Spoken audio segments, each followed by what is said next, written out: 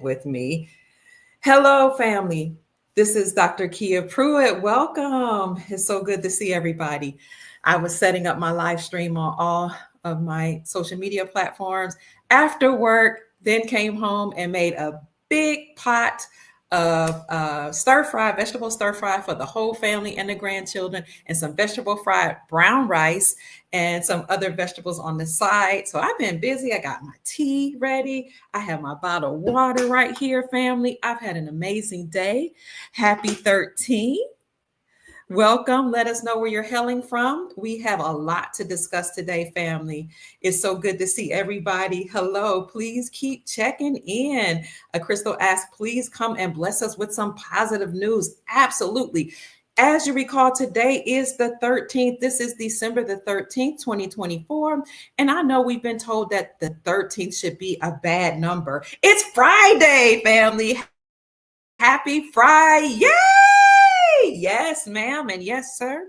It is Friday the 13th, but be encouraged because 13 in ancient times was a sacred number. And actually, they used to say, let he or she who understands the number 13 receive peace, power, and prosperity. People would work with the number of 13 in order to usher in prosperity in their lives. So this is a portal opening, a time for us to receive blessings and abundance. So happy 13th, happy Friday, family. Keep checking in and let's talk about what's been going on in the news. Someone says we're on a threshold of a dream. Absolutely. Good evening, darling. Good evening, my loves. So yesterday, President Donald Trump rang the freedom bell. I call it the victory bell because ringing of bells in history typically means that you are declaring victory. You are declaring victory over your enemy. You are declaring that you have freedom. And so that was significant that President Donald Trump actually rang the bell that at the opening of the New York Stock Exchange. What time yesterday? 9:30 a.m. Eastern Standard Time. 9:30 a.m. when you look at the numbers is 9 plus 3 equal 12. So the opening of the New York Stock Exchange where President Donald Trump rang the bell happened on December the 12th. At the time, 12 was a 12 number, 9 plus 3 equals 12. And so that was the 1212 portal.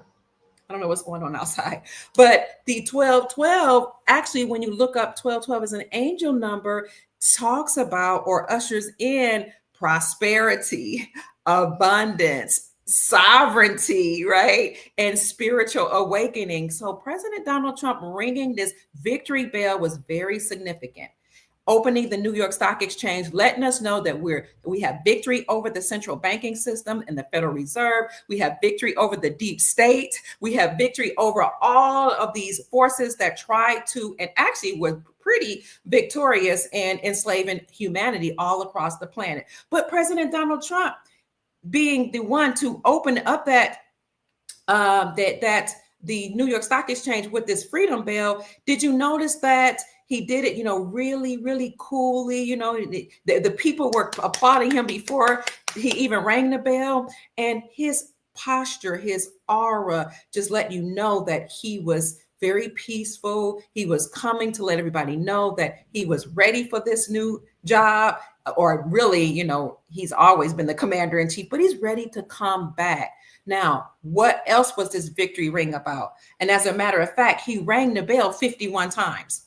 I kept listening to the recording over and over. I watched it on the news, but then I watched it, did the playback over and over, and it was 51 times. So I want you all to tell me in the chat what you think the significance of him ringing that bell 51 times was. Okay, I know about Area 51 where the aliens are supposed to be, and they're supposed to be secret space program doing some type of investigations and some type of, I don't know what else, some type of scientific research there on Area 51. But what else does 51 signify? What is the importance of Donald Trump ringing that bell 51 times? Now, typically and historically, celebrities actually would ring that bell to open up the New York Stock Exchange. So seeing President Donald Trump do it makes us know that that's pretty significant, as we said, that it wasn't just by happenstance. And it's like he's operating in his capacity as the president already. I love you too, Sister Tamara. Thank you.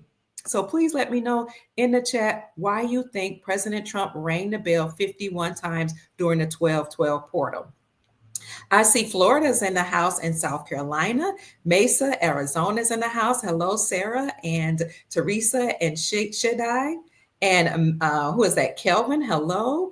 Hi, Gigi. It's good to see you, my darling, or Gigi. Eastern or Western Australia's in the house. Hello, Ian. St. Remy LeBeau says, Auntie, thank you. Peace and love to you too, Brother Ronell Bay. It's always good to see you. Oh, I will maintain. Thank you so much for the cash out blessing that you gave me. And you did that a couple times. I want to say thank you. And thank you to all of you who blessed me financially and spiritually by covering me with prayer. I really appreciate that. Paris France is in the house. Hello, welcome. It's good to see you too, Phoenix Rising. Oh, I don't want to keep you all long, so let's get through the news. Oh, South Africa's in the house. Hi, South Africa. I see, now I'm on my Instagram. I see Detroit in the house. I see, let's see, somebody says Apocalypse Now. One Prince is in the house.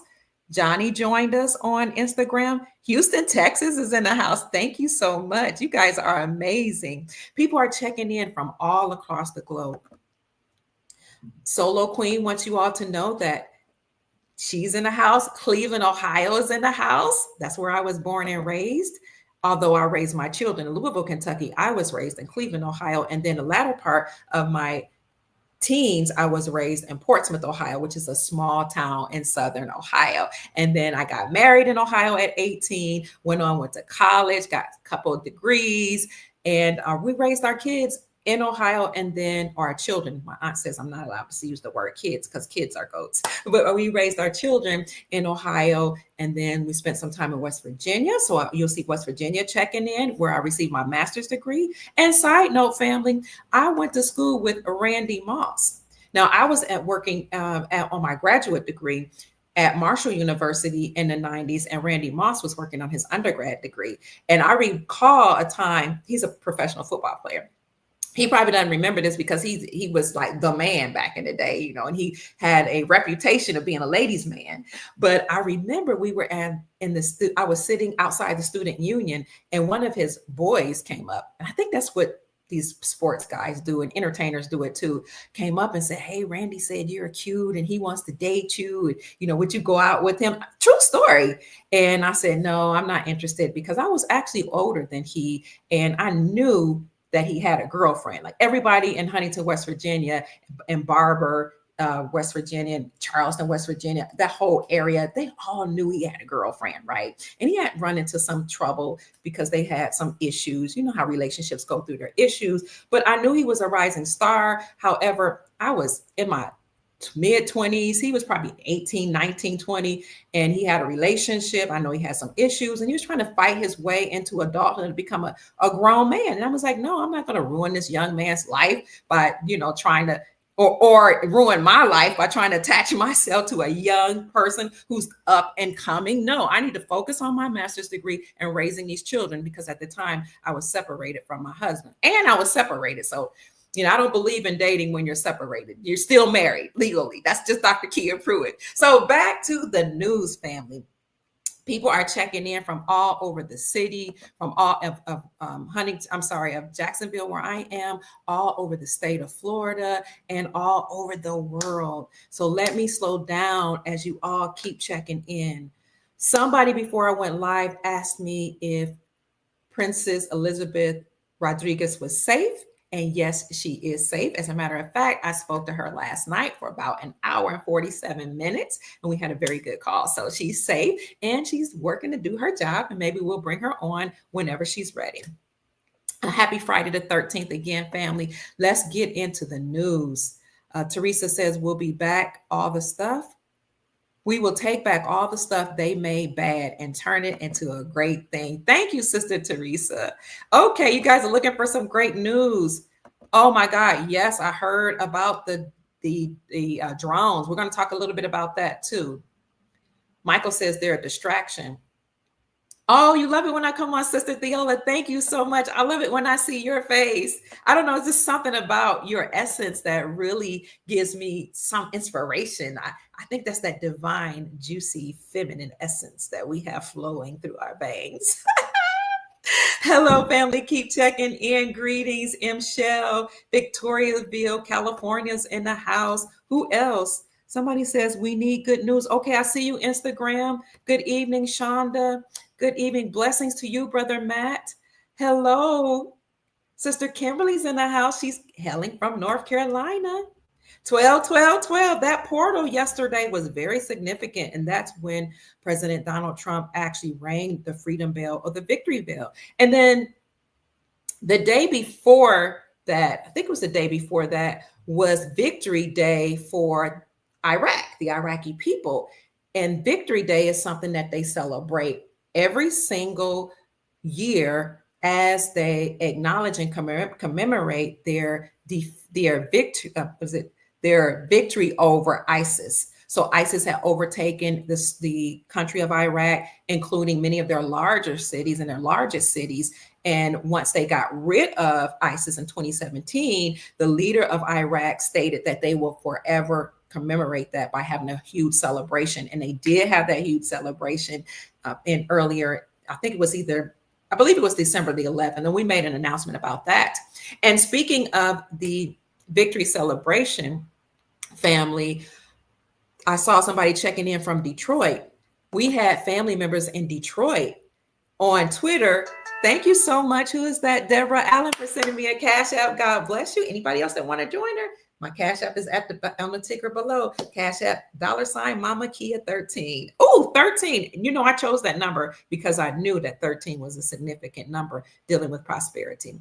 So Detroit celebrated the liberation of the Iraqi people as well. And some of our family members on Twitter let us know that they were celebrating in Detroit because they have a huge Iraqi population in Detroit. And this is why al-Sudani, is it al-Sudani? Yes, who is the prime minister of Iraq, visited Detroit on April the 18th, 2024. So he came to America to visit with President Byeden to strengthen the ties between Iraq and America, to discuss the payment platforms between Iraq and America, and also to ask the businessmen in our country to help to invest in the country of Iraq.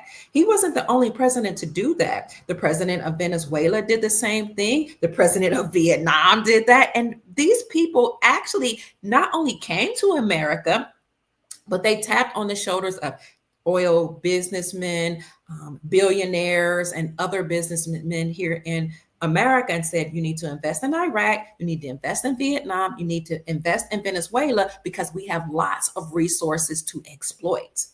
So for those of you who are invested in the Iraqi dinar, the Venezuelan bolivar, and the Vietnamese dong, please know that businessmen are already investing in those countries.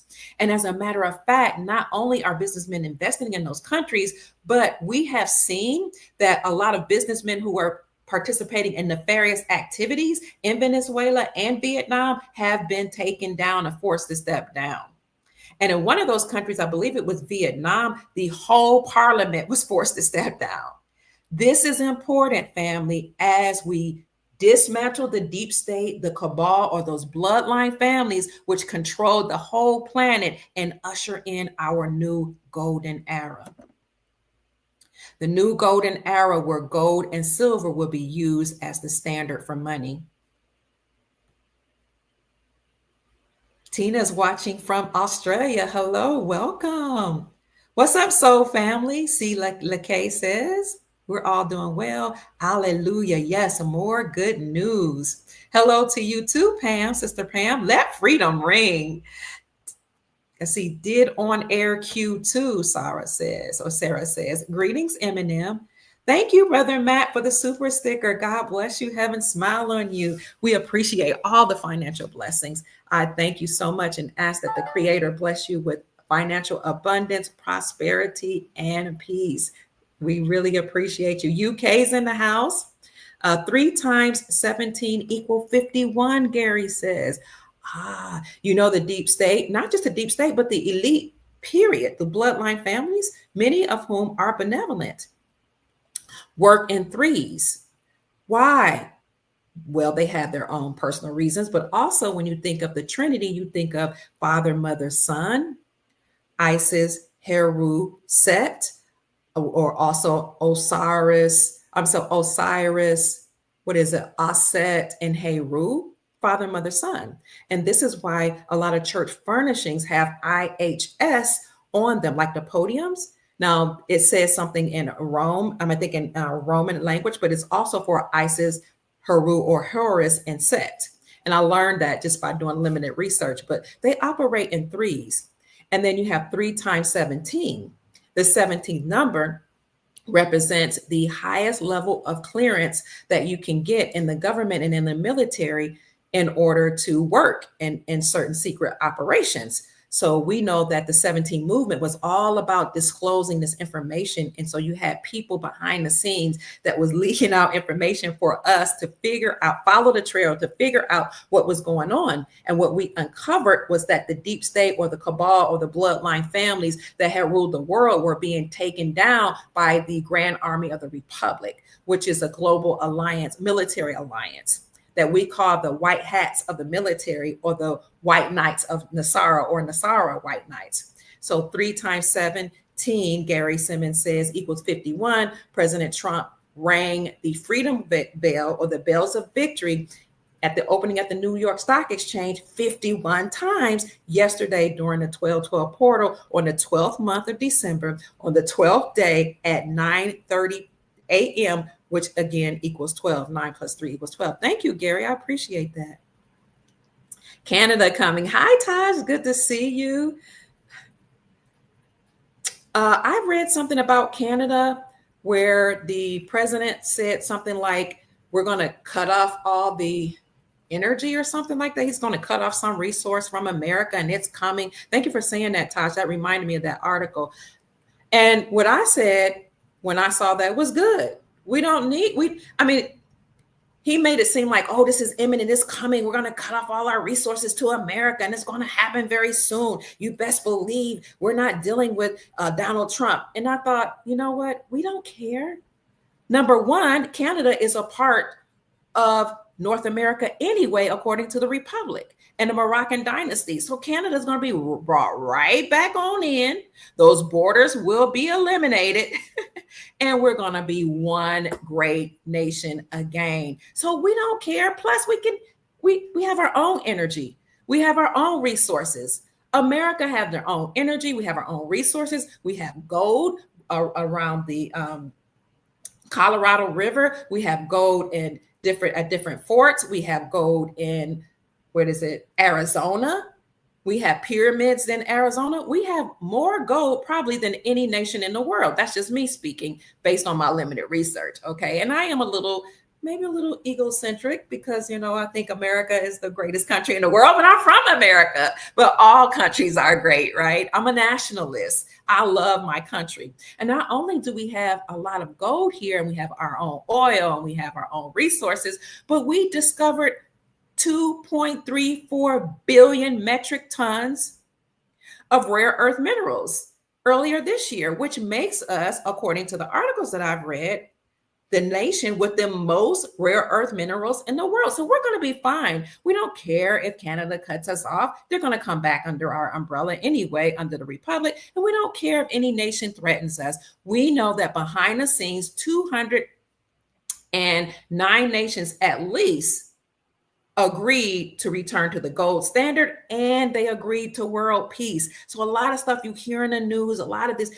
fear mongering and stuff that happens, actually it's just a part of their theatrics. It's a part of the, mainstream rhetoric to get us to become afraid, to get us worried, and to make us think that we're not moving to the golden era. But family, we are ushering in the golden era. We've already done it.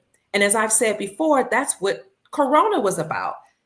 Corona means crown, as in gold, as in crown chakra, the energy center over your head that's being activated.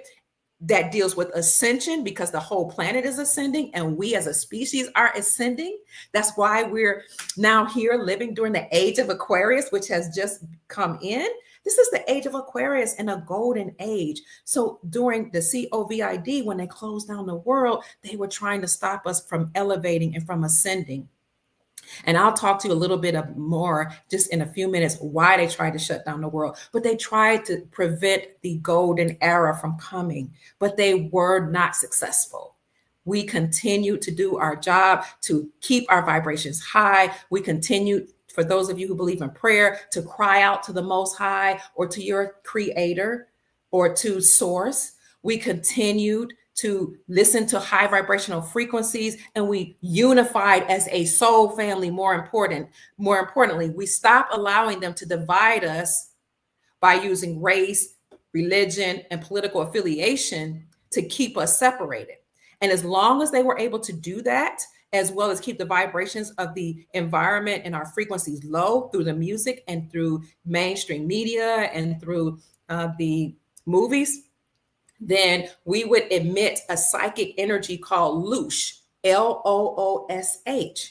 And loosh, my darlings, is this psychic energy that these entities that rule the world feed on. They eat it, they absorb it.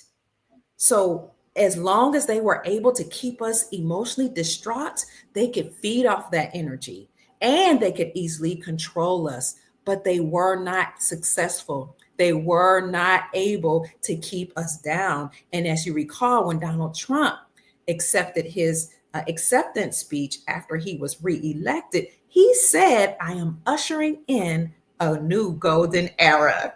And one of my friends, Nikki, in one of my private groups said, "Girl," it was either her or Shara, said, "Girl, when I heard President Trump said that," it was Shara. She said, "I wanted to throw this phone because, Kia, you've been saying we're ushering in a golden era for the last 7 years. And finally, here we are. And my words have been confirmed and affirmed by President Donald Trump."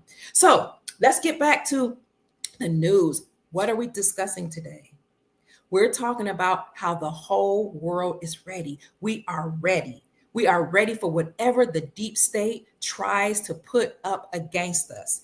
And they are trying so hard, family. So I'm going to go through a few things that they're doing to try to bring our vibrations low, to try to incite fear, to try to cause us to be divided, so that this negative energy that they're trying to bring us into can prevent or slow down the golden era and slow down us receiving our prosperity. So I'm going to go through these events that they're trying. Stay with me, because then I'm going to tell you how the benevolent forces have neutralized that and putting them at bay. Okay. So when people say to you, nothing's happening, or they say, I can't see anything happening, or this is hopium, or I'll see it when I believe it. Bear with them, because this has been a long fight, a long battle for hundreds of years, maybe even thousands of years, for the souls of humanity, for the organs of humanity, for the resources on our planet. And so that long battle took time to get up to this time, right? To where we are today. And therefore, it would take time to dismantle everything. Oftentimes, when I bring you the news, I'm bringing you news before mainstream media tells you, and before some of our other independent sources will tell you, because I either have investigated and done my research, my due diligence, or people pass news. Maybe some of our military veterans have passed the news to me, and some people that are still working in the military, particularly people that have worked tirelessly to clean out the underground tunnels to deliver our children. I've spoken to them.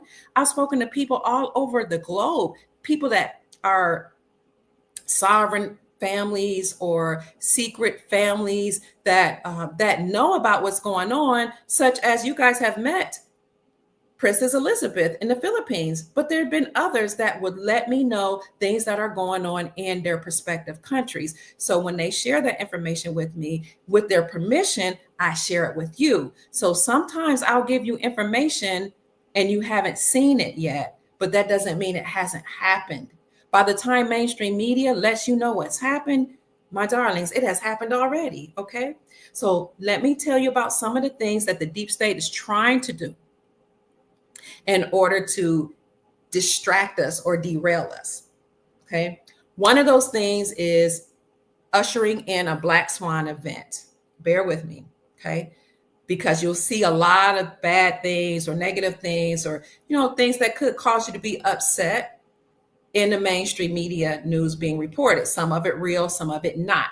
And this is why you have to have high emotional intelligence as much as possible. Keep your emotions balanced and in check and not allow anything to throw you off. Just stay grounded, okay? So typically in history, the deep state, the cabal, or those bloodline families that control the planet will launch what we call a Black Swan event. The Black Swan event is an event that, something that you've never seen before. It could be an extremely rare event. And these rare events cause large negative consequences. These events typically cannot be predicted, they say. But when you pay attention to what they're doing and history, you follow history, history repeats itself, you oftentimes can predict what will happen. But when you look it up, they will say a Black Swan event is something that cannot be predicted beforehand.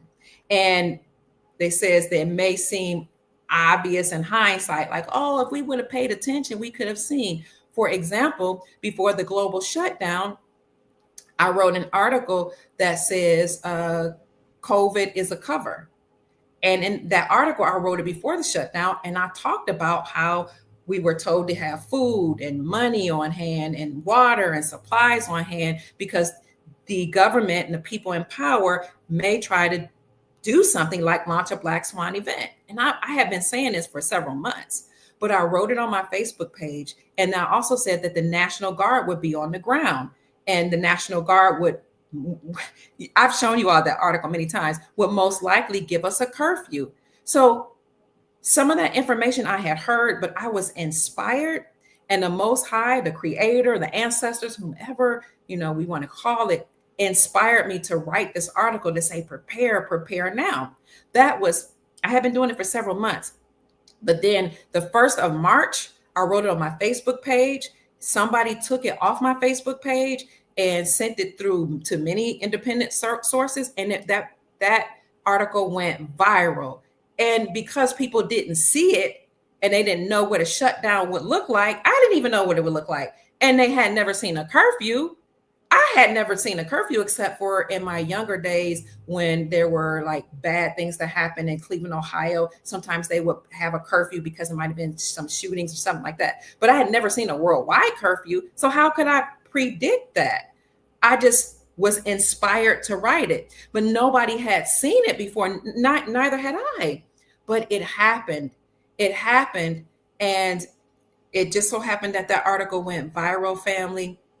And then days later, it actually happened where the whole world was shut down. But that was a Black Swan event where we had a sickness to start, many people say in China, and then spread in the Wuhan labs, and then spread all across the globe, which led to a shutdown of the world. But we know that the elite family members who were in control really were trying to depopulate the planet, to lower our frequencies, for those of us who did live and survive and who survived through the pandemic, and to cause us to live in perpetual fear, as well as to take the what that caused even more sicknesses.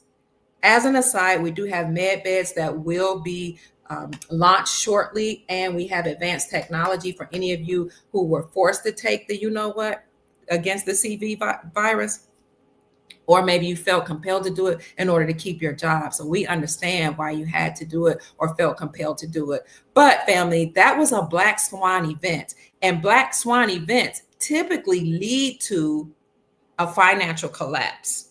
So I'm telling you this ahead of time so that you can know what to look out for and how to prepare. But also to encourage you and let you know that behind the scenes, you have benevolent forces that have put things in place so that even if we have a financial collapse, an economic collapse, we're going to be okay. Because historically, at the end of every empire, they spin up the cash, they print as much money as they can, they rack up the credit, they use the money to buy resources for themselves, and then they crash the system, print as much money as they can, buy as much as they can, use as much credit as they can, and then crash the system. And then they go to a new monetary system, which we know is the gold standard. This has happened throughout history. It's called the crack up boom. I want you to look that up. That's homework for tonight or for this weekend, the crack up boom. So this happens at the end of every empire. And we know that we are at the end of the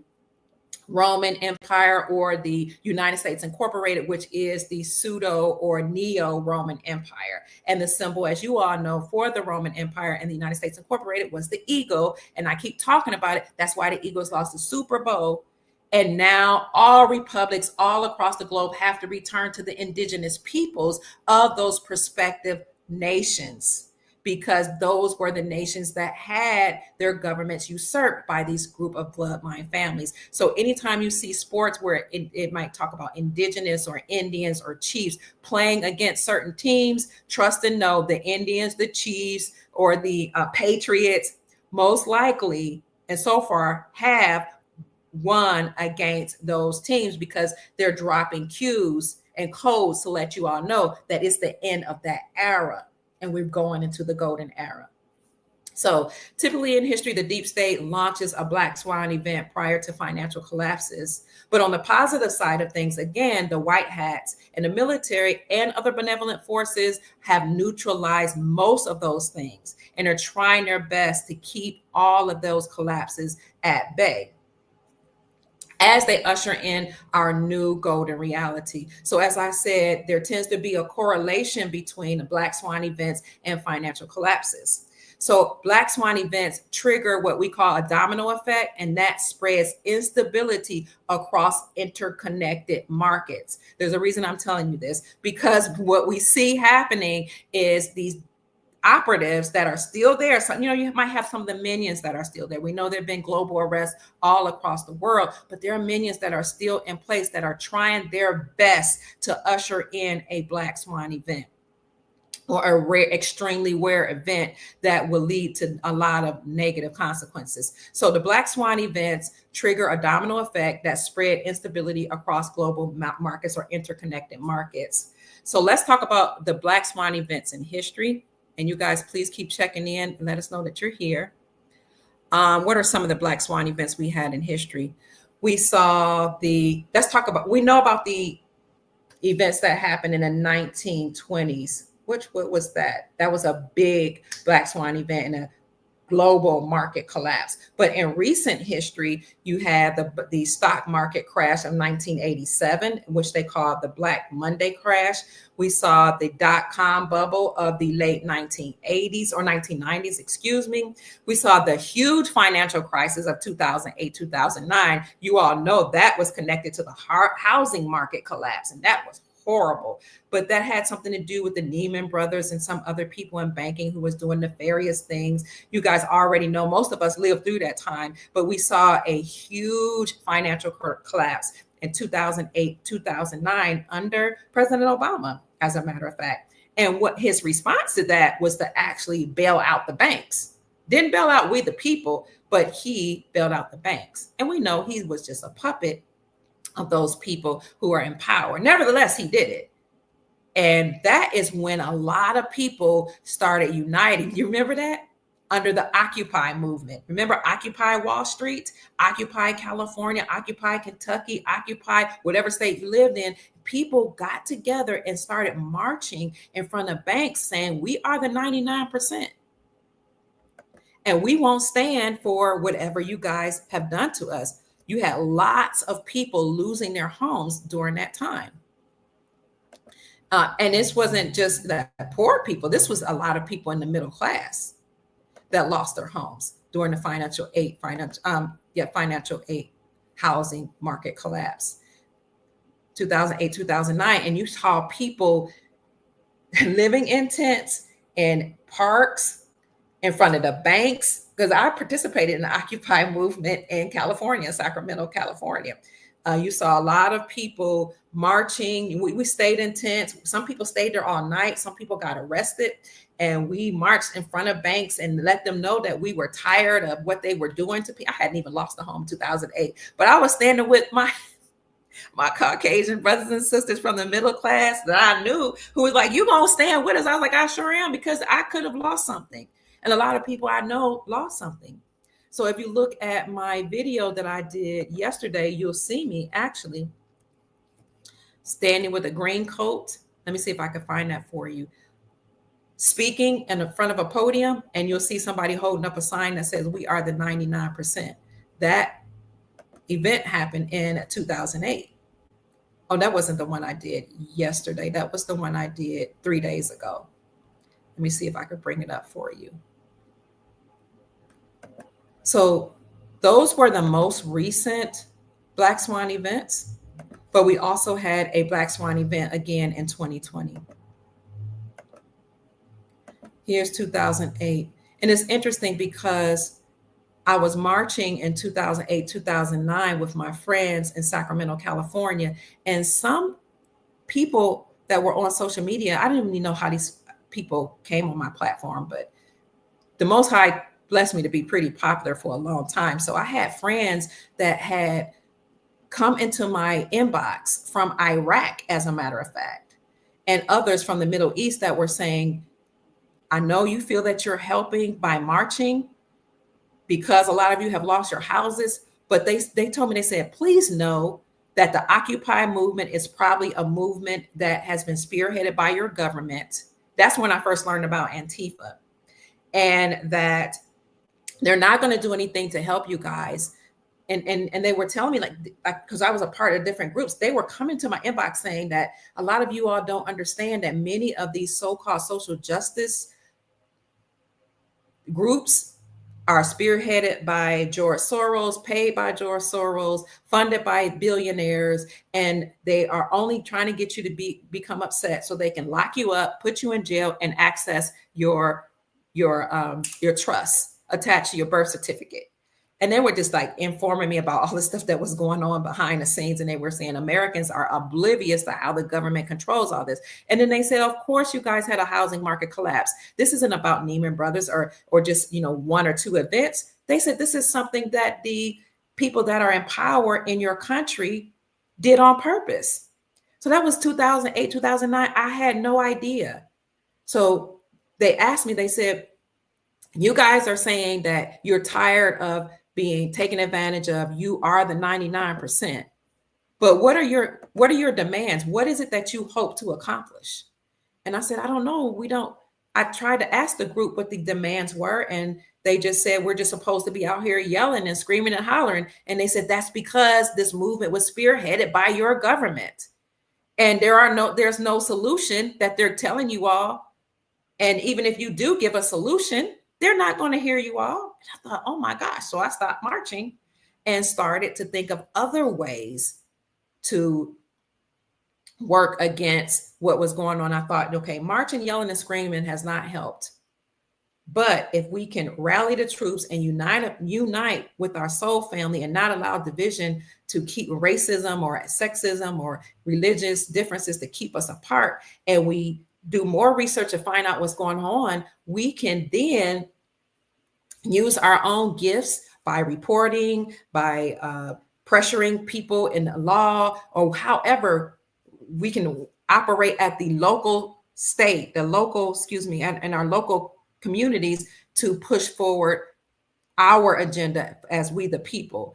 But it took me between 2008 and 2024, where we are today, to actually get to the point where I can keep my focus and use my research acumen to inspire the masses to keep our vibrations raised, to work at the local level, and to not allow any of this to cause us to lose our marbles. Because yelling, screaming, and hollering all across the city, I mean, it was bringing awareness, but it wasn't helping the situation.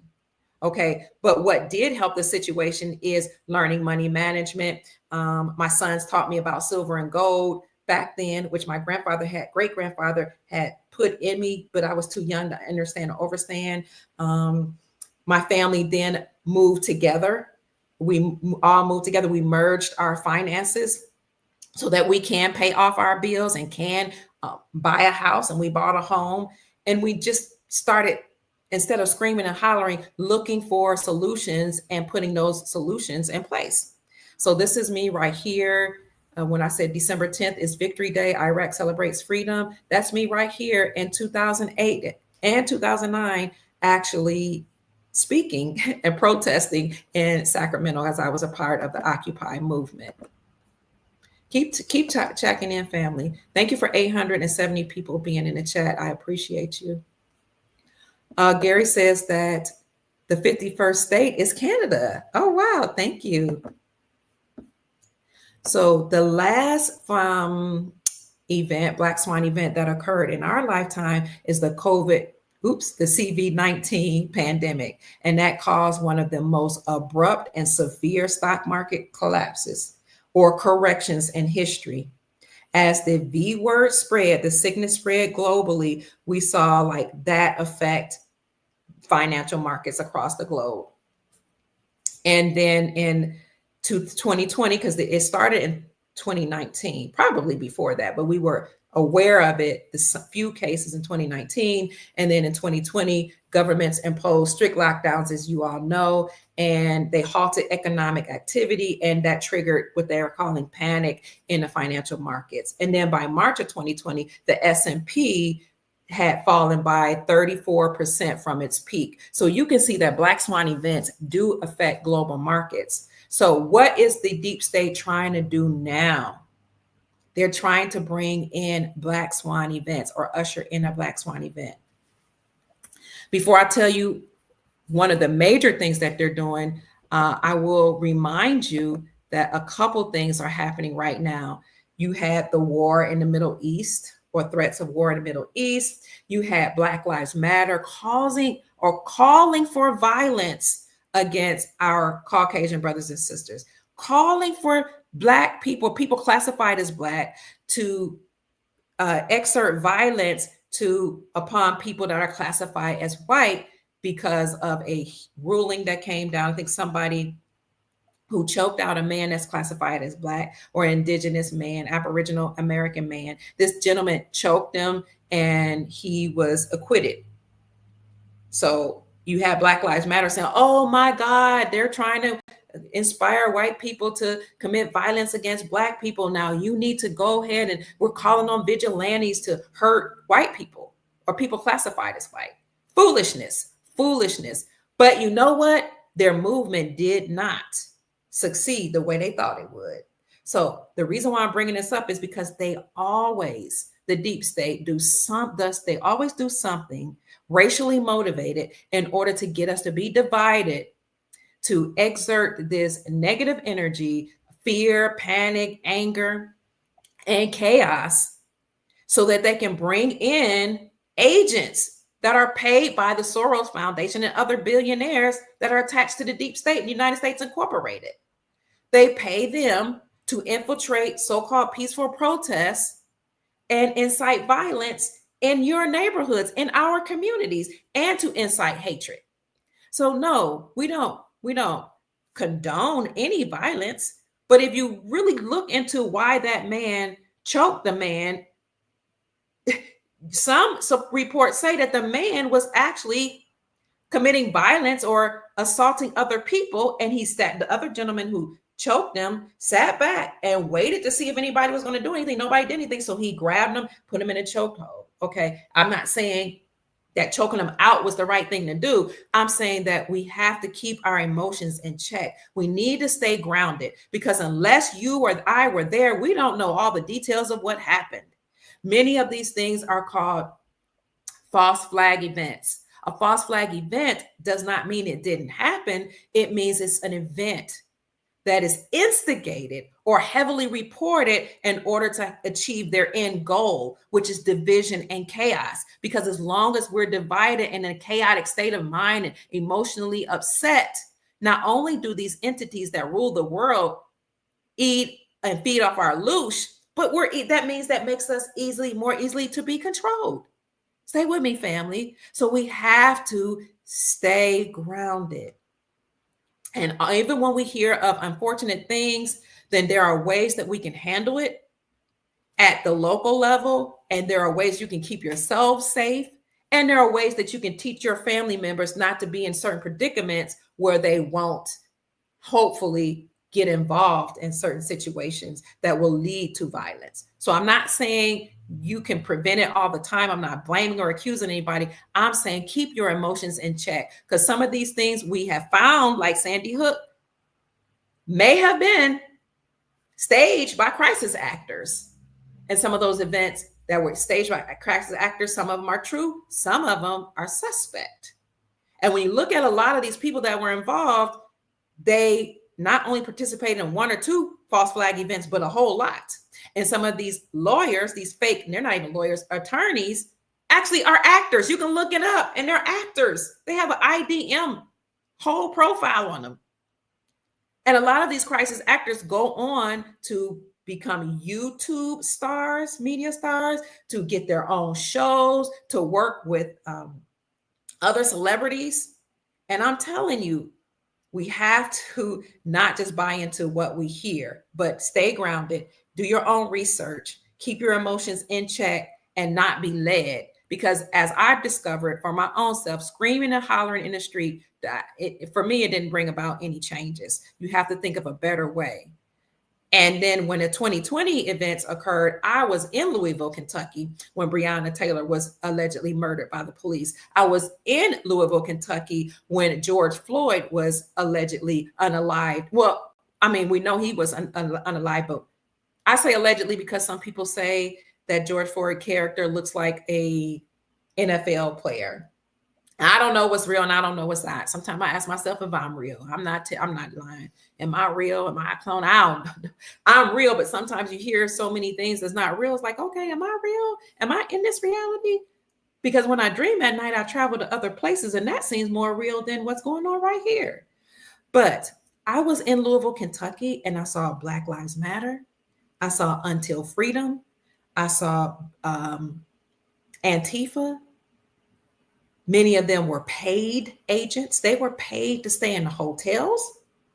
I saw some of them coming out of the hotels and march all across downtown Louisville. Louisville is a blue city, or it was anyway when I lived there.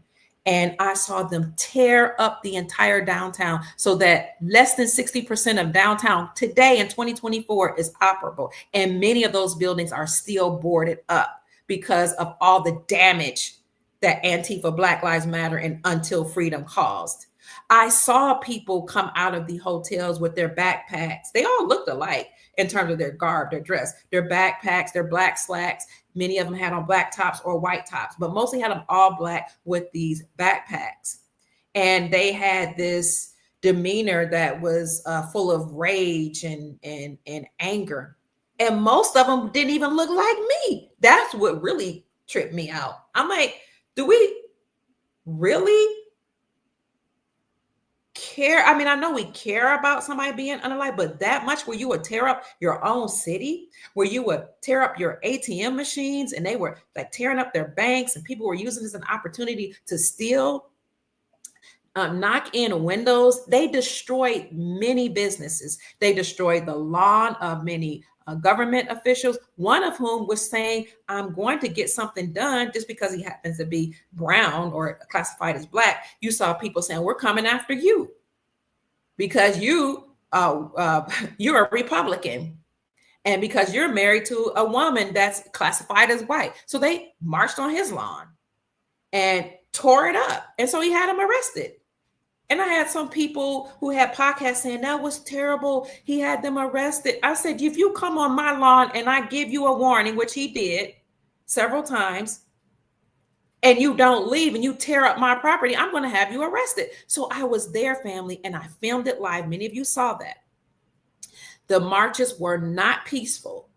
The people were toting guns, which is your right to form a militia, but they were screaming and hollering. They were tearing up residents. They were tearing up lawns. They were destroying private property. And one day I was going out with my grandchildren and my son to find something to eat because during the lockdowns, there was a time of day that you could go out. You just had to be in by 9 o'clock. That was the curfew in 2020. I was looking for something to eat. And I said, okay, I'm not going to go deep into downtown, but I'm going to go close to it, to this particular place that I wanted to buy some food.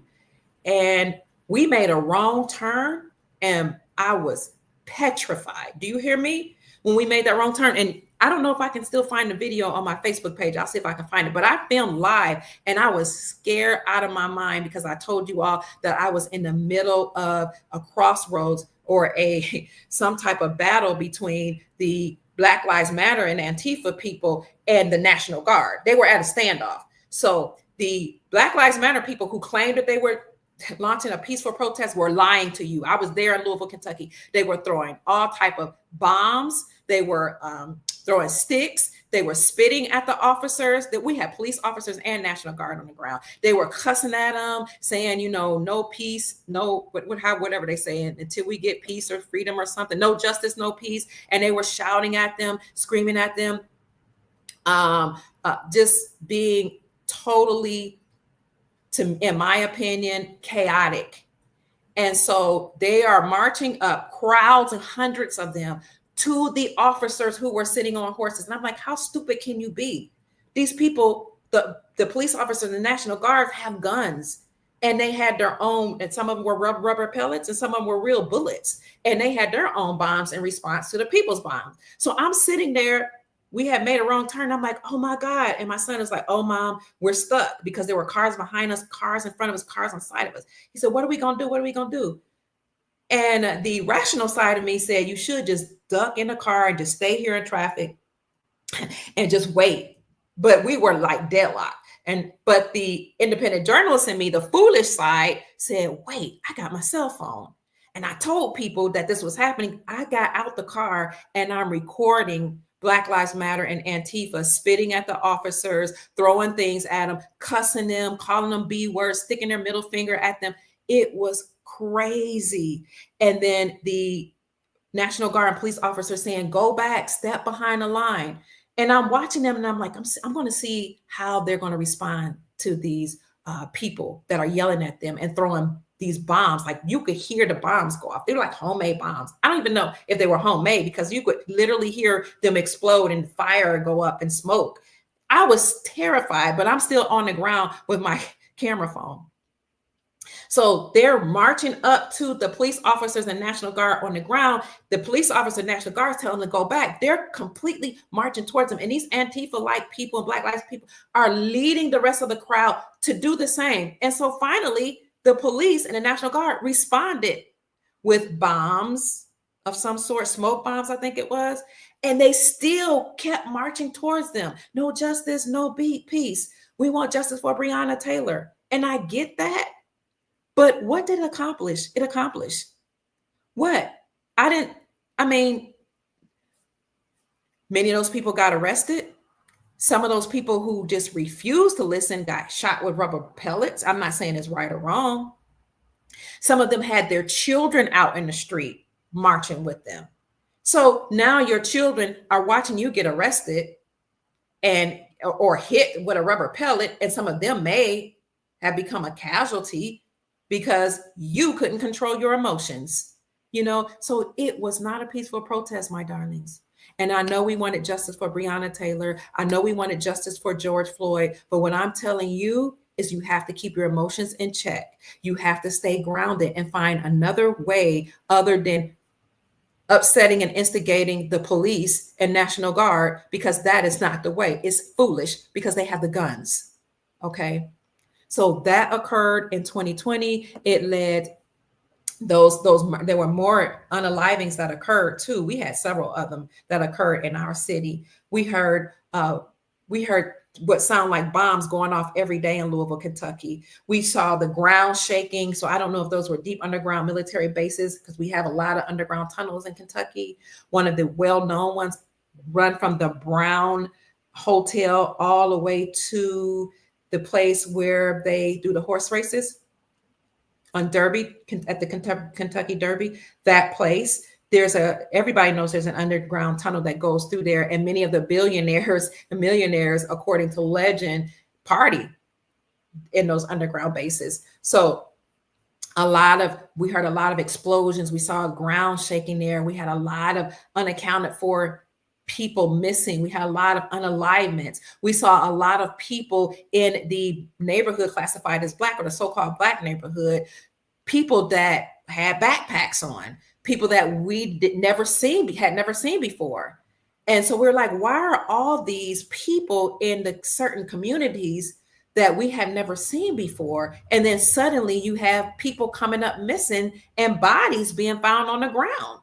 So it was a lot of chaos that was occurring. And at the same time, you had people that were calling for defunding of the police.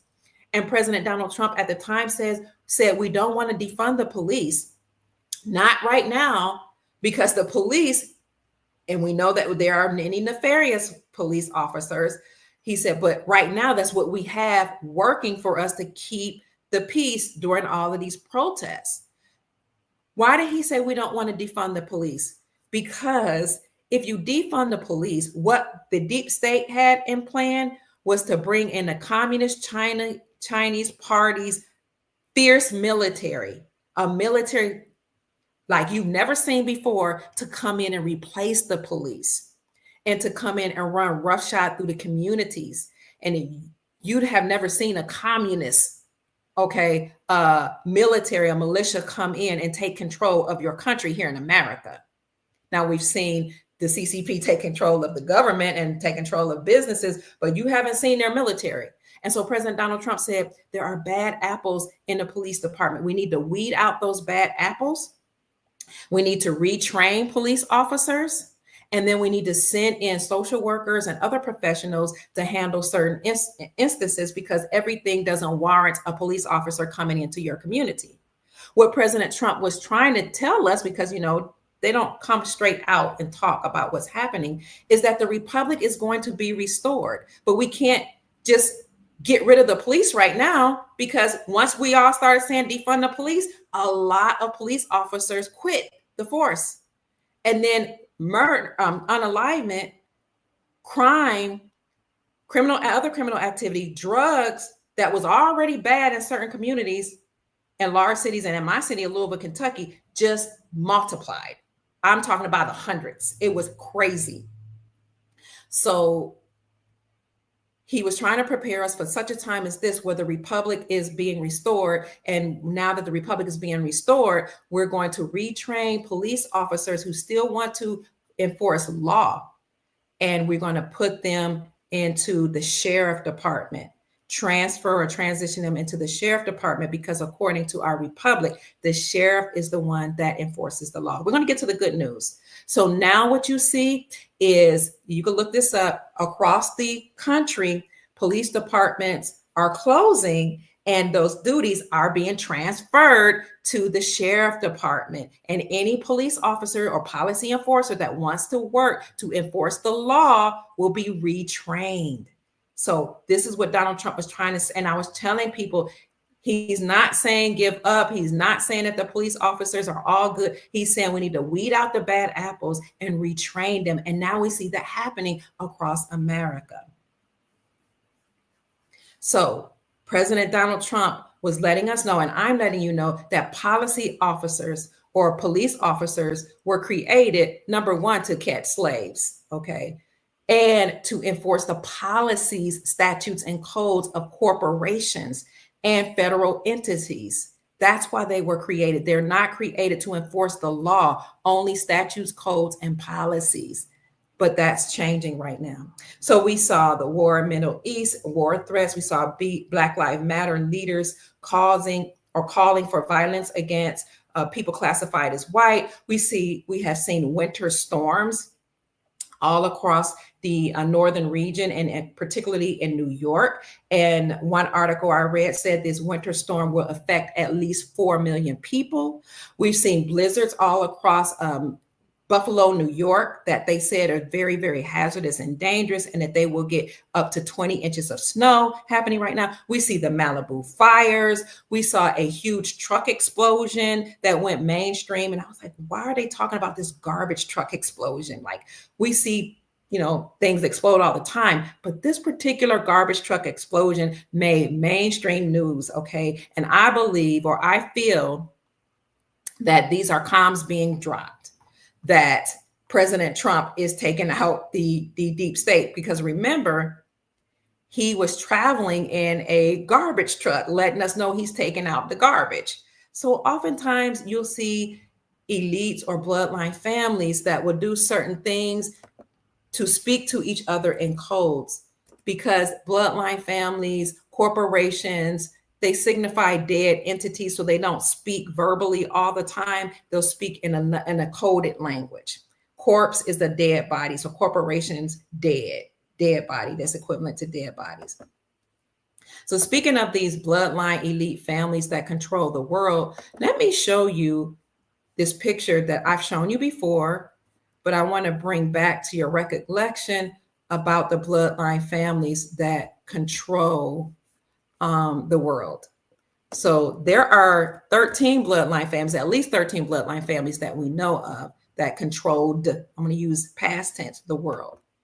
Let's see if I can look it up. But there are also bloodline families behind the scenes that control those bloodline families. It's wild. Let me see if I can find this for you. And those bloodline families that control the world, those bloodline families that control the bloodline families that control the world are allegedly related to Haile Selassie.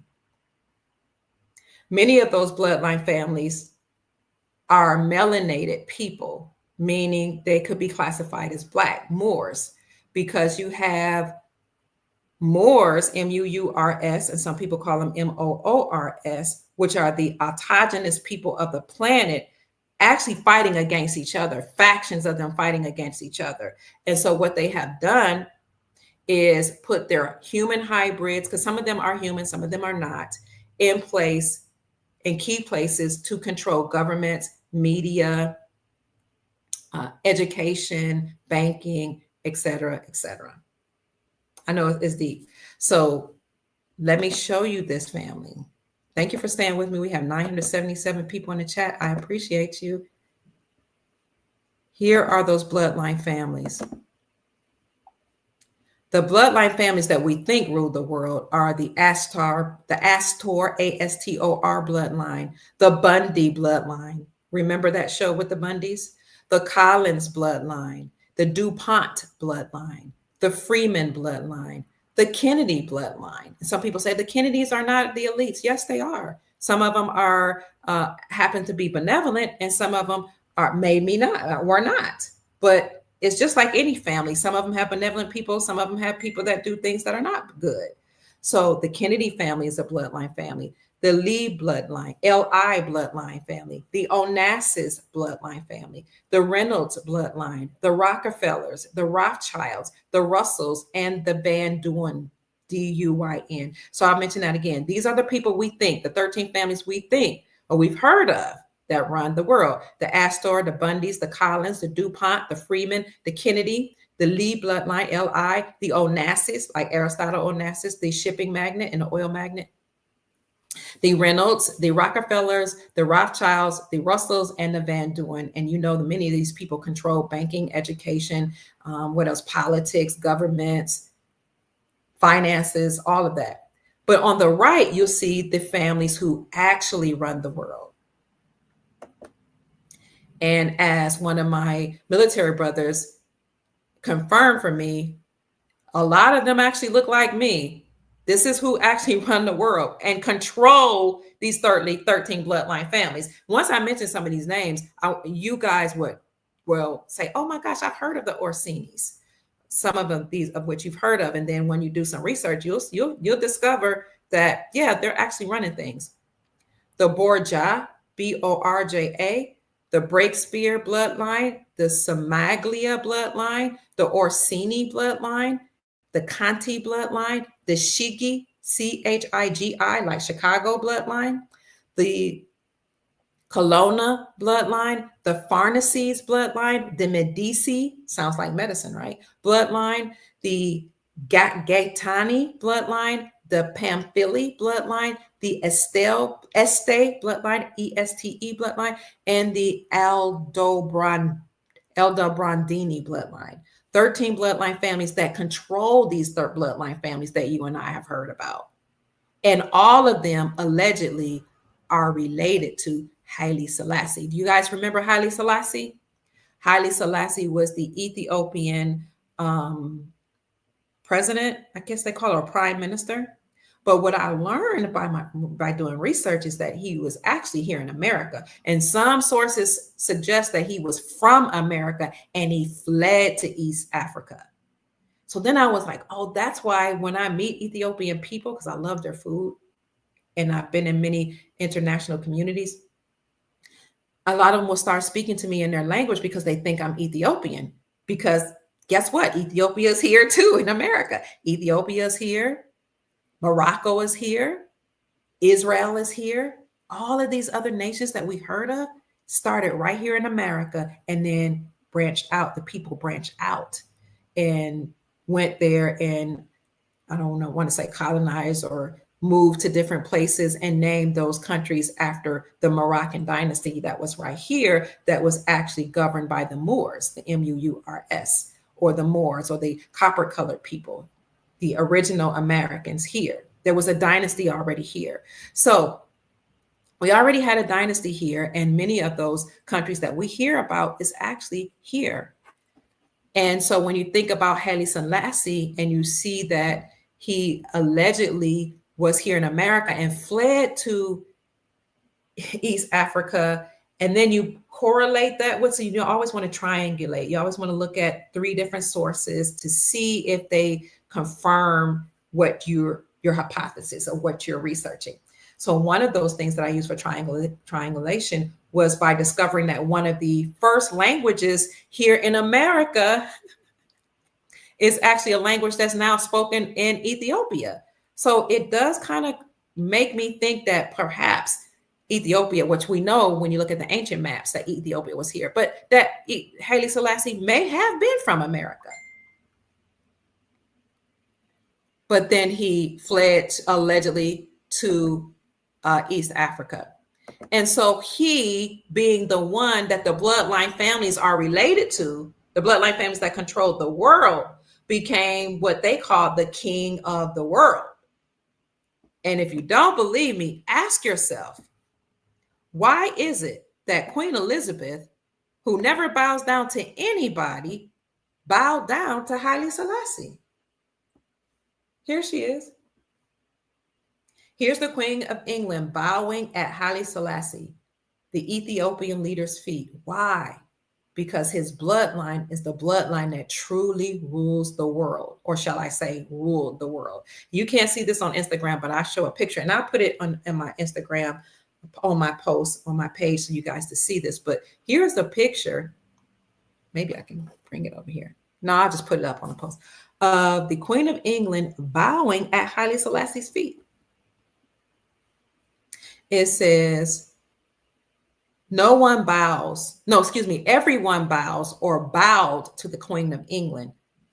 The only person she bowed to was the Negus, Negus, Haile Selassie, legendary emperor of Ethiopia, as well as the king of the Solomonic dynasty.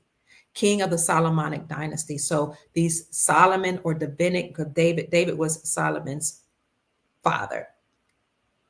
That bloodline family is the family who we're finding out truly runs the world. And then the bloodline family that we've heard of, the Rothschilds, the Rockefellers, etc., are their puppet masters. Okay, so the Moors, or the autogenous people that were on a planet, are most likely related to interdimensional beings that seeded them here. And the interdimensional beings gave them information, knowledge, or whatever to control certain aspects of what they call human people's reality. Well, these bloodline families are fighting against each other for the planet and for the souls of humanity and for the resources of humanity, of the autogenous people and humanity, is what one of the books say. So I just wanted to say that as an aside, that we've all been lied to. We've been told that white people control the planet through white supremacy, but most of us hadn't been told that these Moors, which they call the dirty Moors, actually created white supremacy. So these bloodline families, they use people. Some they have created some people or clones or replicas of people and use them, and they've used other beings, other human beings, to fight for them. They call them the dirty Moors, the autogenous people. Autogenous people mean Aboriginal people, the original people that sprung from the soil. The same dirt that's in the soil is in their colon because they sprung from the soil. So the autogenous people are fighting against each other. They have groups of them, bloodline people, good Moors against the dirty Moors. So you have Moors that came from Europe. They brought our European brothers and sisters here. And according to our research, and most of you already know this that are here on my podcast, welcome the Europeans here, because the Europeans were trying to escape the enslavement that we're going through right now. They were trying to escape in Europe. They were trying to escape their women being raped and used as sex slaves. They were trying to escape the harvesting of their organs and the harvesting of their children. All of that. A group of them were trying to escape. So when the Moors got kicked out of Spain and other parts of Europe in 1492, guess where they came? To America. And the Moors, M-U-U-R-S, or the autogenous people here, welcomed them into the Moroccan dynasty, also called Amorica. That's where you see the word Moors inside of it. Al-Marak, Turtle Island, Northwest Africa, the North Gate. Welcome the European brothers and sisters. And this is why Obama and Trump said at some time in history, Morocco was the first people to recognize us as our own nation. Thank you so much, Brother Adam, for the Cash App. Jimenez, I appreciate you. God bless you. We welcome them here and recognize their European brothers and sisters as their own nation. The red, white, and blue flag is not the flag of America. Amorica, Turtle Island, we have a flag of the Moroccan dynasty. Is red and green. Green 5-pointed star. That's why you see 2 flags in the White House. You can look it up right now. 2 flags are in the White House. You can look up President, what's her name? Clinton's wife. Hillary Clinton stands in front of the Moroccan flag, and you'll see the flag of this empire, because our flag, the flag of this dynasty, is red with a green pointed star. And you'll see lots of countries with the same colors, either red and green or red, green, and yellow, or red, green, and white, because they were once part of this vast dynasty here in America. The Moroccan Empire started here and it spread it out. The Morocco that we all know of, that's in Africa, they were named after the Moroccan dynasty here. You can look up documents and probably even Google it and find that Washington paid homage. He paid a tribute to the Sultan of Morocco, of Al-Marak, because the Sultan, of the king of this dynasty, knew of the people that were coming here. We welcomed them and we had treaties, one of which is the most famous, most well-known treaty is the Treaty of Peace and Friendship between the Aboriginal copper-colored people here, found by Christopher Columbus, who was also a melanated Moor, or a so-called black man classified as black. So when they came, they had their own culture, they had their own way of doing things, and they settled in many places, and they had their banner of trade and commerce that you and I call the flag of the United States of America. Because it was the flag or the banner of trade and commerce for the lowercase united, lowercase states of a capital A, America, Amorica. Those United States, those 13 colonies, those colonies that came here, they had their own flag, their own trade and commerce, their own culture. And as President Trump and Obama said, the Moroccan dynasty acknowledged them, the first to acknowledge them as their own nation. So when people tell you that they came here to cause havoc and to enslave Black people, that is not the truth. But this is the information that's been hidden from us. Now, unfortunately, the Moors who came along with them, some of whom were not benevolent, okay, put certain European people in key places in banking, in financing, in, different places, in education, and put some of these so-called people classified as Black in those places as well. But first, they put the Europeans in those places in order to cause division. But as Chief Pontiac, also known as Rod Hayes, has told us, the European people who were in power that were in Hollywood was trying to drop codes to let us know we're not really controlling things. We didn't create white supremacy. And that's what blackface was about. Oh my, blew my mind away when he taught us that. When they would wear the black paint on their faces in Hollywood and, look like they're shucking and jiving and dancing, people took offense to it. But codes, according to what we now know, were being dropped that, hey, we might look like we're in control, but the black faces, and they were kind of dancing like they were puppets, trying to let you know that are controlling things are these entities. Some of them who are not human, these interdimensional beings who happen to be highly melanated. That's another thing they won't tell you, that there are races, so-called races of interdimensional extraterrestrial beings that are brown, extremely dark black, and different colors, and present as different colors, blue, some light fair-skinned, but they don't tell you about the dark ones. But these people in Hollywood were like, no, there are black entities, dark entities that are behind us pulling the strings. They control the world.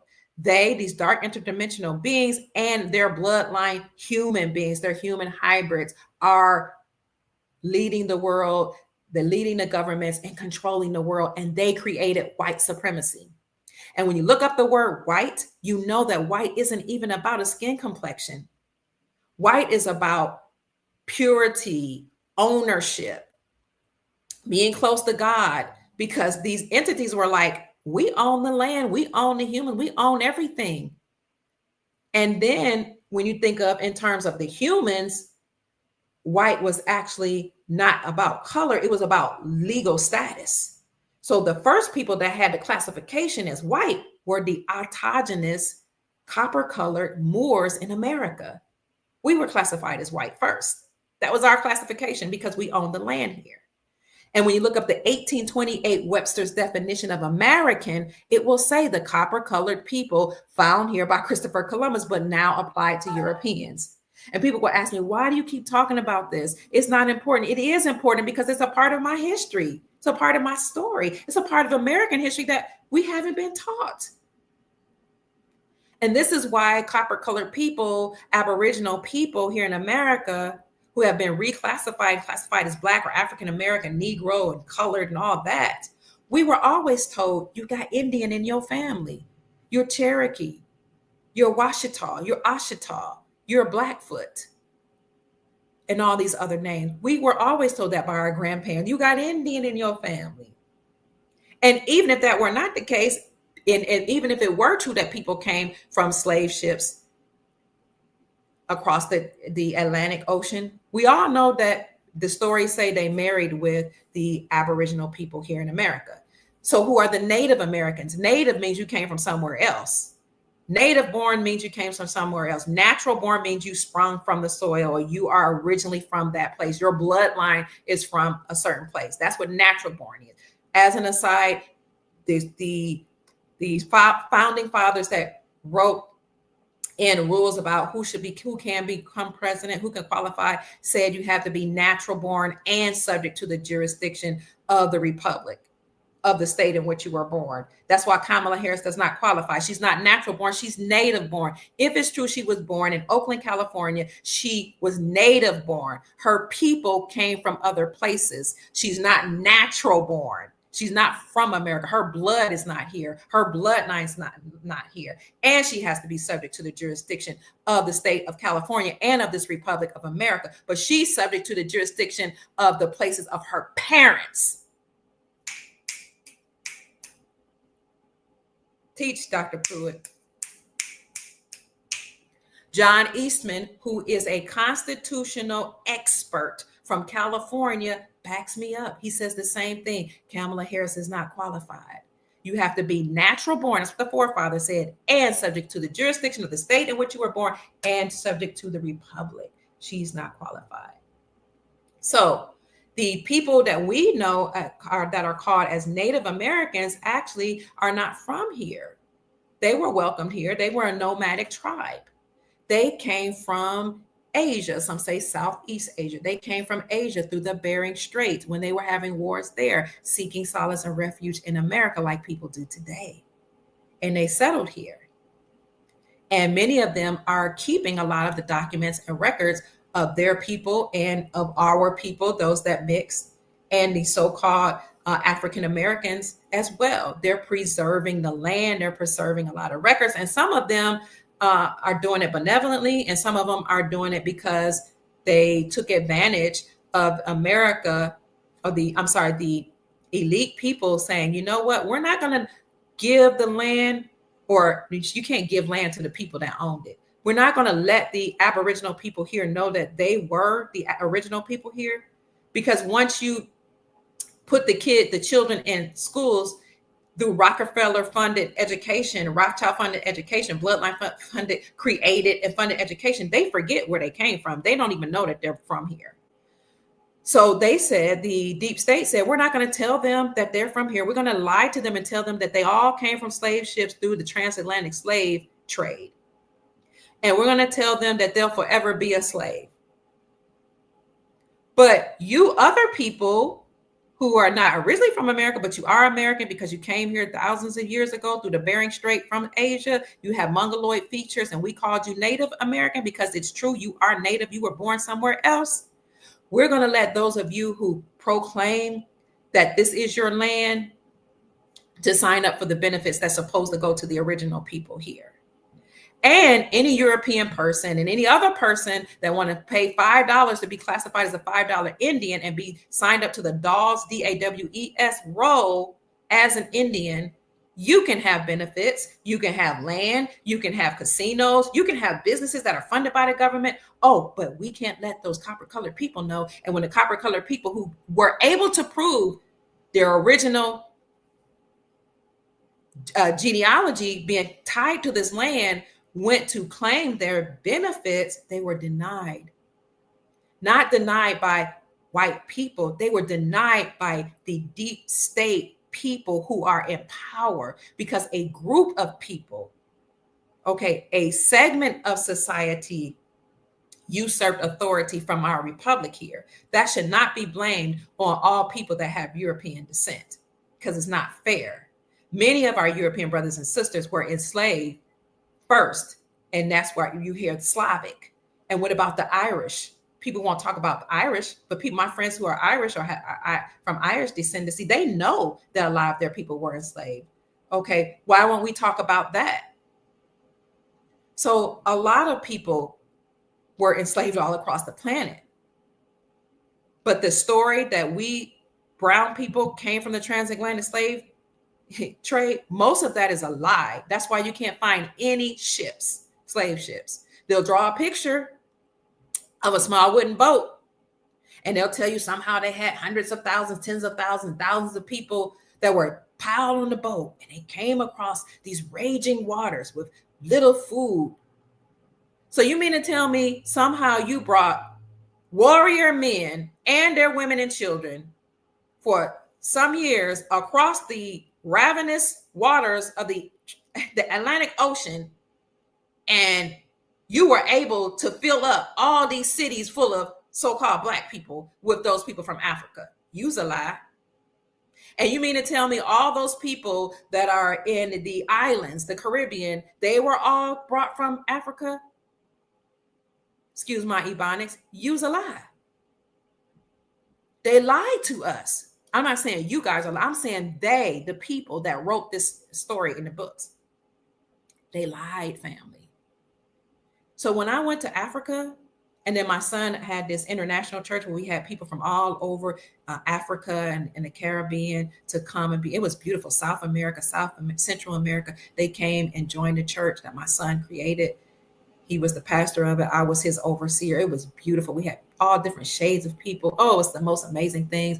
We would have service. We would talk about Christ consciousness. And we talked about eating consciousness, food, health consciousness, finance, being financially conscious, being economically conscious. Like we were really awakening the people in the community. But they would tell me, we never enslaved y'all.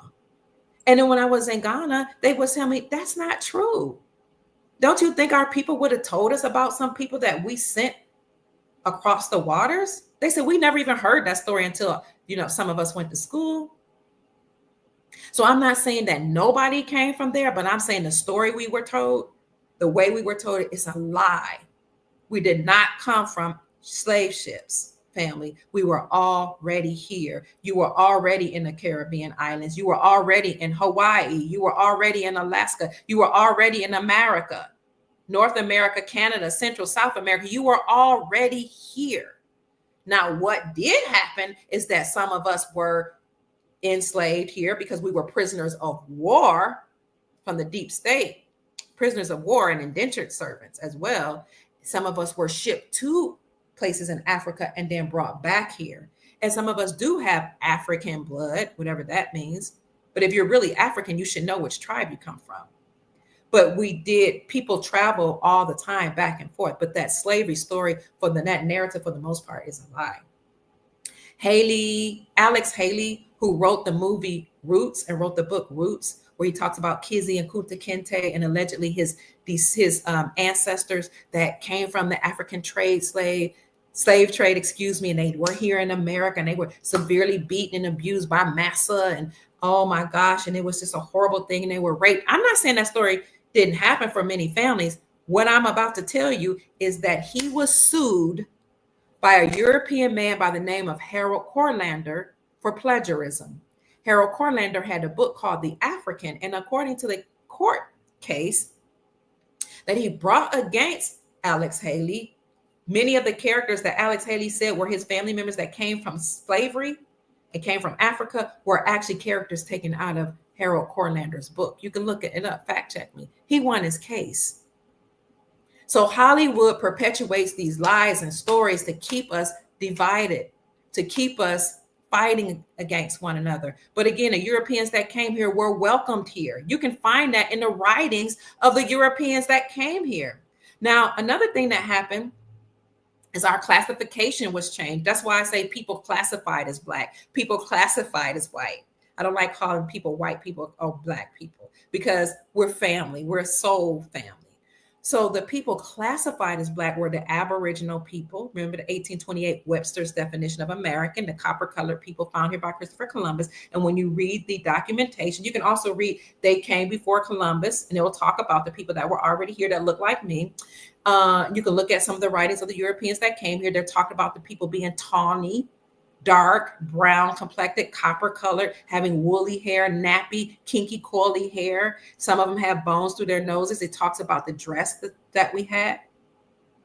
But we were the Aboriginal people here. We sprung, they say, from the soil, the same dirt that's in the soil is in our colon. But the classification through the Census Bureau for these Aboriginal AB bloodline, or AB meaning from this place, was changed from indigenous, from Indian, from Aboriginal, then to Indian or indigenous, then to colored, I believe, then to Negro, then to Black, then to African American, in order to confuse the people here and not let them know or help them to forget that they came from here. So if you look up Walter Plecker and the Census Bureau, and I thank God for Taj, who helped me to learn this information about the Census Bureau. And so I did my own research when he told me this several years ago. But my grandparents had always told me, you're Cherokee on my father's side. My mother's side, you're Blackfoot. So I've always known that. And part of my mother's side coming from Columbia. But, I got confused being in a part of this education system too, thinking we must have came from Africa. But I don't look like the people in Africa, except for the Ethiopians. They kept telling me that the story I was told was a lie. But Walter Plecker changed our classification in order to confuse us.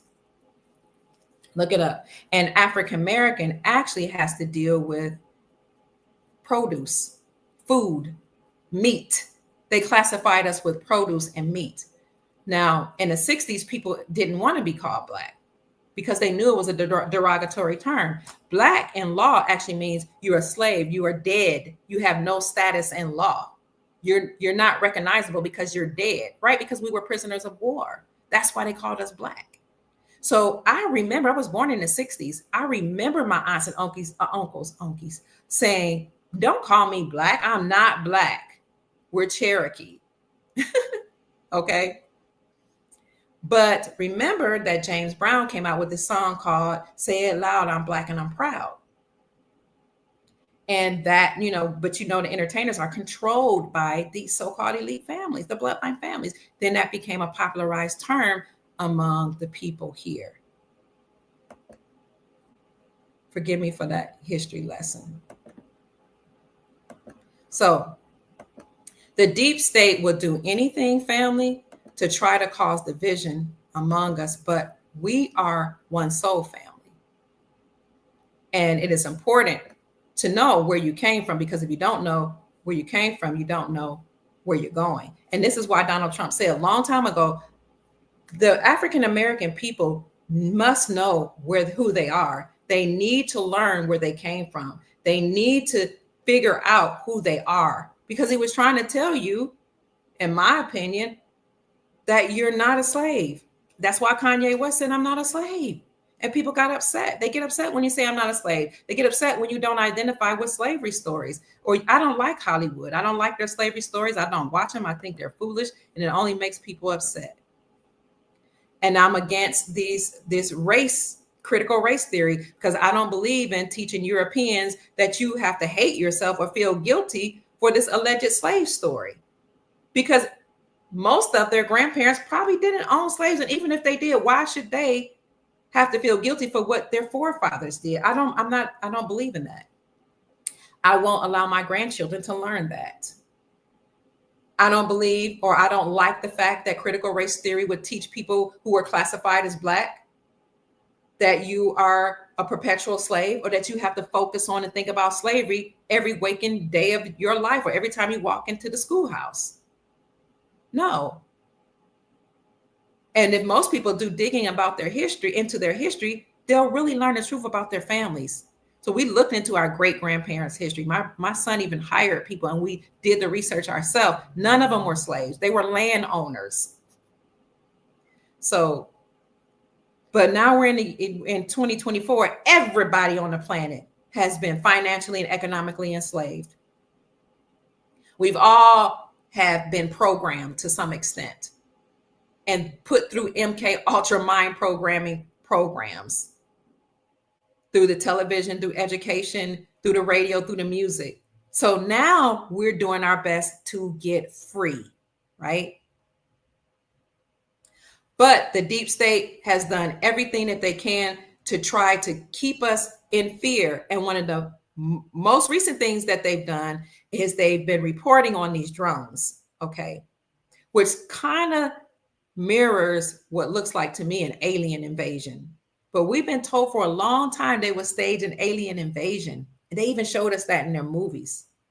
This alien invasion or drone invasion could be the Black Swan event that will lead to a shutdown and that will affect the financial markets.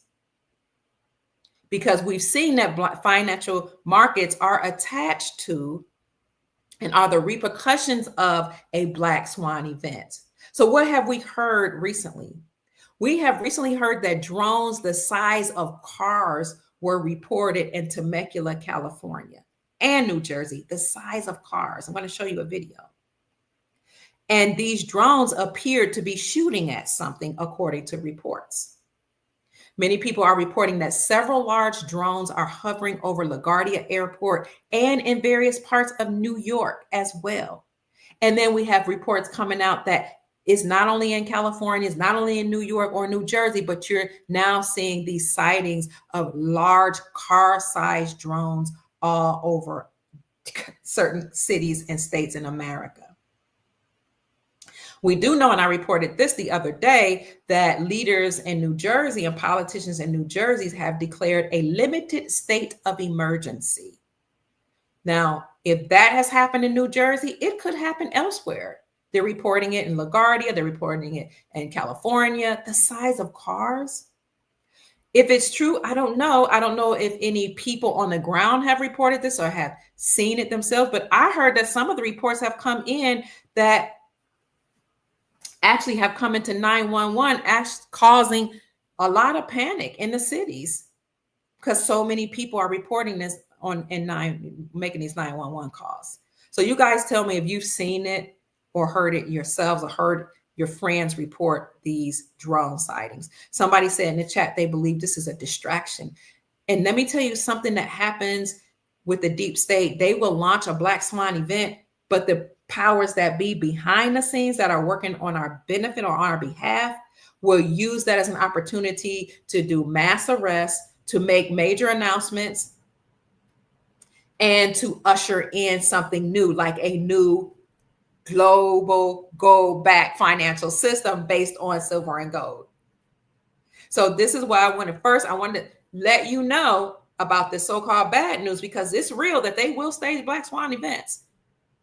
And we talked about the wars in the Middle East, the rumors, the Black Lives Matters calling for violence against European descendants or so-called people classified as white. We talked about the storms that will affect 4 million people and the blizzards that are in New York and all over the Northeast region. We talked about the Malibu fires and then the truck explosion that, supposedly was so bad it made mainstream media. But this news about the drones, that sounds like a Black Swan event, a rare event that you rarely see, because you usually see white swans. You usually see white, but you never, or probably never, or rarely will see a Black Swan. That's why they call these major events Black Swan events. So I want to show you what they're saying about these drones before we get into the financial news. First, let's look at this video. Thank you for 1,048 people being in the chat. Thank you for bearing with me, family. I appreciate you. What are you guys saying? A treaty is declared to be the supreme law. Thank you. Somebody's saying, oh, this is Project Bluebeam. Maybe they're getting ready for the mass eviction notice, right? They might be getting ready to evict the illegal. Remember, they've been calling the people, the unlawful people that are here, illegal aliens, right? So maybe they are preparing for this eviction. Or maybe, I don't want to say, or they could be preparing for an emergency broadcast system announcement. That EES, the emergency alert system, or that system announcement that's supposed to be a presidential announcement coming from President Donald Trump or the military. Now, we know that the EBS system, the emergency broadcast system announcement, was actually tested on October the 2nd, 2018 at exactly 2:18 p.m. Eastern Standard Time. I remember that because I reported that it was going to happen before it happened. That wasn't something that God gave me. That was something that I was actually told from military people in the military. But I reported it was going to happen, and then I reported as it was happening, and I reported after it happened. 2:18 p.m. 2 + 1 + 2 = 11. 11 is a portal or a doorway. At 2:18 p.m. Eastern Standard Time on October the 2nd is when this occurred. Presidential emergency alert testing system. It went on everybody's phones. I don't know if you guys remember that. And some people got this testing of the emergency broadcast system on their computers. Well, as I said, back in 2018, they were testing the system because the presidential emergency alert system is a way for the president of the United States to come on and make major announcements that will circumvent or work around mainstream media. So in the event that mainstream media tries to prevent Donald Trump, who is the president-elect now and the commander-in-chief, if they try to prevent him from making an announcement, then this emergency broadcast system announcement will allow him to circumvent or work around mainstream media. But we also know that he came up with, or he created the Digital Bill of Rights Act. How can you do this if you weren't the commander-in-chief? He's always been the commander-in-chief. He's never conceded. He did that, I think I want to say a year ago from Mar-a-Lago. He said, I created the Digital Bill of Rights Act. And he did it on the anniversary of the Bill of Rights. And he said, I created this as a way to stop social media and mainstream media from censoring the people.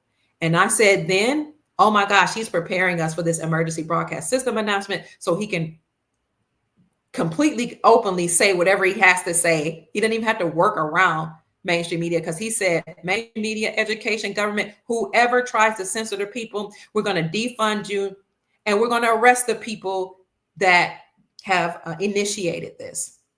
He's made that announcement from Mar-a-Lago. I did a video on that.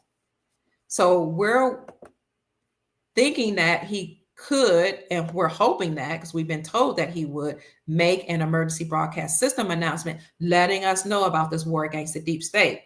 And I'm telling you that the Brunson case, which is the case that the Brunson brothers, who are trumpet players, Trump as in Trump being the president, as the Trump card being played against the deep state, are the ones who brought this lawsuit against Joseph Byeden, Nancy Pelosi, Kamala Harris, and 385 members of Congress. That case was supposed to be heard by the Supreme Court. And many people are telling me it wasn't heard. Everything was denied. And I hear you.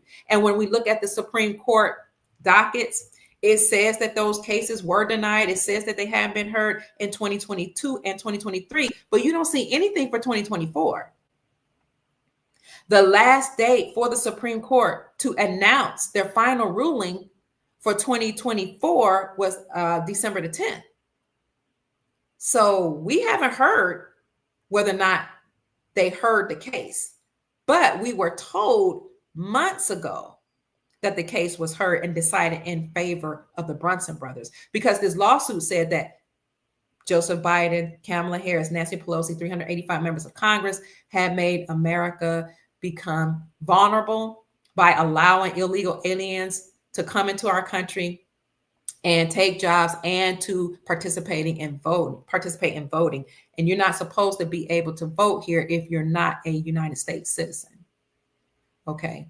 So a lot of people that are from other countries were allowed to vote. And we saw that even in 2024, that you didn't have to present your identification. So the Brunson brothers within their case said that the 46th administration allowed it. Some participated in allowing these people to come here and or had a hand in this election fraud that occurred in 2020 and 2022. And when they brought the case to the Supreme Court refused to hear the case.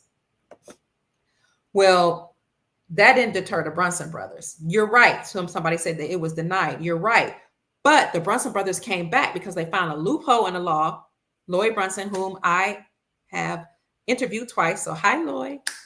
We love you. We love what you and your brothers did. He found a loophole that said that if the Supreme Court knows that there is a situation whereby the people in America are vulnerable to foreign control of our government, those people who have done that have participated in treason.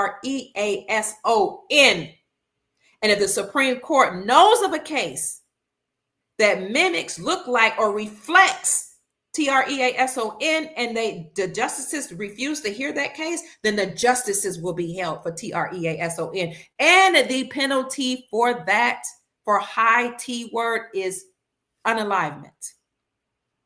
So when Lloyd Brunson discovered that loophole, he brought the case right back to the Supreme Court and said, either you guys will hear this or you will be held for treason. All your assets will be frozen and you will have to go through military tribunals. And you guys know what the penalty of high treason is. You will not be here on this planet. You'll be unalived by the military. So what happened then when the justices heard that he had brought another case is they were supposed to hold a conference, and I interviewed Lloyd Brunson once he brought that case back to the Supreme Court and he told us about the conference and he had us to write letters to the Supreme Court, and many of you did, I did, we wrote many letters to the Supreme Court saying, hear this case. And that's what I mean by we have power. We don't have to march in the streets. If you want to do a peaceful protest, I'm okay with that. But what I'm saying, you don't have to tear up stuff, scream, holler, spit, yell, act a nut, tear up stuff. There are things we could do. And we wrote letters to the justices saying, hear this case. We support the Brunson brothers. We have evidence. 320,000 people were allowed to fly into America. And the Biden administration admitted to allowing more than 320,000 people to fly into America. That's what they admitted to. But we know there are millions. The latest quote I saw was at least 11 million people that are here that are undocumented and unlawful. And President Trump said one of the first things he would do is to deport them. So when Lloyd Brunson came to my platform and he told us we need to write letters, we wrote those letters. And that case was supposed to be heard in the conference. So it wasn't heard the first time. It was supposed to go through a conference. But we never heard back from the Supreme Court whether or not they looked over the evidence that was provided from them. Evidence that was found in the Brunson case, evidence that was found by James Comer, who is the chairperson of the House Oversight Committee. You could go to oversight.house.com and in the search engine of that website, type in Byeden, Byeden. You'll see all this evidence that James Comer has found against him and his administration and his family that he participated in Easinus Trey activities, that he was in cahoots with the CCP, the Amunis K. Artie Pay of Ina Che, that he participated in nefarious activities in agreement with the UK, the Rain K, what I'm trying to say, UKRAINE. You'll see evidence that he was participating in money laundering, drug laundering, trafficking of Hayes people. You'll see people that defected from his group that wrote their testify their testimonies right on the House Oversight Committee website. And I used to have these files that showed his son doing things with women and doing drugs, and that though has been scrubbed from the internet. I sent it to one of my attorney friends I was like, see, I told you, like, we know this, it's true. So we don't know why they didn't make this a formal announcement. And somebody told me, well, if it hasn't been announced, it didn't happen. It doesn't matter. And I said, no, just because something hasn't been announced doesn't mean it didn't happen. It just means you didn't see the formal official evidence. That doesn't mean it didn't happen. But we know something happened. And I reported on this because a lot of liberal justices recused themselves from the case. Remember that? From the Brunson case.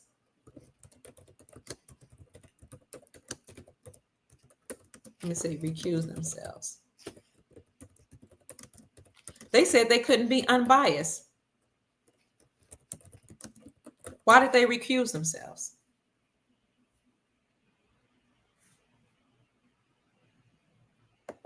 Very interesting. One such time, it happened in May. I'll show you the report. Just type in Supreme Court justices recuse themselves. I'm going to show my family here on Facebook, YouTube, and Rumble, but you guys can't see it on Instagram. The article says, every liberal Supreme Court justice sits out decision in a rare move. That was May 28, 2024. Every liberal Supreme Court justice sat out of a decision this week in a rare move for the nation's highest court. On Tuesday, remember I said Tuesdays you always have major announcements to happen. You usually have presidents to give speeches. You have inaugurations sometime occur on Tuesdays. You have major news to come out because Tuesday is a day of war. On Tuesday, Supreme Court Justice Sonia Sotomayor, Elena Kagan, and Ketanji Brown Jackson sat out of a decision in Brunson versus Sotomayor et al. Told you they recused themselves. Every liberal justice.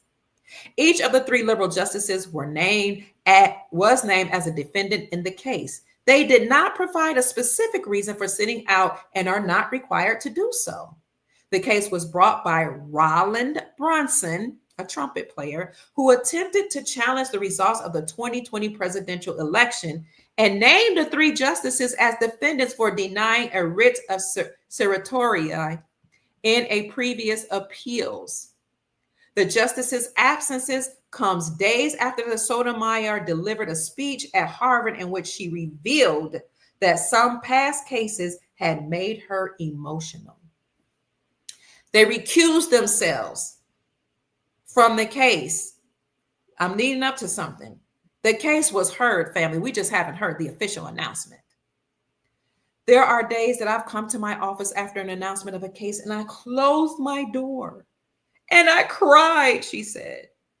There have been those days and there are likely more days to come.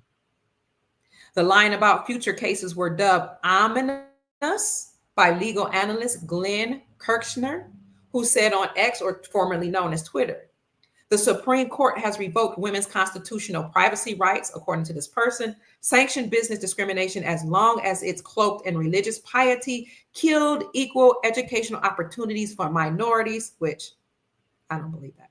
And there's more to come. How much more are we willing to take? The Supreme Court is expected to hand down decisions on dozens of cases by the end of June 2024. Is that 2024, I believe? One case will be focused on the January 6th riots and how the U.S. Department of Justice can prosecute those cases. But you know that many of those people, the J6 people, have been let out of jail. And we're hoping that some of them will be pardoned if they did anything wrong. But a lot of them have been let out of jail. Why were they let out of jail? Because these are political prisoners. Those people that participated in J6 or J6 riots have a constitutional right to form a militia, and they have a constitutional right to gather, to protest, and they have a constitutional right to go inside the Capitol, which is called the People's House, and drag anybody out who participated in the coup d'etat against our government. But people don't know the Constitution. They don't understand or understand it. Most of us haven't read it. It's your constitutional right to protest against these things and to form a militia and to get rid of these people who have staged a coup d'etat against our republic. So the J6ers were let out and they were released. And I did a whole podcast on that. While this is a rare move for people to recuse themselves from a case, to have each of these three liberal Supreme Court justices to sit out on a decision, it is far from the first time some of the bench have removed themselves. And then it goes on to talk about more of that. Oh, let's see this. Last week, Supreme Court Justice Brett Kavanaugh and Ketanji Brown Jackson sat out on a decision relating to a Canadian-born former Guantanamo Bay detainee who sought to have his war crimes convictions vacated. The writ of certiorari was denied, the court said in a document on Monday. Both Kavanaugh and Jackson had previously heard arguments relating to the case when they were appealed. So I'm just letting you know that you can see that the case was supposed to be heard, that all liberal justices recused themselves from the case. Okay. And then after that, a writ of memorandus was accepted that would allow or enable Clarence Thomas to independently hear the case himself. I reported on that a couple of times. So this writ of memorandus was accepted.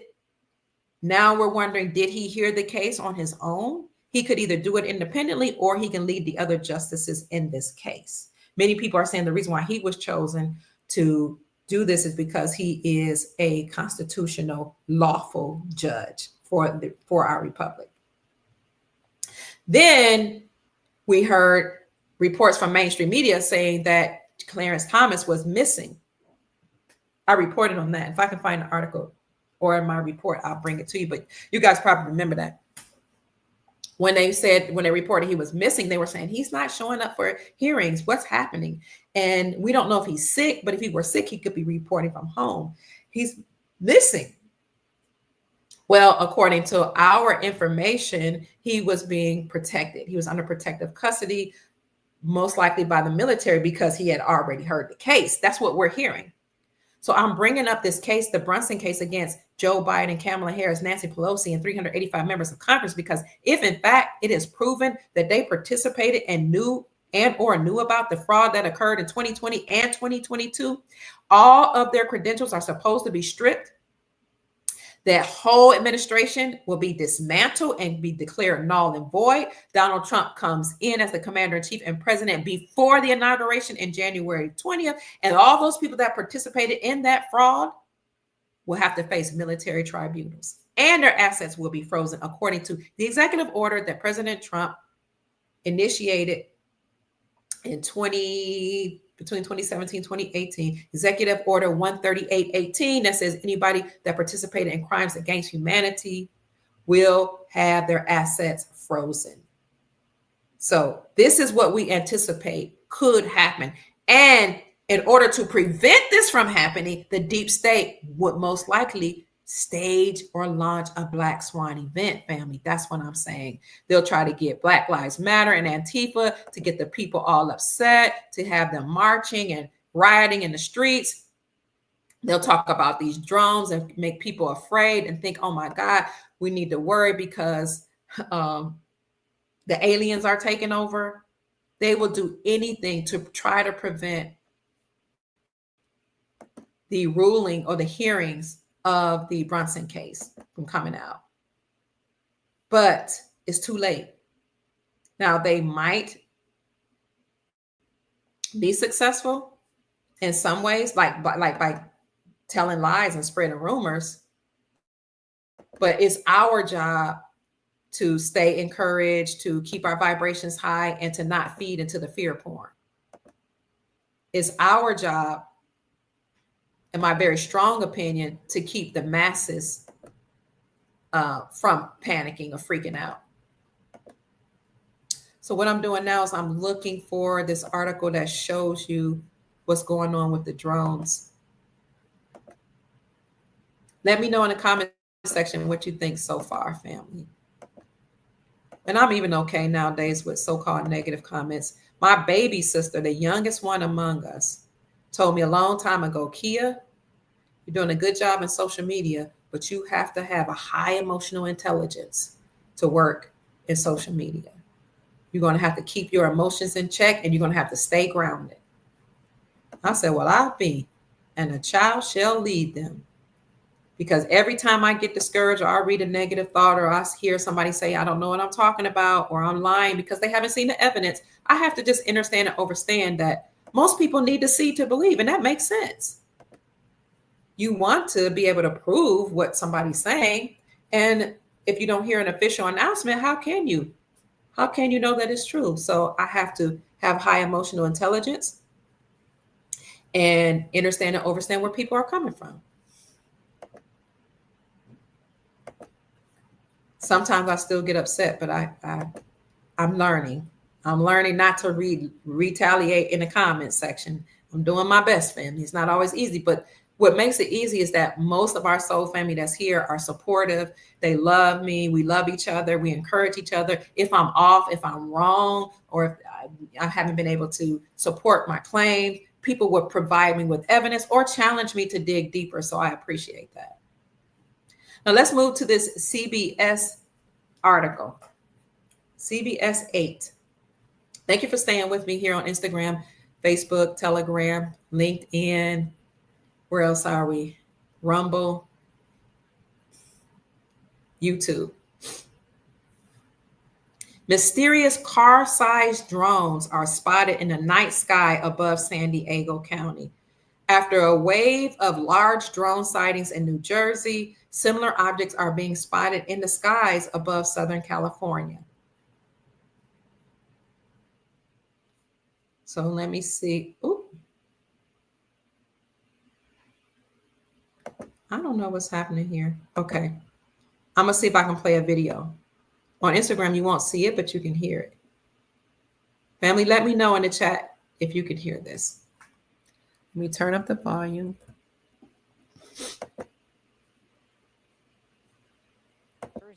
People are concerned and demanding answers, but the government isn't saying much. Now, similar sightings are being reported here in San Diego and across Southern California. CBS 8's Brian White has the details. So they're saying they have sightings across California. The volume here is low. I turned it up as high as I could, but I put on the captions, the closed captions, so the words are coming up on my screen. So those of you that are Instagram, if you want to see it, you can go to my YouTube channel, Dr. Kia Pruitt, type in Dr. Kia Pruitt, but my name there is the @ is at Dr. Kia Pruitt Official, at DRKIAPRUITT Official, OFFICIAL, because there are many accounts that are not my accounts that put up my videos, but Dr. Kia Pruitt Official is the right one. Somebody says State Island politicians are on today where they were very upset and they're getting no answers. I think you're talking about the drones. So this report from CBS saying people are seeing drones all across California and in San Diego County. This is over my house right now. What is that? It's a question puzzling New Jersey residents looking up at the sky. They're just pacing back and forth, going very slow. Since last month, dozens of drones mysteriously hovering in the Jersey skies at night. Olivia DiMatteo owns a coffee shop near where the drones have been spotted. They are the size of small cars, like almost like a Mini Cooper or a Ford Escape size. There is a bunch of red lights. Can you see? Floating in the sky. This video was taken by archaeologist Colin Rambo a couple weeks ago in Lemon Grove. I was driving down the street, just right down the street from my house here, and I pulled my car over because I saw what looked like a fleet of glowing red orbs. Last night, someone called our CBS State newsroom with reports of a large drone sighting above the SR 125 freeway. There are drones all over the sky. And this video was taken 3 nights ago in Temecula. We eventually saw one really fairly close, and it was just about the size of a car. We were at some points right under them, and there was no noise at all. Music artist and producer It's Nomad Music said these didn't seem like regular planes or helicopters. They'll be going just straight one direction, and then all of a sudden they'll just zag and then keep going, or turn around, or they just break really quick. I reset. So I'm sorry, Instagram, if you couldn't see it. Oh, you can hear? Oh, great. Oh, awesome. Well, let me keep going. Out to the Riverside County Sheriff's Office, they confirmed the drones were not law enforcement's, and a spokesperson for Camp Pendleton told me they're aware of recent drone activity in surrounding communities, but that, quote, no military unmanned aerial systems training or activity has occurred during the time or place in question. Meanwhile, in Lemon Grove, looking back, Colin thinks what he saw could have been paper lanterns in the air, but he's not sure. With everything that's going on in the news, all these sightings, just please look up at night, you know? The more we look up, the more chances we'll have to see what's out there. Brian White, CBS 8. And that's that, family. So drone sightings in San Diego County and elsewhere in California, as well as New Jersey. Let me get out of here. Stop sharing that. But there are sightings not only in New Jersey and California, but there have been other sightings, family, allegedly in different parts of the country. So the gentleman that was just being interviewed by CBS 8 was saying that we should look up at night and see, because he said some of it looked like it could have been paper, some of it looked real, but then you have some people that said they saw these drones that looked like they were shooting at something. So look up in the sky and just know that it could be a fake alien invasion. It could be ships that are here to help us, because there are allegedly, well, I know that there are interdimensional beings that are here, but I'll say allegedly for those that don't know, that are here to help us. So we don't know why these drones are in the sky. But again, it could be a fake alien invasion. Here's an article that talks about what's going on in Temecula. Temecula residents are stunned to see mysterious objects in the sky. That was reported on December the 12th, on yesterday, by Fox 11. Temecula, California. Residents in Temecula were left confused after seeing mysterious objects in the sky. People on the East Coast have also reported similar sightings as well. The Biden administration has said multiple agencies, including the FBI, is investigating. But they also say it's possible that much of what people are seeing are actually manned aircrafts. Now, these sightings were, like I said, in different parts of the country, mainly New Jersey and California and New York. Now they're coming out other places, but they were also over military bases, family, which is interesting. We saw two that directly came over our backyard in South Temecula, and we've seen a bunch of others over the horizon, said Brian Dirks, who captured video on the object. Someone on my Instagram says, Trump said to tell people or they need to be shot down. Woo, I heard that. Okay. Somebody else says it could be a fake invasion. Thank you. I didn't know Trump said they need to be shot down. All right. The Marine base. Oh, wait a minute. I missed something. I looked up because it was coming right over top of me and it was quiet. It didn't make any noise, said Melinda Peters, who saw them Wednesday night in Temecula, which is a mountain range away from Camp Pendleton.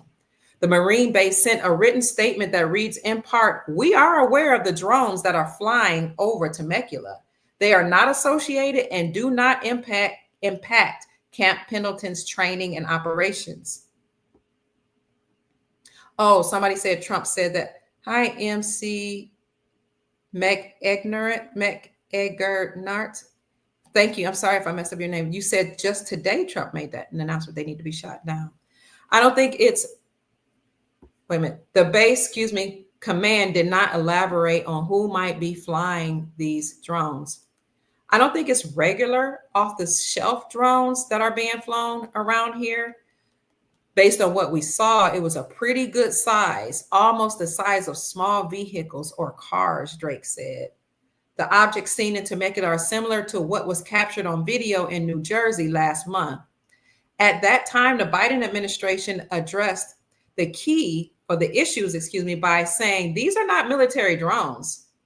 What our initial assessment here is that these are not drones or activities from a foreign entity or adversary.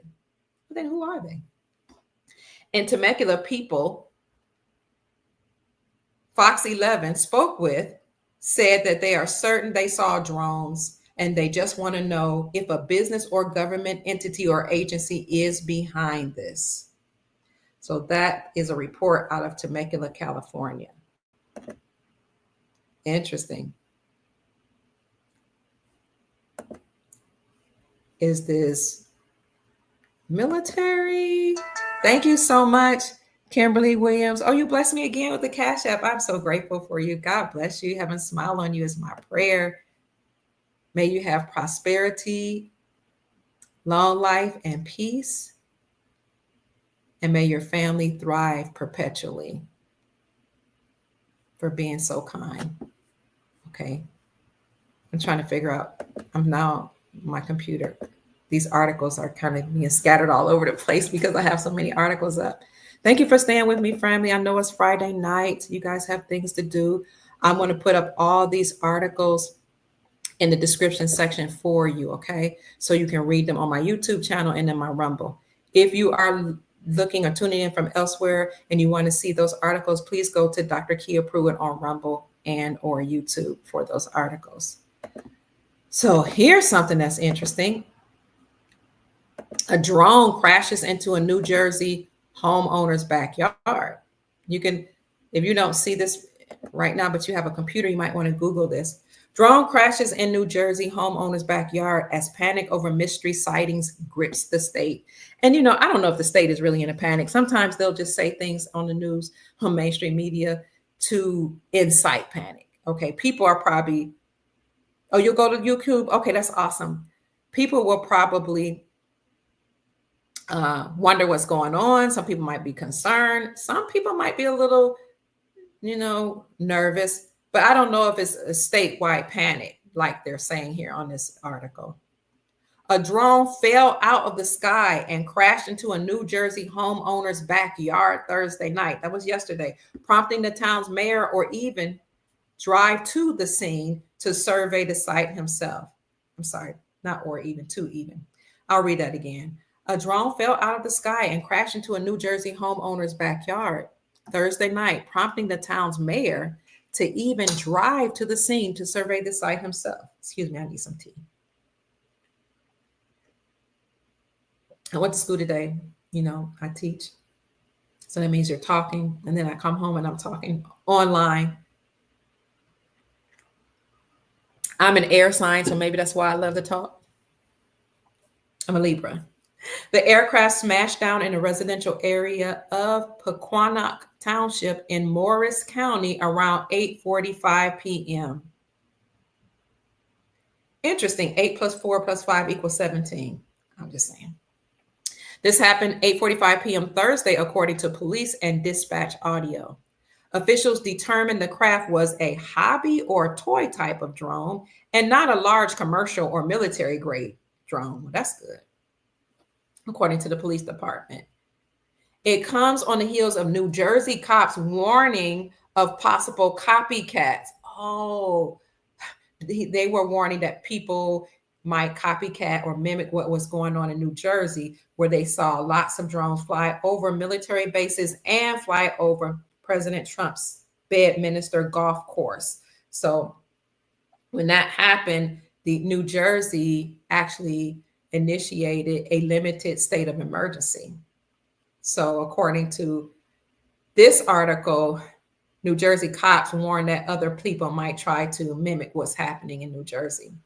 What we think is it all started out as some sort of Picatinny arsenal-based surveillance drill or operations, but once it exploded online, this became a copycat situation. That's what one Garden State Police chief said or theorized. The United States Army's Armament Research Development and Engineering City is located at the Picatinny Arsenal and is one of the sites where several mystery drone sightings have been reported, which has prompted concern. Thank you for joining the chat, family. As a highly secure facility that develops and tests new bombs, guns, ammunition, and warfare devices for all branches of the military, it's a target for espionage by foreign adversaries. When the Post arrived at the crash site, excuse me, when the Post, capital D, capital Post, arrived at the crash site Thursday night, the resident was putting his trash cans out and declined to comment. Sometimes they're dropping codes even in their reporting. So it's interesting that this guy was taking out his garbage after Trump became the president-elect. He was seen driving a big garbage truck, and he's been saying he's taking out the garbage. And then you have this large garbage explosion that occurred that made mainstream media. Just found very interesting. I know I am. Tarshika says, I'm so tired of this madness. I know. Where's our moolah? I hear you, sis. However, as paranormal grips the state of New Jersey, the report of one crashing into a homeowner's backyard had the mayor rushing to the scene himself. The mayor of Pequannock, Ryan Hurd, pulled up in a Ford Ecoline work van to survey the crash scene for himself. Why did they feel that they needed to detail the name of the vehicle? Ford Ecoline work van. I would be interested to see what a Ford Ecoline work van look like. I'd be interested to see who owns it. I would be interested in seeing the gematria of Ford Ecoline. Ford Ecoline. I'm just saying, because they usually drop codes in their reporting to let us know what's going on behind the scenes. Hurd told the Post, it is definitely not one of the massive car-sized drones that purportedly had been hovering overhead. He said he's absolutely concerned that nobody knows what or whose drones are flying over us and what they're flying over us for and where they're taking off and landing.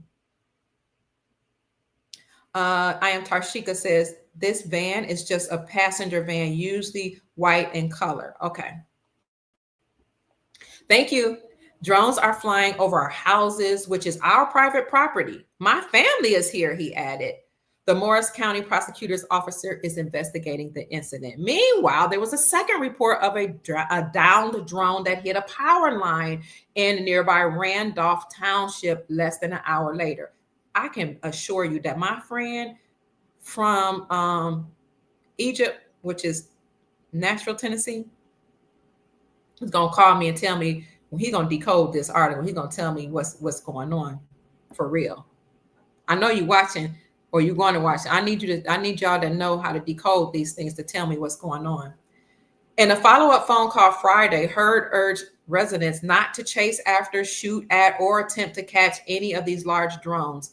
We can't be putting up Class 1 and Class 2 drones trying to follow these drones, he said. God forbid something happens and it crashes into the big drone, and the big drone crashes to a house and unalive 6 people. 6, the number 6. Why did he say unalive 6 people? Why didn't he say unalive people or unalive 1 person or 2 or 3? Why did he say it could unalive 6 people? I'm telling you, they're speaking in code. 6 is one of their numbers. It's one of their favorite numbers. 6 actually represents the human. It's like a pregnant woman with a baby. And you guys can also tell me what more 6 represents. 666 is actually not a negative thing. It's 6 carbon, 6 protons, 6 neutrons, as in carbon. That's what it is. Everybody has carbon in them. Melanated people have the most concentration of carbon. Plants have carbon. Animals have carbon. Everything living has carbon. But they try to make you fear 666 and say it's the number of the devil. What are they really trying to say? That all life is the devil? That the more carbon you have, the more the devil you are? That's the deep state. 6, they taught, is an ominous number. Like they told us 13 was an ominous number. Happy Friday 13th, by the way. But 13th is a powerful number that deals with peace, power, and prosperity. 6 is a benevolent number that deals with life. But he says, God forbid something happens if we put up Class 1 and Class 2 drones and try to follow those other drones. God forbid if something happens and it crashes into the big drone, and the big drone crashes into a house and unalive 6 people. That's going to be a problem, he said. And then they show you this map. Here, Instagram, let's see if you can see this. Here, these sightings of drones right here. 1, 2, 3, 4, 5, 6, 7, 8. Okay, let me bring this back over. Here, sit it there. Hopefully y'all saw that. Local officials have told the Post that many sightings further afield could be either civilian copycats flying their own drones or people mistaking planes, helicopters, or satellites for UFOs. There's that word, UFOs. What are they trying to do? Are they trying to stage a fake alien invasion? Are they just trying to distract us? Are they trying to cause or incite panic or fear? What are they doing? Or are they trying to make this or turn this into a black swan event? And as I told you, black swan events, they cause a domino effect. They affect the global markets, and it causes a financial disruption. It caused a financial crash, a crash in the markets. But we did hear years ago that before the gold system comes in, we would see or could see a stock market collapse. And you've had many economists, not Keynesian economists, but Austrian economists who understand real global markets and understand or overstand gold and silver and money. The Austrian economists have told us that usually before you usher in a gold standard, you see a black swan event and you will see a crashing of the system. Now, Keynesian economists don't usually say this. These are the ones that say that the stock market is real, it's based on something that's real. They say that you should invest in it. They say, which I think you should too, if that's what you believe in and support. But they'll say that, that gold is a relic, silver is a relic, it's not real money. These are Keynesian economists. They were taught the mainstream way of dealing with the financial system. They don't talk about the markets being interconnected. They don't really spend time researching or talking about trust, creating a trust. They don't normally talk about estate planning. And a lot of times they incite fear and panic because that's the way they were taught. But Austrian economists, on the other hand, will tell you gold is money, silver is money. Put your money into hard assets, into land. They'll talk about black swan events, which are events that rarely occur, something that cannot be predicted, something that's huge and serious that may occur once in a lifetime that will lead to a financial collapse, such as what we saw in 2020. That was that article there. And then I had maybe one or two more articles about what's going on with these drones. I'm just showing you, family, that they're reporting on this for a reason. It looks like they may be trying to initiate a black swan event. But again, that's just in summary, a black swan event. They're extremely rare events, often with large negative consequences. These events, they say, cannot be predicted. But if you understand, overstand, and read history, you know that history typically repeats itself. So you saw a pandemic occur before where it shut down the world. It didn't happen in our lifetime, but if you read history and understand history, you know that would affect the global market. So black swan events are extremely rare, often with negative consequences. They cannot be foretold or predicted, but people come to understand and overstand them in hindsight, and black swan events lead to financial catastrophe, historically speaking. However, my thesis is that the white hats have an answer to these black swan events. The white hats, the military, the Grand Army of the Republic, the White Knights of Nasara, the intergalactic beings or interdimensional beings that are here to help us, whomever, Source, God, the Creator, the Most High. There are people and entities that are here. Okay, that's why it's one of the reasons why they spray the skies, not just because they're committing warfare against us and warfare against us, but because they're trying to hide some of these benevolent ships that are here to help us. They don't want us to see. But I've been told that 2025 will be a year of disclosure, where we will actually be taught about and told. Thank you, Barbara Pittman, for your blessing. I appreciate you for the Cash App. God bless you. Heaven smile on you is my prayer. I've been told that January 2025 will have full disclosure of extraterrestrial beings and disclosure of contracts that they had with governments in 2025. So a lot of them are really these ships that are here, whether benevolent or nefarious, some of them are being seen by people, and people have even had dreams or experiences being on ships. But we know that there are beings here. We know that ships are here. And so the people that are in power to have contracts with these interdimensional beings don't want us to know about the help that's here. Help is on the way. Hold out. Help is on the way. Y'all know I can't sing. Hold out. Help is not on the way. Help is here. So if they spray the skies, they can prevent us from seeing some of these ships that are here. That's what I'm saying. Like, we are going to learn about these interdimensional beings that have come here to help us. So the benevolent forces are behind the scenes working. And I'm going to prove to you that they're prepared for a crash of the financial system. But again, at the end, it's the basic economic principle. I did study economics in undergrad school and somewhat in graduate school. I created my own undergrad program, social sciences, psychology, sociology, economics, and political science, my bachelor's degree. My graduate degree, I have one in leadership studies and one in counseling. And then my doctorate degree was in education and counseling psychology. And then I went to another graduate school to study economics, because I was working on a business degree, a master's in business degree, in business administration. So I do understand and understand some economics. A basic economic principle is that at the end of every empire, they spend the credit, print as much money as they can, buy resources for themselves, and then they crash the system. That's called a crack up boom. Also, at the end of every empire, what I've learned by being friends with some economists and talking to certain people in the gold and precious metal space and talk to other economists is that typically at the end of the empire and the beginning of a new empire, once they go back to a gold back system, then the gold to silver ratio comes down to 3-1. And right now, the gold to silver ratio is 87-1, meaning that it takes about 87 ounces of silver to buy 1 ounce of gold. With that big gap right there between gold and silver, you know something's afoot. You know that the gold and silver markets have been manipulated.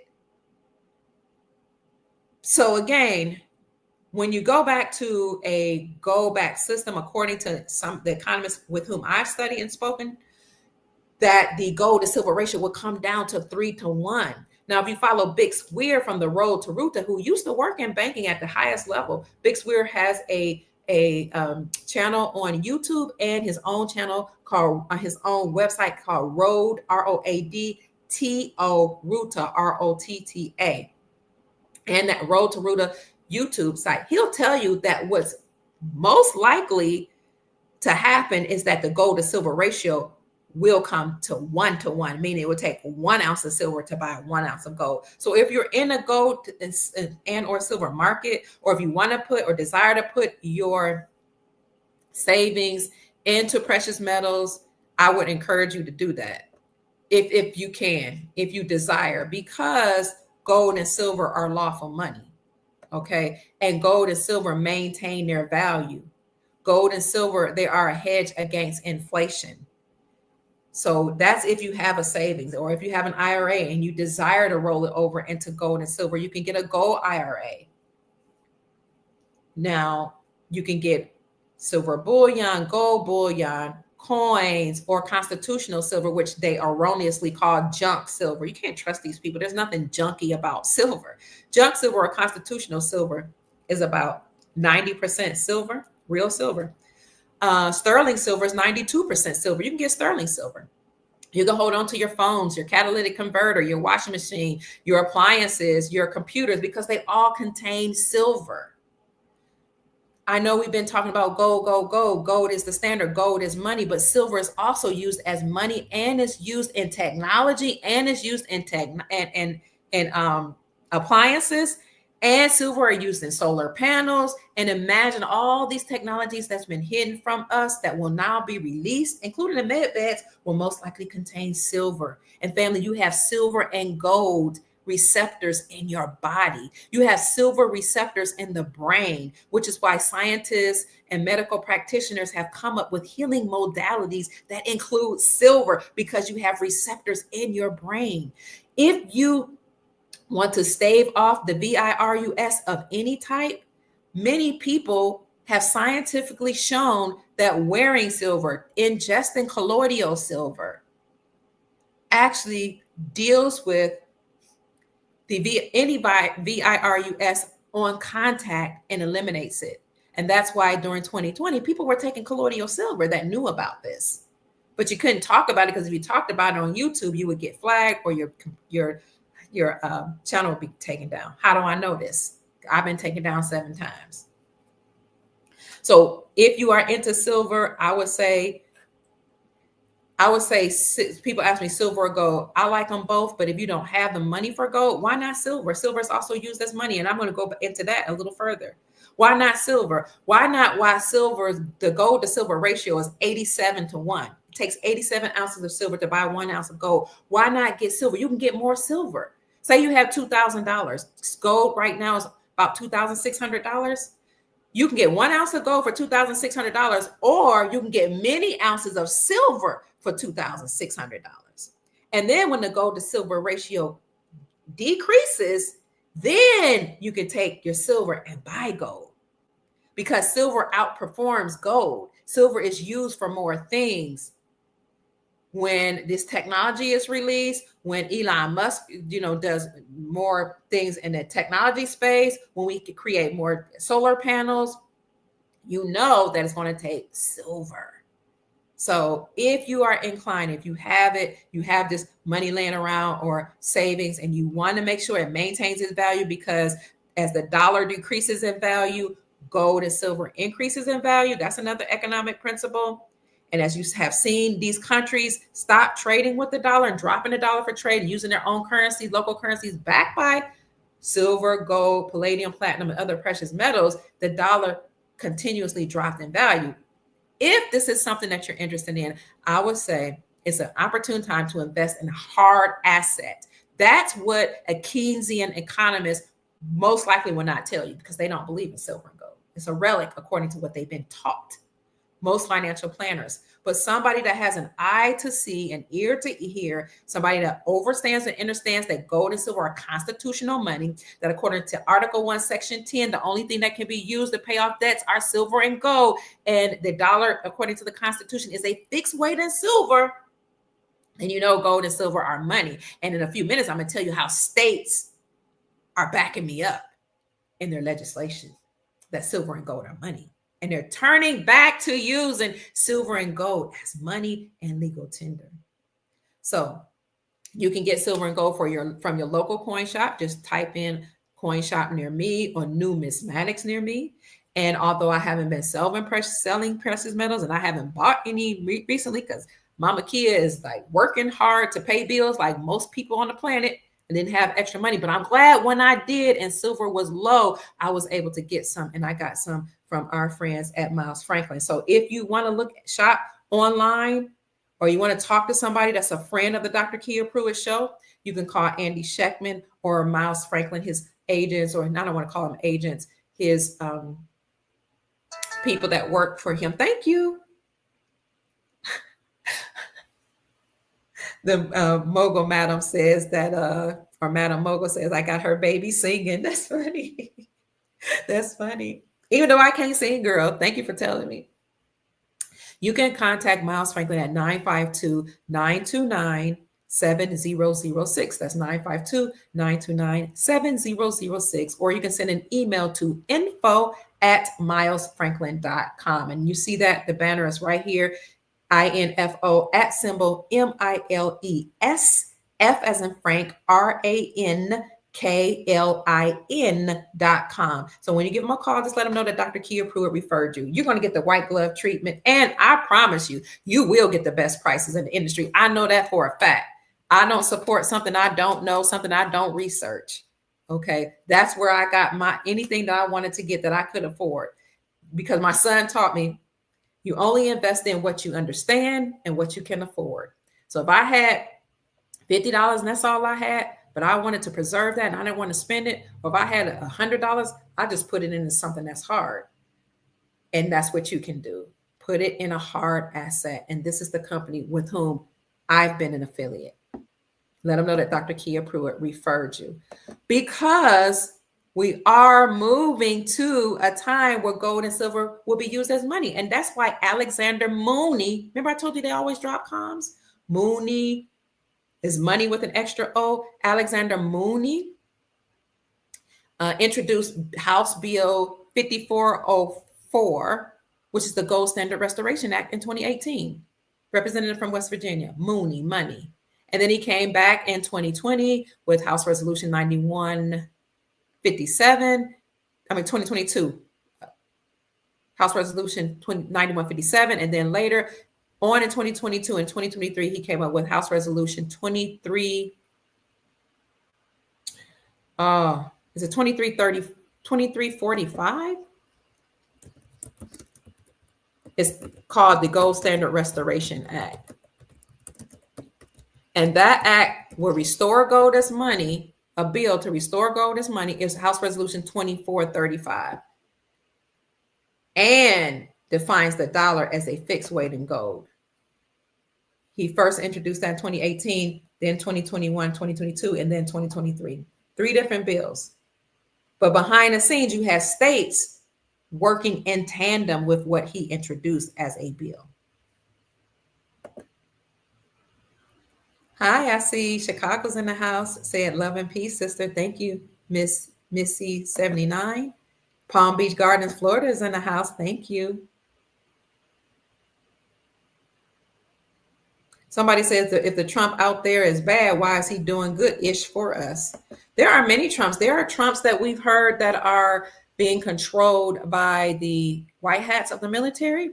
And then there are Trump lookalikes and clones and or body doubles that are controlled by the deep state.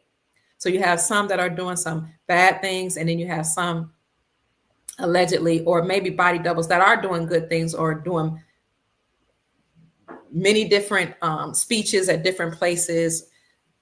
I don't know, family. We heard so much about this, but yes, I can see that whoever is in control is using the Trump avatar and the Trump name to bring down the deep state. Hi, Texas. Thank you for making that comment. Logical Spark. Hi, Ivana. Thank you, Cyber Bay. Greetings from Chicago. I love you, Star Wanderer. Thank you. Hello. Spilly's Lawn Care says hello. It's Dr. Pruitt. Nothing but love from Kentucky.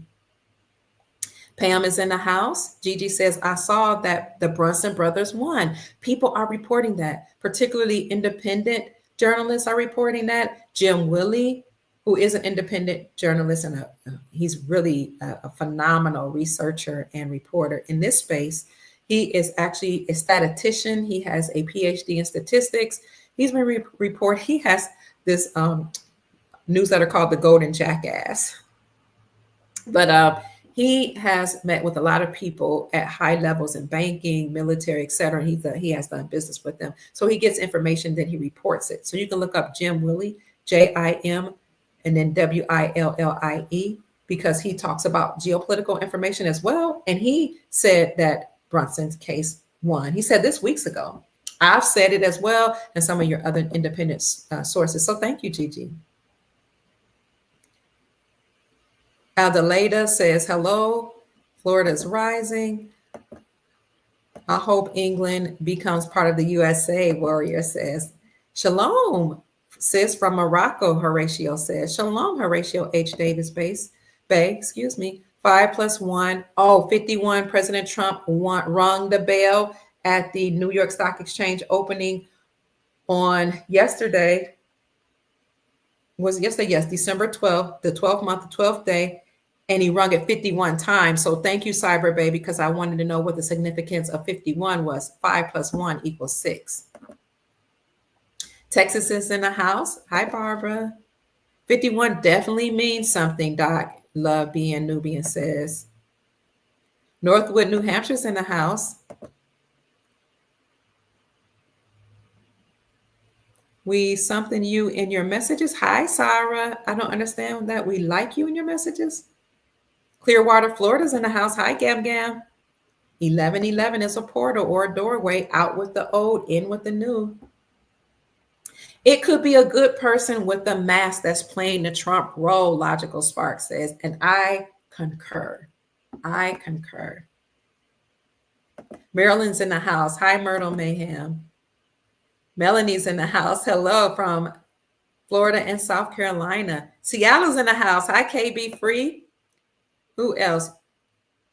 Ivana says, we'll make Britain great again without a monarchy. Miami, Florida's in the house.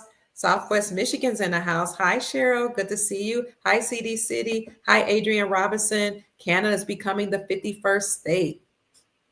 And that's a good point because, yes, with the 50, he rang the bell 51 times. And Canada is a part of our republic here in Morocco. Trump, king of the world. Okay, so Alaska's in the house. I'll get back to the news. Washington is here. 777 = 51. Thank you, Jeff Johnson. I used to live in Martinsburg, West Virginia. You did, love being, and I lived in Huntington. Wow. Love those West Virginia mountains. You know, they call it West by God, Virginia, because it's so amazing and majestic with all the glorious mountains. Where we go one, we go all. Let's go, Jeffrey Short says. North Carolina's in the house. Jeffrey said, Dr. Kia, hey, Pooh. Hey, Jeffrey. How you doing? Oh, Logical Sparks has a cousin that lives in North Carolina. Mega, make Earth great again. Gilward, California is in the house. I lived in Sacramento for a short period. Aloha from the big island of Hawaii. Hi, GSX. Brian, good to see you. Aloha. Ivana, yes, I agree. No monarchy. Yes, I'm on Facebook, Instagram, all over the place, family. It's good to see you too. Hello, Mel Gortaza. Hi, Pat Tacker Show. It's good to see you. So Jeff says drones are a test from the military alliance. Oh, okay. Sam Zara says she said it was supposed to be drones mid-November. What happened? Who said that? Jamaica's in the house. Hi, Sammy T. DIY Garden and Adventure. Ooh, I like that. I'm going to look at your YouTube channel. I love Jamaica. Fort Myers in the house. Stay with me, family. New Zealand's in the house. Hi, Grant. It's good to see you with that beautiful smile. David from Salinas, California is in the house. Hello, David Rios. I do have a Telegram chat group, family, and then there's somebody commenting at me that's not even me. It's crazy. There are people mimicking me all over social media. So if they ask for money, please don't send it, or saying that they can help you with a quantum financial account. That's not me. We have MI56 here in Texas. Ivana says, thank you. It's her birthday. Kay Washington says it's her birthday. Happy birthday to you.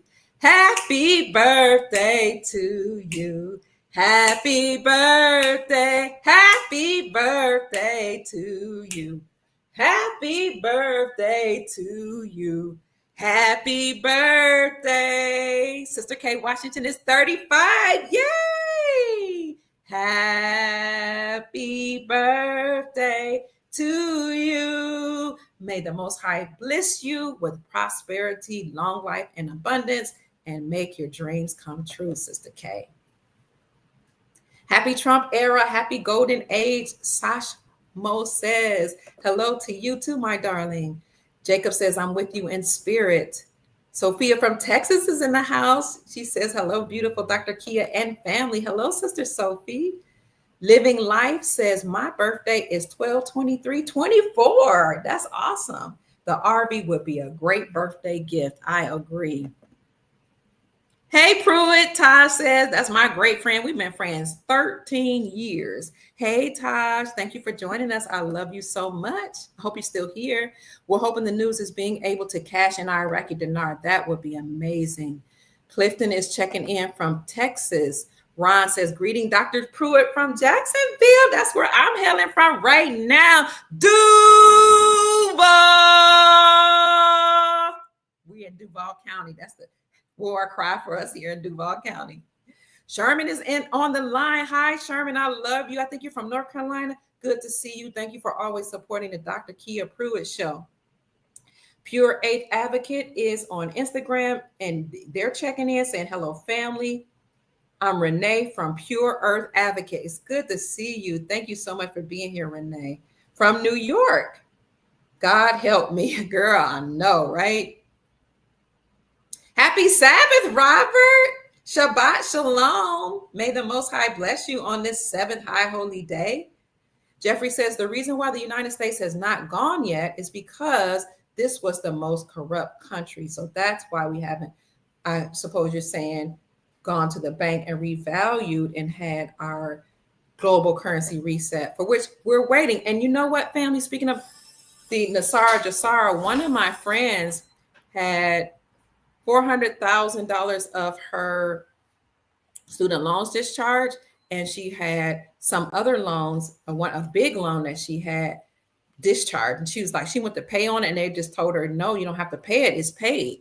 So we see like Nasara slowly rolling out in certain places. And you all know, I already told you about what's happening in Guyana, South America, how the government there promised their nationals $100,000.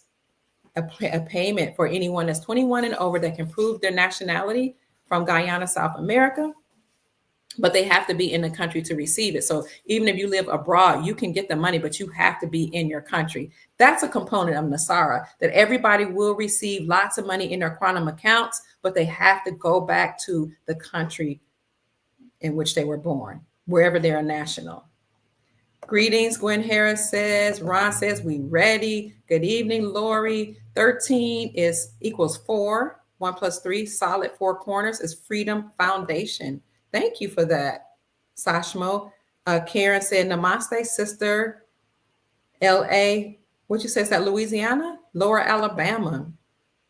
Hi, Gigi. Byeden is a man with a mask. Yes, we have we have proof that he passed away in 2018. And I've showed that before on my podcast. Iraq has the Stargate, Ivana says. Hit the like button, Michael Marini says. Hit it for Dr. Kia Pruitt, please. Yes. Toda Abaya, Pamela says. Toda. Detroit's in the house. Let's go. Grand Rising Soul Family, Marge says. 2025, after January is the reset, after January 20. I don't know when we will see this reset actually realized, but we do know that we are in a year for the Platinum Jubilee is how Princess Elizabeth calls it. I know it's a year of Jubilee. She says it's the Platinum Jubilee, but we know that this is, most of us have been going by the Gregorian calendar, but the Julian calendar, from my understanding, this year in which we are right now ends in February. So that would be February 2025 is when the whole year ends. So we should see something happening, hopefully before December ends, but definitely by February. I can see things happening right now, and I'll quickly get into that in a minute. Hit them up. Love Being says. Gratefulness Meta LP says. Get your foreign currency ready, Jeffrey Short said. Amen. I agree. Get that currency up and running because all countries right now have decided, as you all know, to stop trading with the dollar and use their own currencies, their local currencies backed by precious metals. So you know that these countries have already repatriated their artifacts and their gold and silver from the Vatican a while ago. And that is some of the resources. Those are the resources that will be used to support their currencies, as well as the gold and the resources that are in ground and some of the rare earth minerals. So most countries, many of these countries are very, very wealthy. They're just waiting for the signal to make this official announcement. When Trump rang that freedom bell on yesterday, what I call the bells of victory, because when you look up the symbol of the ritual of ringing of bells, it says you're announcing victory. When he rang that freedom bell, he was alerting us that we have had our sovereignty returned, that he has taken down the deep state and the financial system that had enslaved us, and that we're going to have a new financial system. So get your currencies in hand and ready, Jeffrey says. 51 bells rang with Q drop 51. That equals one nation under God. Oh, I didn't know that. Thank you, Sashmo. So yes, when President Trump rang those bells yesterday at the opening of the New York Stock Exchange, he rang it 51 times. I was counting and I kept rewinding several times to make sure I got it right. Logical Spark says, Jeffrey, I added you on Facebook and sent you a message. Oh, that's Robert. Robert always says Kia, Kia, Kia. I'm mimicking what I think your voice sounds like. But he always says Kia, Kia, Kia with a heart. Hi, Robert. It's good to see you. Jeffrey says, Dr. Kia, there's a wealth management center here in Salisbury, North Carolina. I had heard that a lot of banks are being replaced with wealth management systems as they prepare for this currency exchange. And it's at Wells Fargo, he says. Kanata, Ivana says. Ooh, somebody says the IHS is could be the International House of Satan. You know what? Because you see IHS on a lot of furnishings in the churches. Canada is the 51 state. Australia is 52. I feel so proud to be an American right now from Australia. Hello, Sashma. We're so glad to see you. We're so happy to have you here. We love our Australian family. Free Tesla energy coming? I believe, yes, it is.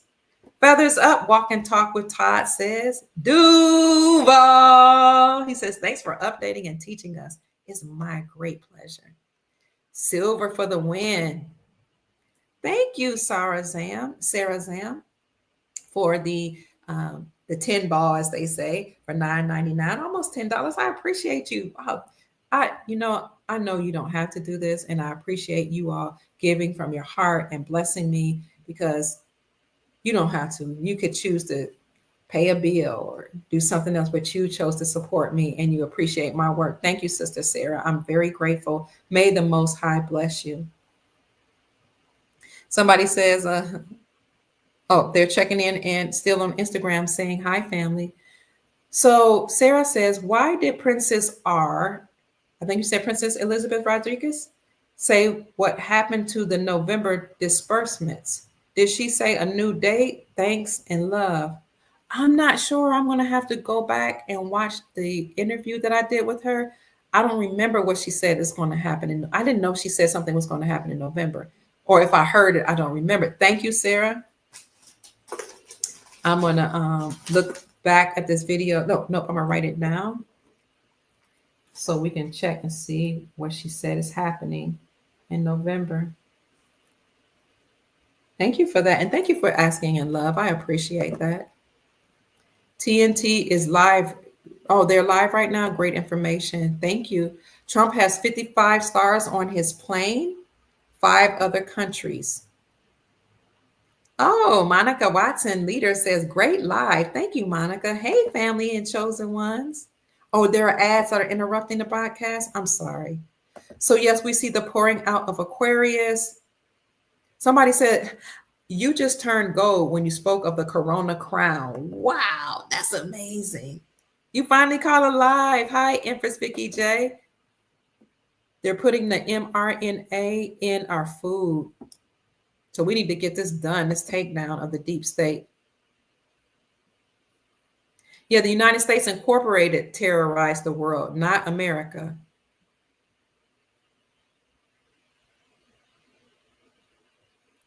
Yes, we should never forget Russia because Russia led the way in the takedown of the global financial system that was controlled by the United States Incorporated and a group of bloodline families. I see you on Instagram. Caitlin says Canada, Australia, Mexico. What other countries are the stars that you guys are speaking about? Lush has left the building. Yes, planet Earth is free now. The vampires were the ones that consumed our Lush, the psychic energy that you emit when you're afraid or worried or stressed out. Silver is so undervalued, Michael says. That's right. Its time is near. Silver will outperform gold.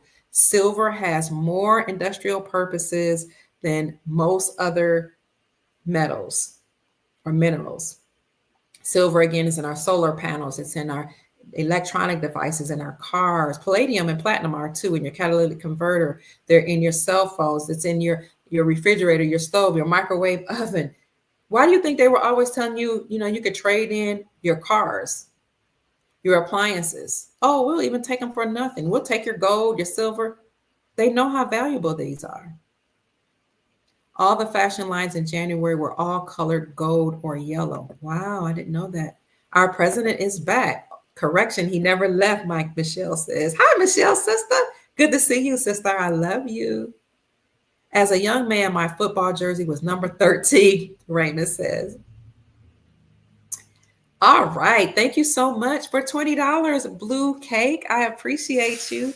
God bless you. Heaven smile on you. I really am grateful for all that you are doing for me.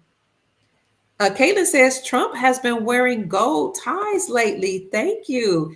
So he's letting us know that we're returning to the gold standard and that we're in the golden era, the era when our crown chakras will be activated, that Aquarius age. I did just see something turn gold. I saw my background turn gold. That's amazing. We've entered the golden era. Y'all see that happen again? You can see that on my computer. I don't know if you can see it. Wow. On Instagram, but we've entered the golden era. We're at the final battle. We've won already behind the scenes. We just need to get that information out. You are ascending in consciousness. You are ascending to different dimensions and higher dimensions as the planet is descending and shaking off all the filth and all of those negative draconian entities and forces that were taking our blood, taking our organs and our children, absorbing our loosh. We're leaving all that behind. Kaylin said, that's my aura. Thank you.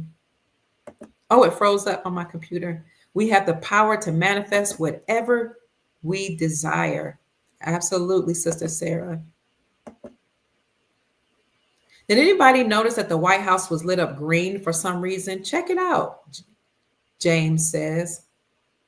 Yeah, and it's interesting. We need to look into that. I discovered that original human beings used to be green because I think it's supposed to be an ethereal energy. So, or beings in antiquity. Did you hear that? And that might be why I say the gold again. Why one of the characters, and somebody told me to watch this movie called Wicked. It was like, you got to see all these codes being dropped.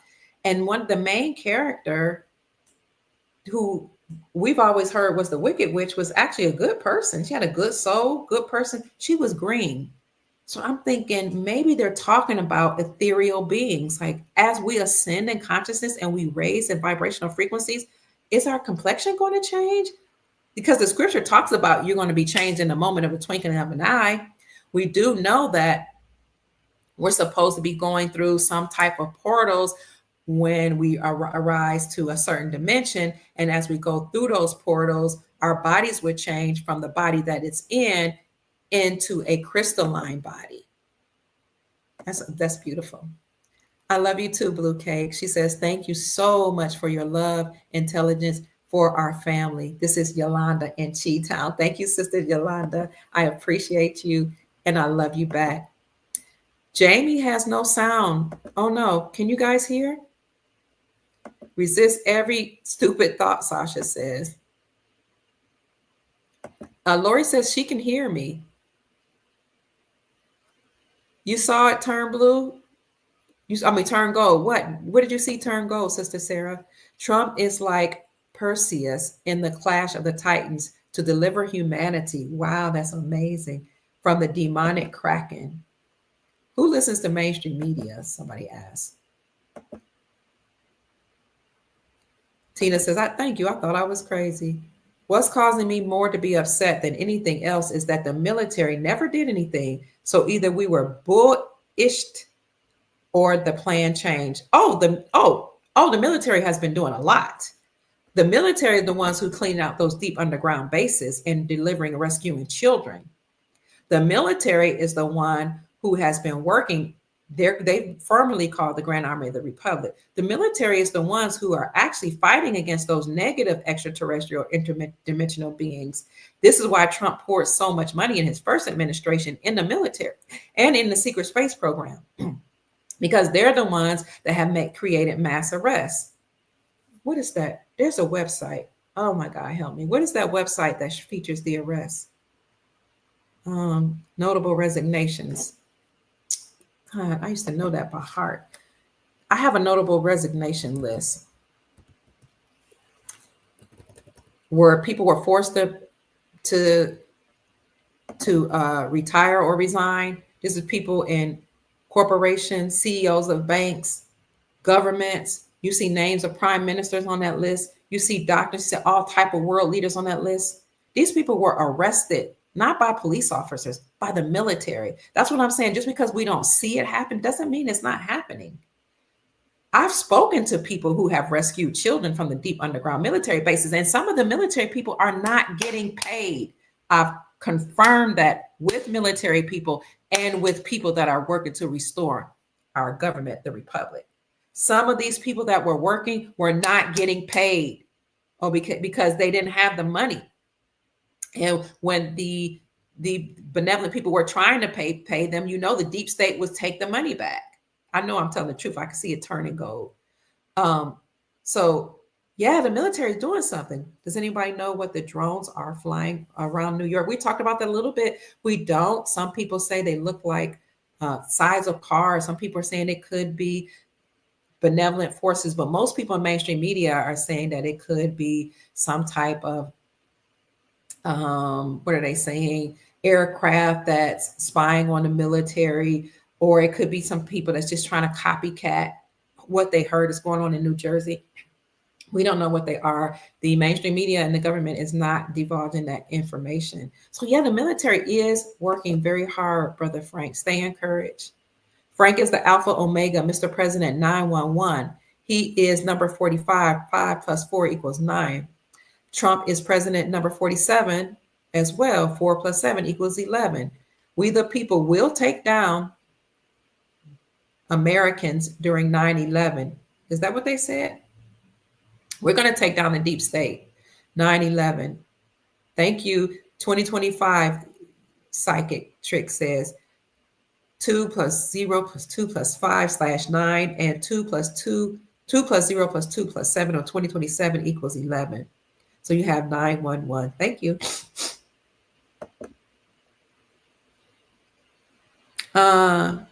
Yes, I agree with you, Shy. They know what those drones are. They just not telling us.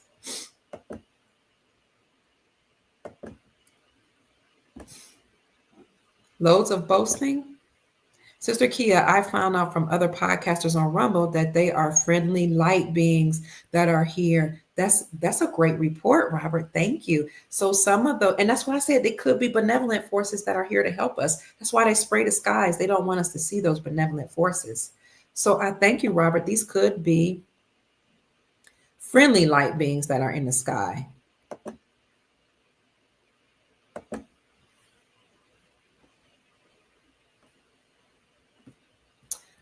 Mr. Project Sound says, I could see a Black Swan event being played out with these drone sightings. Possibly. You're welcome, Blue Cake. Also, we have someone from Ukraine in the house. Anthony Richardson from China, CHYNA, Ukraine. Welcome. It's good to see you. Thank you for being here. The powers that were used scamdemics. They used to manifest Georgia Guidestone's messages. Oh, wow. China, Ukraine is where the CV was originated, Jeff said. Wow, Jeff Johnson, we appreciate you being here. So it wasn't in the Wuhan labs and CH. Oh, when they said Wuhan labs in China, they were talking about China, Ukraine. I told you President Trump speaks in codes. I thought he was saying China in Asia, but you're saying that CV originated in China, Ukraine. Thank you, Jeff. There are 11 days to Xmas, to Christmas, 37 till the inauguration. Somebody said nothing burgers are incoming. Okay, Frank. The Trump rapture is coming. So keep hanging in there, family. I know you guys are getting tired. We're all tired. But we see great, wonderful things happening, even though the deep state may be trying to initiate Black Swan events with these war rumors and with drone rumors and storms in New Jersey, New York, and the Northeast region, with trucks exploding, the Malibu fires, Black Lives Matter calling for violence against our family members classified as white. We know they're doing everything to cause division and mayhem and confusion so that we can emit loosh, which is the psychic energy that you emit when you're stressed out, worried, or angry. But let's turn to how the benevolent forces that are working on our behalf have already prepared for a successful year into which we're going for the new golden era. So what you need to do is turn to what BRICS is doing, and then I'll take you to what's happening in America. So thank you for the chat. Thank you for the Cash App family. I see you sending Cash Apps. I appreciate you. I might have missed your name. I apologize while I'm doing this podcast. I can't see everything. That's not the one I want. Where is the one I want? That's not it either. Hold on, family. We're going to turn to what's happening with BRICS. Yes, if you'd like to contribute or donate, thank you so much. You can send a Cash App to Mama Kia 13. I got the name Mama Kia from being a elder in a community. I've been fostering since I was 19 years old. I fostered children within the community. I got married at 18. I had my first son at 19. I fostered children from the church, from my community, from other places, from other cities and states. And so they all had a mama and a mother, so they called me Mama Kia. And I also worked in my son's church with the international community. As I told you, was a pastor of an international church. They called me Mama Kia because they say mama energy, and I'm like a mother of the community. So that's how I got my name, Mama Kia. It came from the work that I do as a foster parent, as a person that raised a lot. We raised 8 children of our own, as well as many, many children, again, since I was a young woman. And we had an international church. And so I didn't want to be called at my son's church evangelist per se, because these people, a lot of these people came from his university as his friends. And I was like a second mama to them, their mama away from home, because they came from other countries. They came from all over the world, but most of them came from African nations, different tribes in Africa and the Caribbean, South Central, and North America. So they called me Mama Kia. I didn't want to disrespect their mom, so they called me Mama Kia. That's where I got my Cash App, $ Mama Kia, MAMAKA, KIA 13. So thank you, family. Let me turn your attention to BRICS. BRICS, as you all know, has been working tirelessly to move away from the dollar. BRICS has been working to dismantle the United States dollar, because the United States dollar had been pegged to oil under nefarious contracts. So the United States Incorporated, those bloodline families that I talked to you about earlier, had agreements with the Saudi empire that they would protect the Saudi kingdom in exchange for their oil, and thereby force all nations to get oil from Saudi Arabia with the United States dollar. That's what gave the United States Incorporation financial and economic hegemony. That's what made the United States Incorporated a superpower. They control people's currencies by pegging their currencies to the United States dollar, and by forcing all nations to get oil from Saudi Arabia using the dollar. And if they did not do that, then the United States Incorporated would put sanctions on those countries and or send war to their countries. Then the United States Incorporated, after sending the military there, would fund both sides of the war. So they're going to be rich no matter what goes down. So any nation that didn't want to get oil from Saudi Arabia, or they didn't want to use the dollar, or they wanted to create their own currency, or wanted to use gold, was met with a bullet, met with force by the military of the United States. And many of our brothers and sisters and mothers and fathers and uncles and aunts and nephews, nieces that were fighting in the war, when they came to understand and overstand what was going on, they left the military. Caitlin said that's why Trump kept saying China, because he was talking about the Ukraine. So speaking of Ukraine, we talked about what made the United States dollar powerful in the world reserve currency. Was that agreement between the United States Incorporated and, I'm getting tired, Saudi Arabia. But according to Project Sandman, you know a Sandman, because we're talking about the sand, we're talking about the ground, we're talking about returning back to the law of the land, the Constitution for our republic. We're talking about getting off of maritime law, admiralty law. I'll tell you, everything is coded. Project Sandman stated that 209 nations would, behind the scenes, secretly agree to, when triggered, drop the United States dollar for trade and use their own local currencies backed by precious metals to trade. What was the trigger? When triggered, they would drop the dollar. The trigger was Vladimir Putin going to Ukraine. You mentioned China, Ukraine. Vladimir Putin went to Ukraine. He exposed all the deep state activity. He exposed, the money laundering, the human trafficking, the drug laundering, that was going on in Ukraine. That was the signal for those people that had participated in Project Sandman to stop trading with the dollar. That was the trigger, because once he did that, he knew that 46 would put sanctions on him. And number 46, put sanctions on Vladimir Putin for going to Ukraine and exposing all that. That was just more evidence for James Comer, the House or chair of the House Oversight Committee, more evidence for him to gather against 46. And he said right after 46's inauguration, I'm going to take him down, because he's head of the crime family. He participated in the crime. He told us this. I've shown you the announcement when he said it.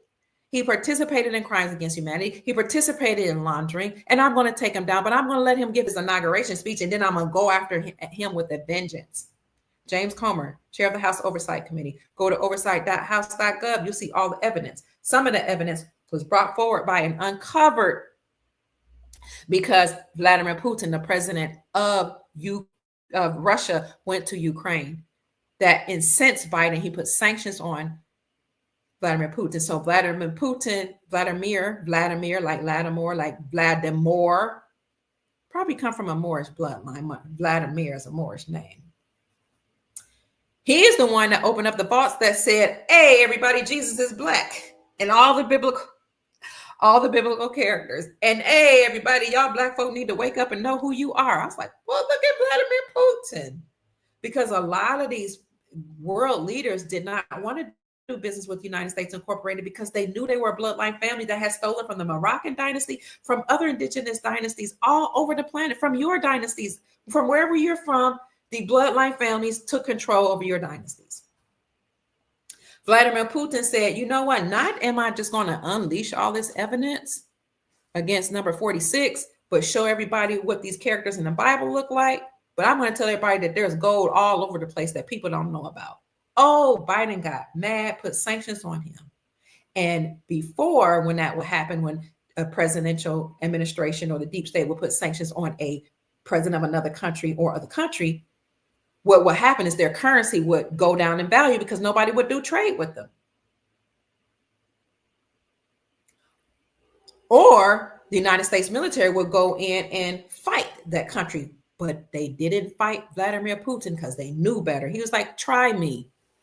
Try me. I got my own military. Try me. Oh, Vladimir Putin is a bad man.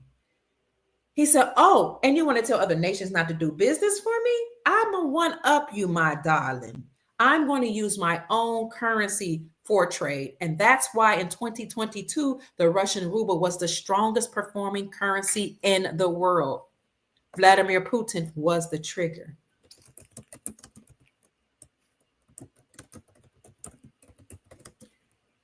I don't even know if you can find a Russian ruble right now.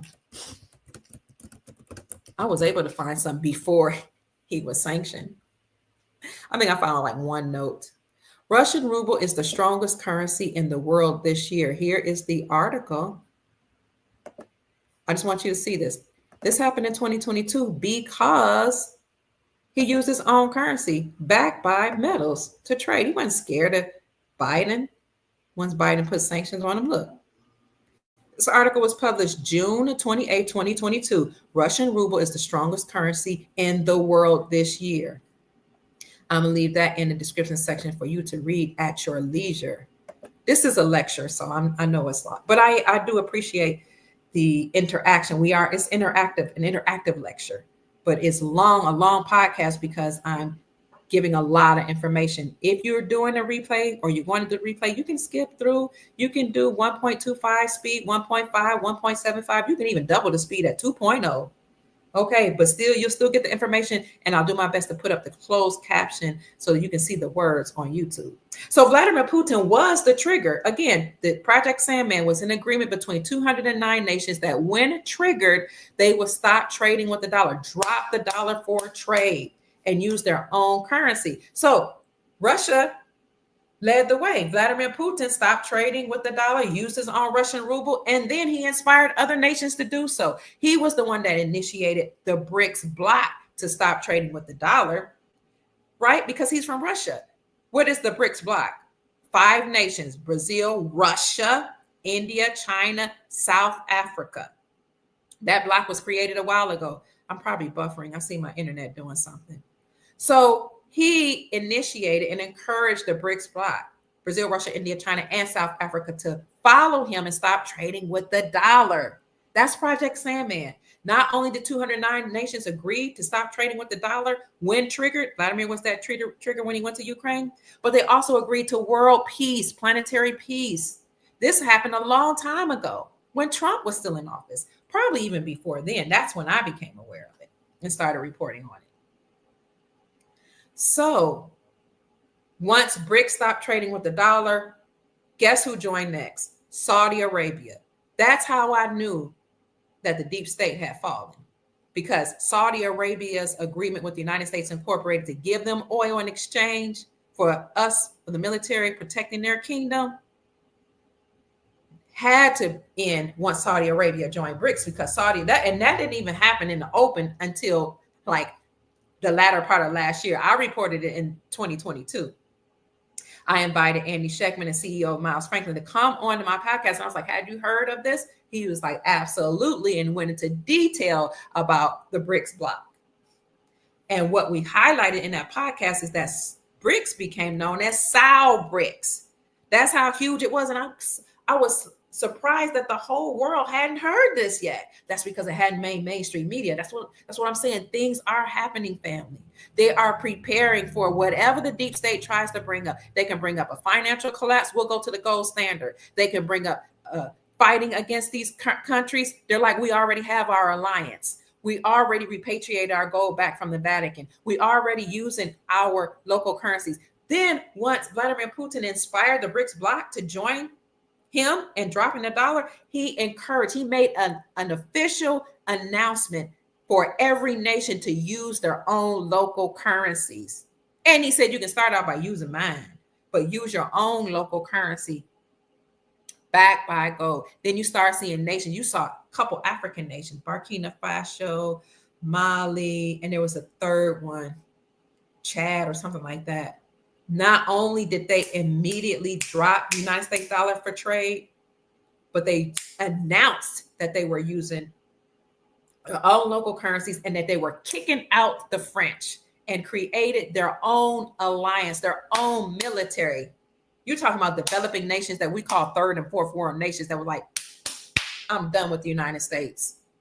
So once Vladimir Putin cleaned out those deep underground military bases, exposed all the laundering and stuff that was going on with the Ukraine, in alignment with some of them being in bed with the CCP. He led Brazil, Russia, India, China, South Africa to stop trading with the dollar.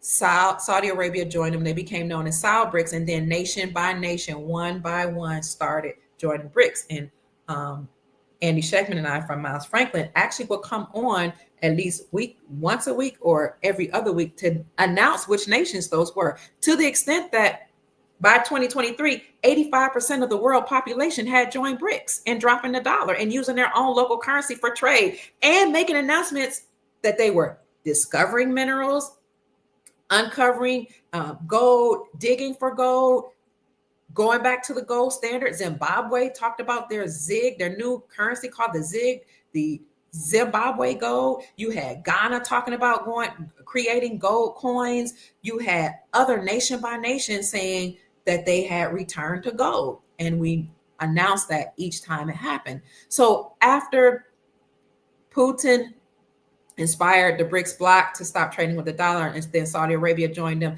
then country by country, nation by nation joined BRICS in dumping the United States dollar and using their own currency, preparing for any type of clapback that the deep state would have or initiate, preparing for a global collapse. If that happens, a market crash, whatever happens, let it happen, because the world is ready. Let me show you quickly this King's World article. Go to King's World.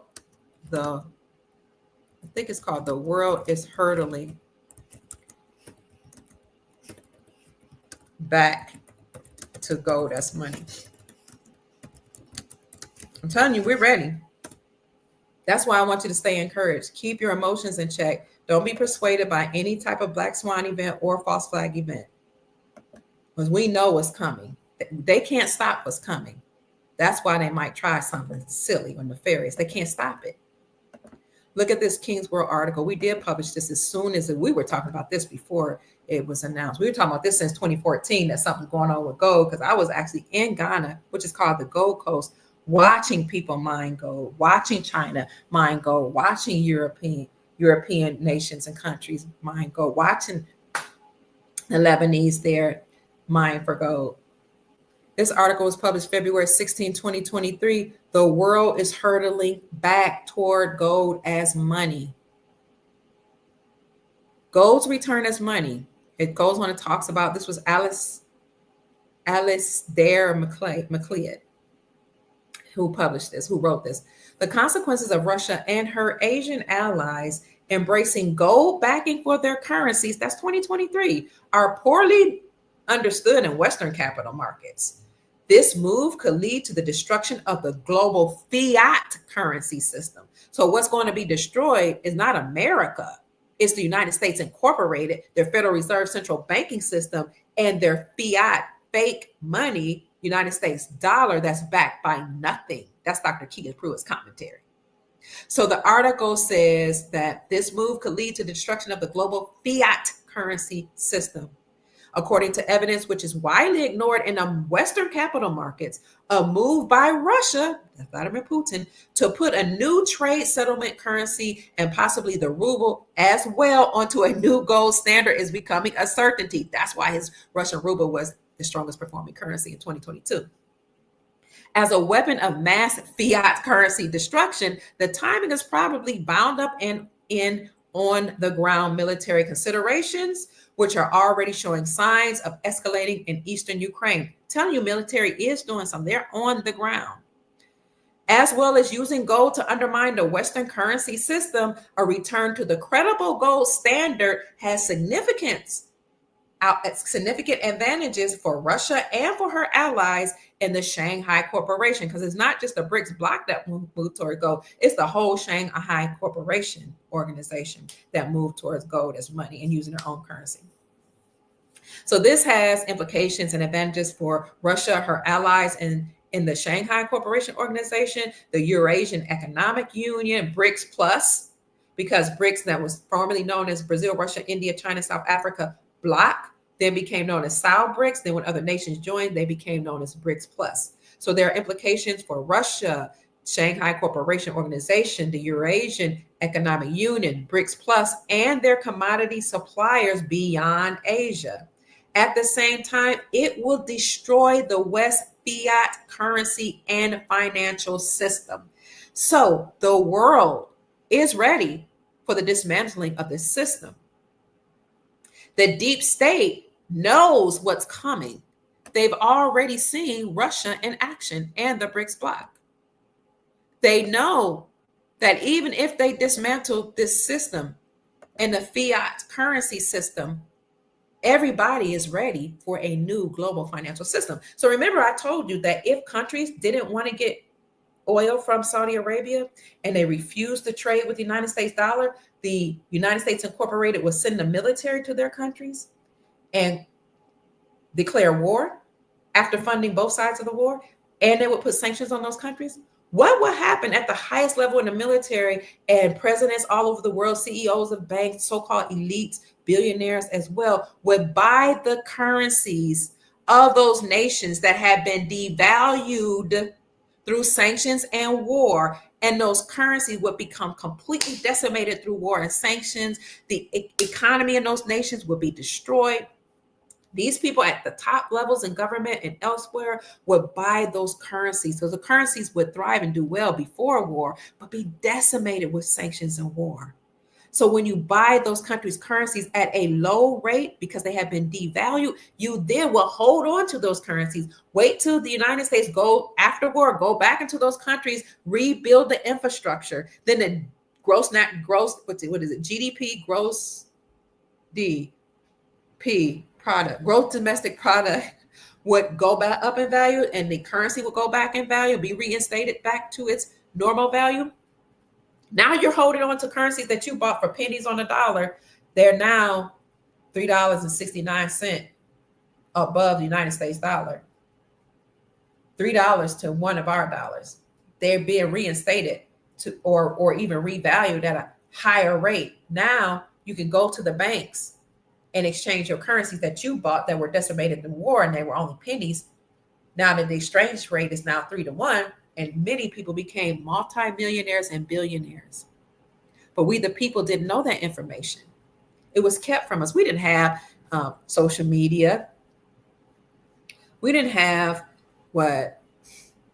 people investigating like me, like some of your favorite independent journalists sharing this information.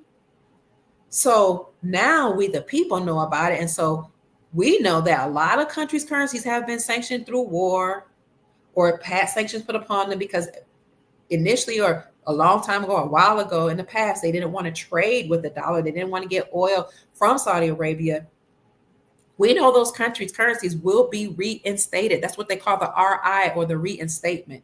Some people call the revaluation, where the currencies will be revalued, reinstated back to their normal value, or revalued even higher based on the resources that each countries have. And when that happens, the countries' currencies will be one-to-one with each other. They will have the same value. But until then, people are holding on, hodling their currencies that they've gotten from those countries that have been devalued through war. So back to Vladimir Putin and the BRICS bloc. Vladimir Putin is the trigger. And the second part of Project Sandman is, okay, the first part is when triggered, these countries, 209 nations, agreed to drop the dollar, stop trading with it, and use their own country's currencies backed by silver, gold, palladium, platinum, and other minerals and resources. And they agreed to global peace.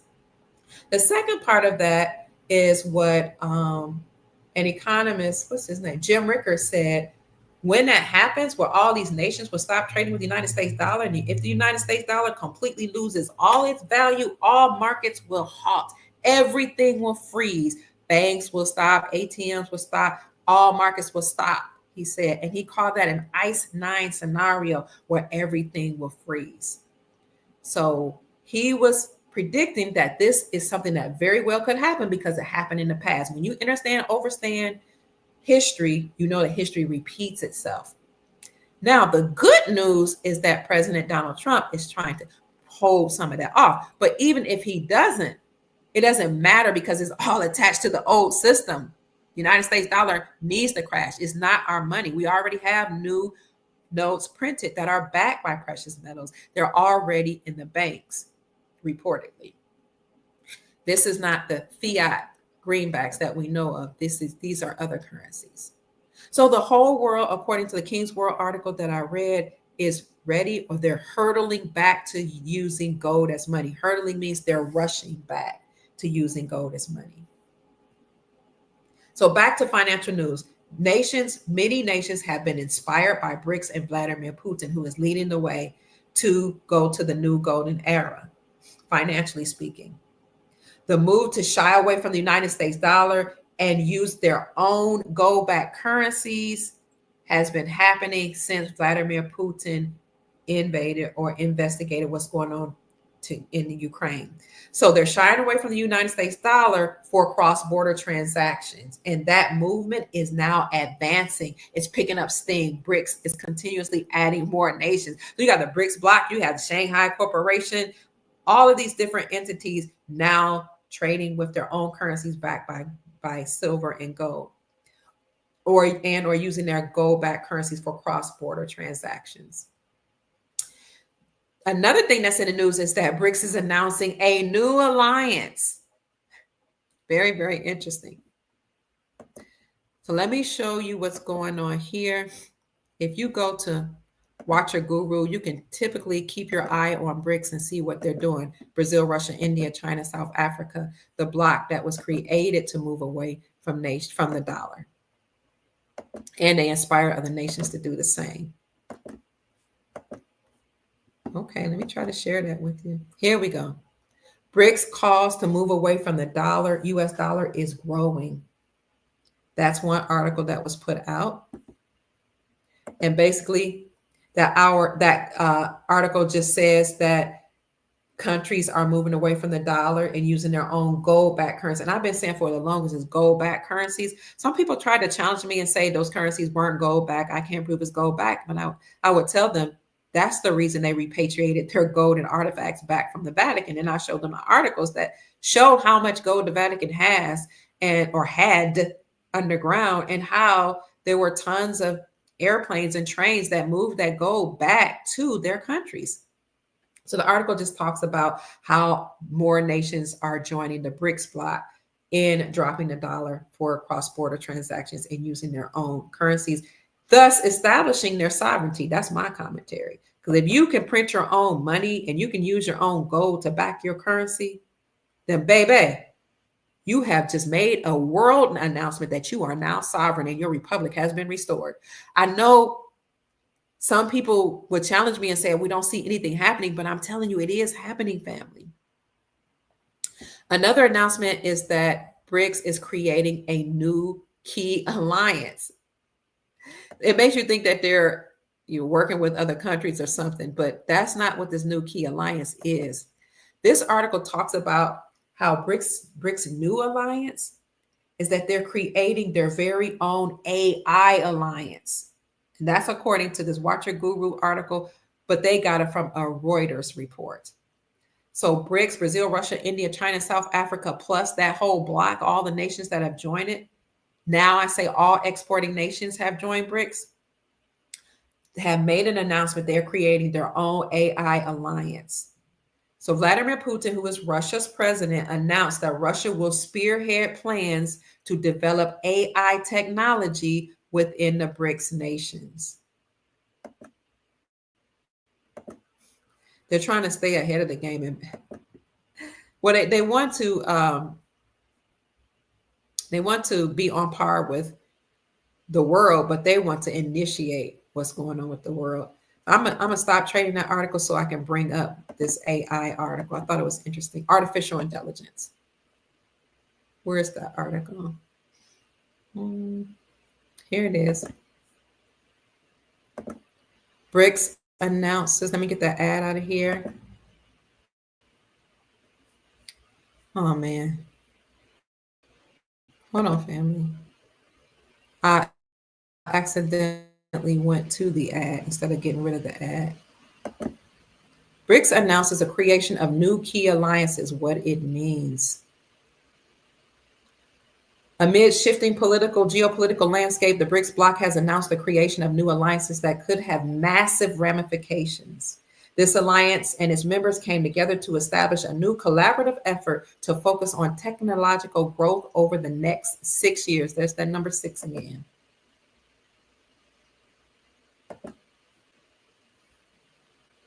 Although that has led to increased bullishness, one investment bank isn't buying in. Amid BRICS de-dollarization, Morgan Stanley has assured it's time to sell the United States dollar. The bank recently released a note on the belief that the dollar's value is expected to increase. That's what he thinks. However, there are also rooted and misunderstood expectations. So let me see if that's the right article. Oh, that is the article about Morgan Stanley. I apologize. We don't want the article about Morgan Stanley. I want the article about the creation of the new AI. Here we go. Morgan Stanley, by the way, announced that it's time to sell the dollar.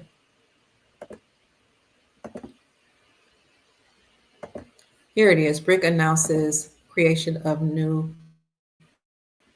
AI technology. Oh, I did read that. Okay.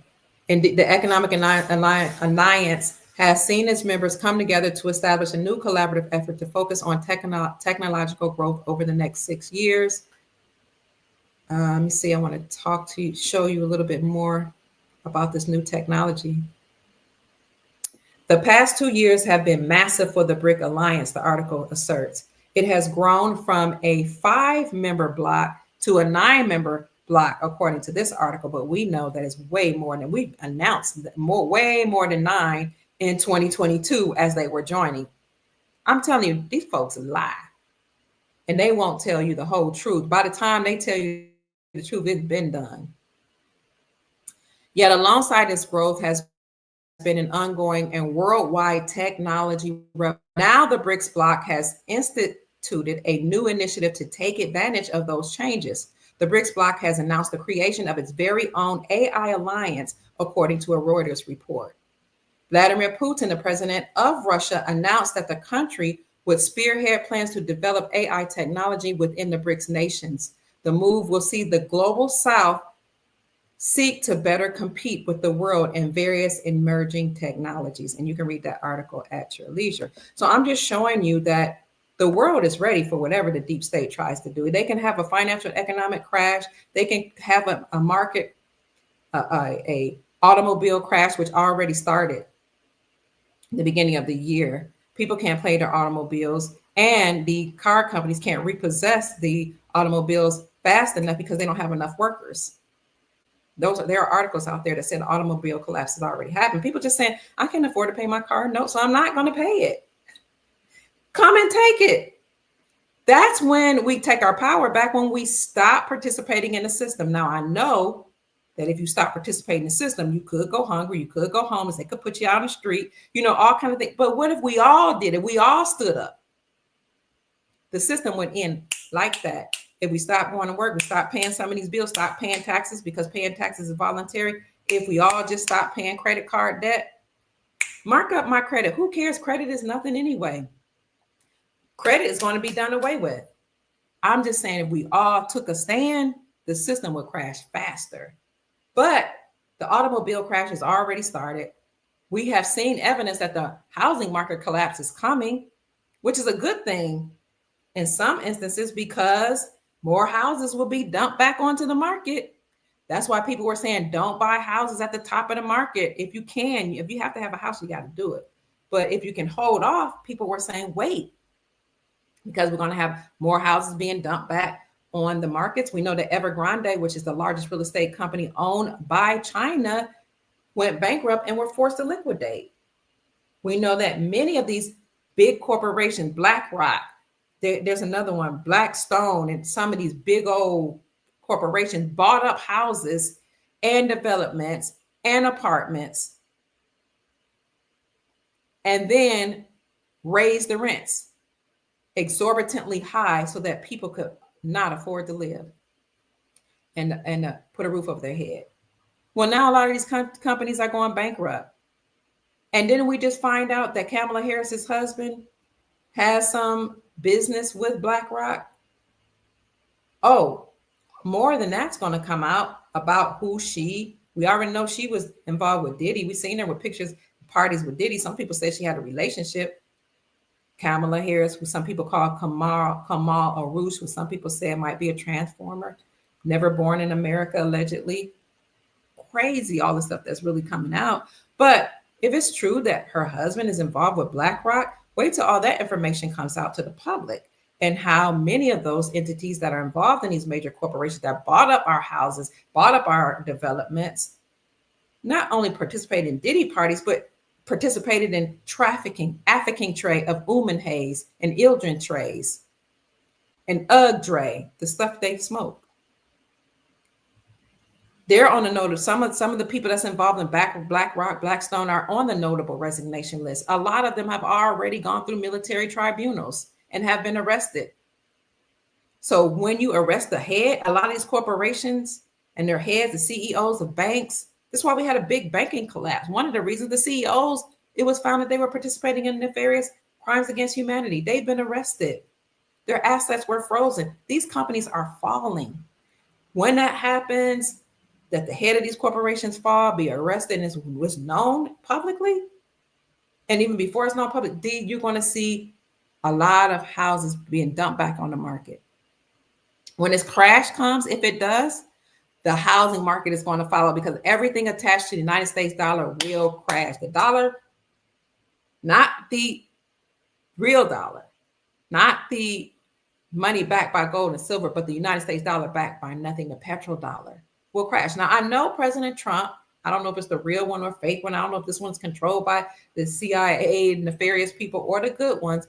He said he was going to put tariffs on any countries that would stop trading with the dollar. But baby, it's too late. They've already not only decided to stop trading with the dollar, they have already stopped trading. So this what you call it, avatar, this whatever persona, said he would put tariffs on these people if they stop trading with the dollar, because he's trying to support the dollar, keep the dollar and the economy strong. But we don't know the real reason he or his clone or his body double or his character does everything that he does, because he's playing chess, not checkers. And you got to know that there are some clones controlled by the good forces, some clones controlled by the bad forces. So if you see a clone say, take the the kill shot, you know that's a nefarious one. If you see one that says take hydrochloroquine or whatever it was, and some in ivermectin and colloidal silver, and allow the sun to purge these iris veins, that's the benevolent character. They each have characters, clones, body doubles, even number 46, some of whom are wearing masks. Okay, so the one that's saying, I'm going to put sanctions and tariffs on any country that stops trading with the dollar, I don't know who he is. But even if it's the good one, he's playing chess, not checkers. And there's a reason why he's saying it. But it's too late because the BRICS bloc have already stopped trading. And when you know, you know. I've been telling you this for years that this was going to happen, and we see it playing out. We see the articles to support. We see the countries actually speaking out. So what else is going on globally? Thank you for staying with me. I see 1,180 people in the chat. I appreciate you so much.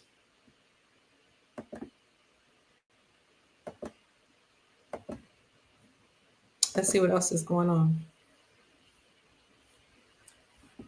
Okay. I'm just going to get out here. The last thing I wanted to say about what's going on in the world is that Morgan Stanley made an announcement to sell the dollar. Let's see if I find that article.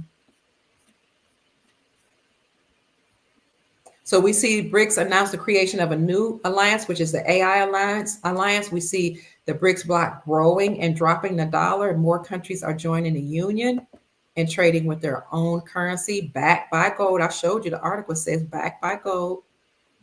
And now we're going to talk about what Morgan Stanley said. I'll put all of these in the description section for you, family. If you're on Instagram, you can go to my YouTube channel to see these articles, or you can look them up as I read them. Thank you for staying with me. I know it's a long podcast. I'm chilling. It's Friday night. I'm relaxing, just sharing the news. This is by Watcher Guru. It says BRICS. Oh, no, I keep showing you the same article about the BRICS Alliance, creating AI. Hold on. Keep talking to each other in the chat, family. Morgan Stanley says it's time to sell the dollar, the US dollar. With the BRICS bloc bringing forth a renewed de-dollarization revolution over the past 2 years, Morgan Stanley has recently stated its belief that it's time to sell, quote, unquote, it's time to sell the United States dollar. The greenback has become a center of geopolitical news in recent months. United States President-elect Donald Trump has threatened 100% tariffs on nations looking to ditch the world currency. The move is rooted in the commitment to maintaining the status of the dollar. However, increased sanctions from the West drove Russia and its BRICS allies to embrace alternative trade settlements. Now at a crossroads, the investment bank has given its opinion on the currency outlook. Thank you so much for the Cash App. I appreciate you. God bless you. Have a smile on you. With the impending return of President Donald Trump to the White House, the article states, the United States dollar has once become the focal point. During his campaign for re-election, Trump said that losing the greenback as the world's currency could be akin to losing a war. Yeah, it's a war against the deep state that the deep state is losing. Moreover, he is expected to take significant steps regarding his policy to uphold its position and value. Again, I don't know which Trump this is that said that, but even if it is the good Trump or the Trump that's wearing the mask that's on the good side saying this, there's a method to his madness. But we already know that BRICS has already made moves to stop trading with the dollar. Although that has led to increased bullishness, one investment bank is not buying in. Amid BRICS de-dollarization, Morgan Stanley has assured it's time to sell the United States dollar. The bank recently released a note on behalf or on the belief that the dollar's value is expected to increase, according to some reports. However, they are also rooted in misunderstood expectations. The bank's analyst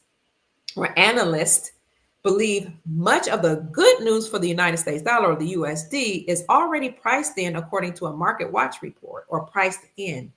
Moreover, they state investors are overestimating the speed, breadth, and magnitude of the United States policy shifts that are poised to take place under Donald Trump. With trade policy announcements could come relatively quickly, while trade policy announcements could come relatively quickly, their implementation is likely to be slower and their scope narrower than many investors seem to expect, with trade restrictions largely focusing on China, they added. The prediction provides an interesting wrinkle to the ongoing geopolitical dilemma. Trump's trade policies are expected to drive inflation up, according to this article, and could limit the dollar's value. So if Trump has trade policies that will drive up inflation and limit the trade's dollar, that would be the dollar, if it's losing its value, is going to eventually just completely collapse. Altogether, it could drive more de-dollarization efforts across the globe. There's always a method to the madness of President Donald Trump. So those are the things that are going. Thank you so much for the blessing. I appreciate you for the Cash App, Presley. Who is that?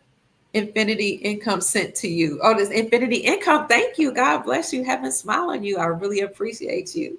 So the global news is that nations are inspired by BRICS. The move to shy away from the United States dollar is picking up speed, and more countries are joining in using their own gold-backed currencies for cross-border transactions.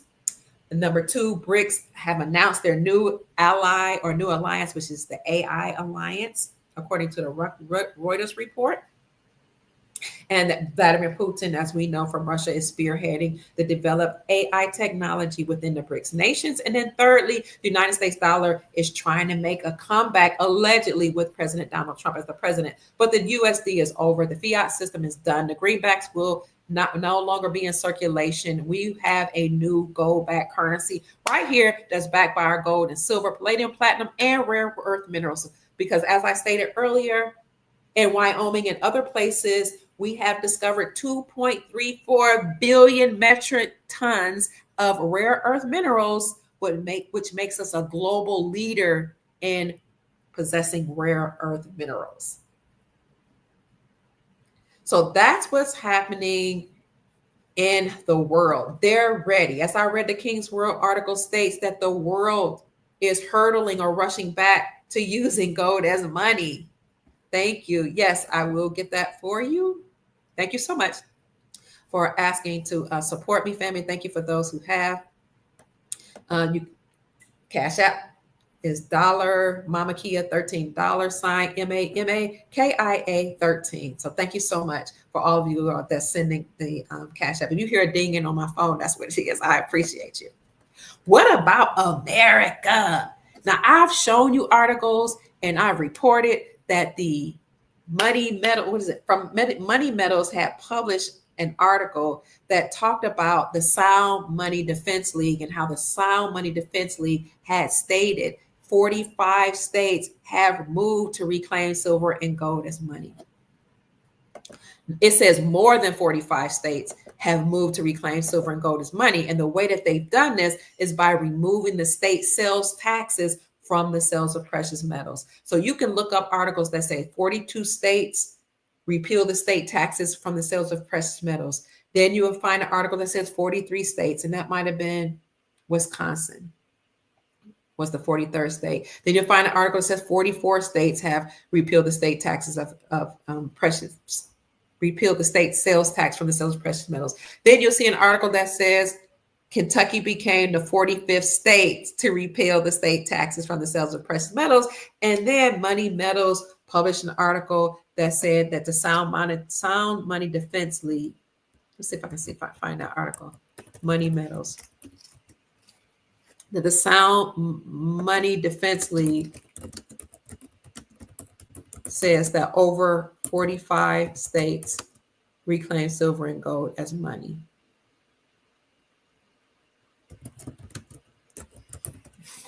That particular article I've shown you many times,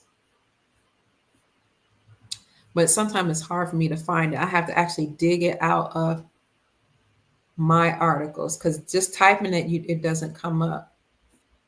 But in the meantime, here is an article about states reclaiming silver and gold as money. So again, by removing the state sales taxes from the sales of precious money, by removing the state sales taxes from the sales of precious metals, you are acknowledging that precious metals are not a commodity, because you can put taxes on commodities like artifacts, trading cards, art pieces, but you may not put taxes on money. It's unconstitutional.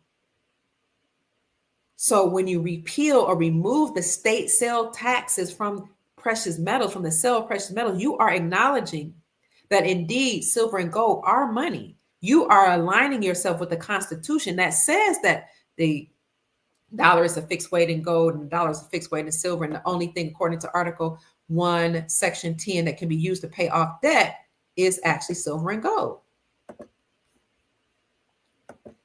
So again, many states had put state unlawfully through their legislation. That's not because they have their own Constitution of the United States Incorporated, not the Constitution for our republic. They were creating and passing legislation to put taxes on precious metals and to call it a relic. But with Basel III and Basel IV compliancy, banks have to all be Basel III and Basel IV compliant by January 2025. You have to acknowledge gold as money, number one, and not a commodity. You have to make sure your banks are compliant with rules, that they can't steal your money and do bail-ins. Banks now have to be transparent. Banks have to be ready to receive tier 2 assets, which are foreign currencies. That's another part of Basel III. So all banks have to be completely in compliance with Basel III and Basel IV, or else they have to go away by January 2025. So let's look at this article here by the Sound Money Defense League. It says, state laws can help restore gold and silver as money. A growing number of Americans understand that the reckless creation of its fiat currency by the Federal Reserve System is causing many economic problems. By the way, the Supreme Court of the United States this summer, this is my commentary, it's not an article, made a decision that state-sponsored banks can now remove themselves from Federal Reserve banks. They now can have, state-sponsored banks can now have their own charter, their own rules, their own laws that have nothing to do with the Federal Reserve central banking system that's attached to the deep state. They have their own charter, their own rules and laws, and they can issue their own gold-backed currencies. That was passed by SCOTUS, or the Supreme Court of the United States, this summer. What is the website you recommend to buy silver and gold? You gave it out in a different video, but I forgot. Miles Franklin. You can contact Miles Franklin at 952-929-7006, or you can send an email to info@milesfranklin.com and let them know that I referred you. They do have a website of milesfranklin.com, but the prices aren't on the website because they're competing with other companies to make sure they give you the best prices. So even if you see a better price than what's quoted when you call a broker, then they will match that and give you a better price. So it's Miles Franklin, 952-929-7006. Thank you. Is it K1 for that question? That was an amazing question. Good. And let them know that I referred you, and you will get the best prices in the industry. So the Supreme Court of the United States passed or ruled in favor of state-sponsored banks, and they can do this. And states can sponsor their own banks because, according to our republic, each state is its own country. So they can pass laws actually in the best interest of we the people and on behalf of we the people. So the best way that you can make things happen is, you're welcome. She says, thank you, Empress. You're welcome, Kay. I appreciate you. The best way to, let me see, maybe I can put that in here. The best way to make things happen. Oh, thank you, Bartolio Mullen, for blessing me with a Cash App. Y'all heard that, D? I appreciate you so much. God bless you. Heaven smile on you is my prayer. I'm so thankful for all the blessings. So Miles Franklin is, let me just Hi, Emmanuel. Pastor Emmanuel Gutierrez, a good friend of mine from Rwanda, checking in. And he's trying to do some work. I'm going to have to bring him on my podcast so you guys can know what's going on in other parts of the world. He's trying to do some work to have farms and to do certain things to help his people in Rwanda because they are starving. They're really, really struggling. 929. Is it 952? Yes, 9. I'm sorry, sister. I want to give this number to you. 952 9. That's Miles Franklin Precious Metals Company. 929 7006. That's the number for silver and gold. 952-929-9006. Or info@milesfranklin.com. You can send an email. Thank you. Hi, Pastor Gutierrez. Good to see you. So a growing number of Americans understand that the reckless creation of fiat currency by the Federal Reserve System is causing many of our economic problems. They want to abolish the Fed and return to the gold-backed currency that brought America and the world unprecedented prosperity throughout the 19th century. The Federal Reserve banking system actually is bankrupt. I have some papers. I've just been waiting for the proper time to show it to you. They're bankrupt and insolvent. Good news. Also, there was a representative that brought a bill, and I made an announcement when it happened, called the End the Fed Act to end and destroy the Federal Reserve central banking system. So look up End the Fed Act, and you'll see that it was actually initiated, I think, in the 70s maybe the 90s, a while ago, but most recently, like last summer, the End the Fed Act. But they're bankrupt and defunct. So Americans want to abolish the Fed and return to the gold-backed currency that brought America and the world unprecedented prosperity throughout the 19th century. But that will not happen overnight, according to the article. Big banks and other special interest groups, and they reap enormous profits. You guys, let me show you this. Enormous profits from the present system, while many Americans are accustomed to paper money and do not grasp the deep connection between sound money, silver and gold, and lasting prosperity. That's why sound money activists, silver and gold, sound money or real money, constitutional money, are launching exciting initiatives at the state level to challenge the monetary monopoly of the Fed, the Federal Reserve. The Sound Money Defense League is taking a multi-pronged approach to removing the shackles that bound sound money, one of which is removing the state taxes. Our strategy is based in making changes to state sales taxation on precious metal purchases and state capital gain taxation on precious metals holdings, while working to establish state gold depositories, reestablish gold and silver as money, and encouraging states to hold reserves in precious metals. That's why central banks were buying up enormous amounts of gold in 2022, 2023. They were preparing for a return to the gold standard. And what's interesting is when I was telling people that states are repealing or removing the state sales tax from the sales of precious metals and how that was an acknowledgement that states are returning to gold as money, I was told I was lying, not by we the people, by economists, by people at the highest level that should know anyway, that when you remove sales taxes from precious metals, you're acknowledging gold and silver as money.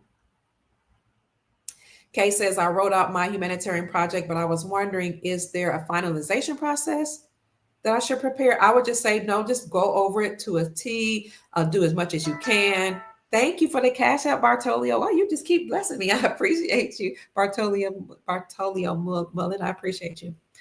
So as the article says, they have a strategy, Sound Money Defense League. They use a multi-pronged strategy. So you should have your humanitarian projects if you're preparing for the global currency reset. Yes, because as we have money, we move to an era of prosperity. We want to help as many people as we can. Now, everybody's going to have some money put into their global accounts under NASARA, the National Economic Security and Reformation Act, and the global version of that, the Global Economic Security and Reformation Act. But some people might not use that money to clean the water, clean the air, create new developments, create new cities, plant food. We don't know what they're going to use the money for, but we will use money for humanitarian projects and to help us to eat for generations. So that's the answer to your question. I don't think there's a finalization process. I would talk to, people in my circle maybe, because when you go to the wealth management system, I'm not even sure if they'll ask for humanitarian projects. That's the word on the street. Before they exchange your currency, they might ask if you have humanitarian projects. I don't know that to be the case because I've never been through this process before, but better safe than sorry. So just look at your humanitarian project. I will say have an outline of what you want it to look like. But if you know how to do detailed research and write it out, then that's good. You can look at my videos with Gold Star Mother Susan Price. She talks about how to create humanitarian projects. And you can also look at my videos with the mogul Madam, who helps you create humanitarian projects using AI. She's phenomenal. She does have a fee, but it's well worth it because she's so detailed. This sister has done her work. You can look at my videos and say, she calls me often to let me know how she's doing. I only have a few seconds remaining on Instagram. So family, you're going to have to turn over to my YouTube channel and follow the rest of this podcast. I love you so much. It looks like they're about to shut me down and I can't even get out of here on Instagram. So follow me on Instagram, family. My Instagram family. Follow me on YouTube, Dr. Kia Pruitt Show. For everybody else, I'm going to finish reading the article. Let me close out of Instagram. They let me know I only had a few minutes left. I didn't even know that they clocked you. Now you know. The movement to advance the sound money cause at the state level has grown dramatically in recent years. But before that, let me show you where it says our strategy is based in making changes to state sales taxations on precious metals purchases and state capital gains taxes. So there was a movement to end capital gain taxes last year, as well as legislation to end the Federal Reserve. So I've done podcasts on that, but I can show you articles where they introduced bills to remove capital gains taxes. And they said the reason why they were doing this is because precious metals are not a commodity like trading cards and artifacts, but it is money. So the Sound Money Defense League is also establishing state gold depositories, reestablishing gold and silver as money, and encouraging states to hold reserves in precious metals. The movement to advance the sound money cause at the state level has grown dramatically in recent years. This is likely to continue in an era of unprecedented inflation and geopolitical uncertainty. The legislation or legislative success sound money efforts to have experienced are indicative of a frustration many Americans feel with the out of control money printing. Thank you so much for the Cash App blessing. I appreciate you. The legislative success sound money efforts have experienced are indicative of a frustration many Americans feel with the out of control money printing by the Fed and their corresponding desire for a return to sound constitutional money. From Alabama to Wyoming, states across the United States continue to pass legislation to eliminate taxes on gold and silver, establish in-state depositories, protect store taxpayer funds with sound money, and more. To date, this is the article for which I was looking. To date, 45 states have removed some or all taxes from the purchase of gold and silver. Thank you, Sound Money Defense League. Before you publish this article, I was saying this. I've been saying this since 2014, when 13 states had reclaimed silver and gold as legal tender. And in those 13 states, you could buy local goods and services using silver and gold. They even have gold backs for Utah, Wyoming, and other states way back in 2014. I was told I was nuts. Now I have an article to support me. And I'm so grateful. I'm so thankful. So thankful. So to date, this article says 45 states. Another article says more than 45 states have removed some or all taxes from the sales or purchase of gold and silver. of the 5 states that still apply this outmoded tax to purchase of precious metals, most of them are expected to consider ending taxes on the sales of precious metals in 2025. The world is ready.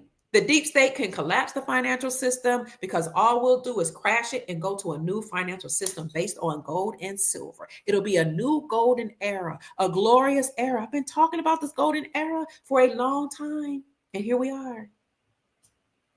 Taxing the exchange of the Federal Reserve notes for the monetary metals is an atrocious policy. I'll read that again. Taxing the exchange of Federal Reserve notes for the monetary metals is an atrocious policy for several reasons. States generally don't tax the purchase of investments. States don't slap sales taxes on the purchase of stocks, bonds, ETFs, currencies, and other financial instruments. Gold and silver are held as forms of savings and investment. So taxing precious metals penalizes single class of savers and investors. Taxing precious metals actually reduces a state's tax revenues. A Michigan analysis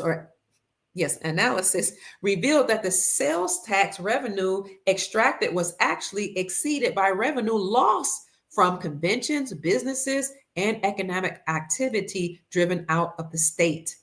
And states with sales taxes on precious metals are at a competitive disadvantage to neighboring states that have ended the practice.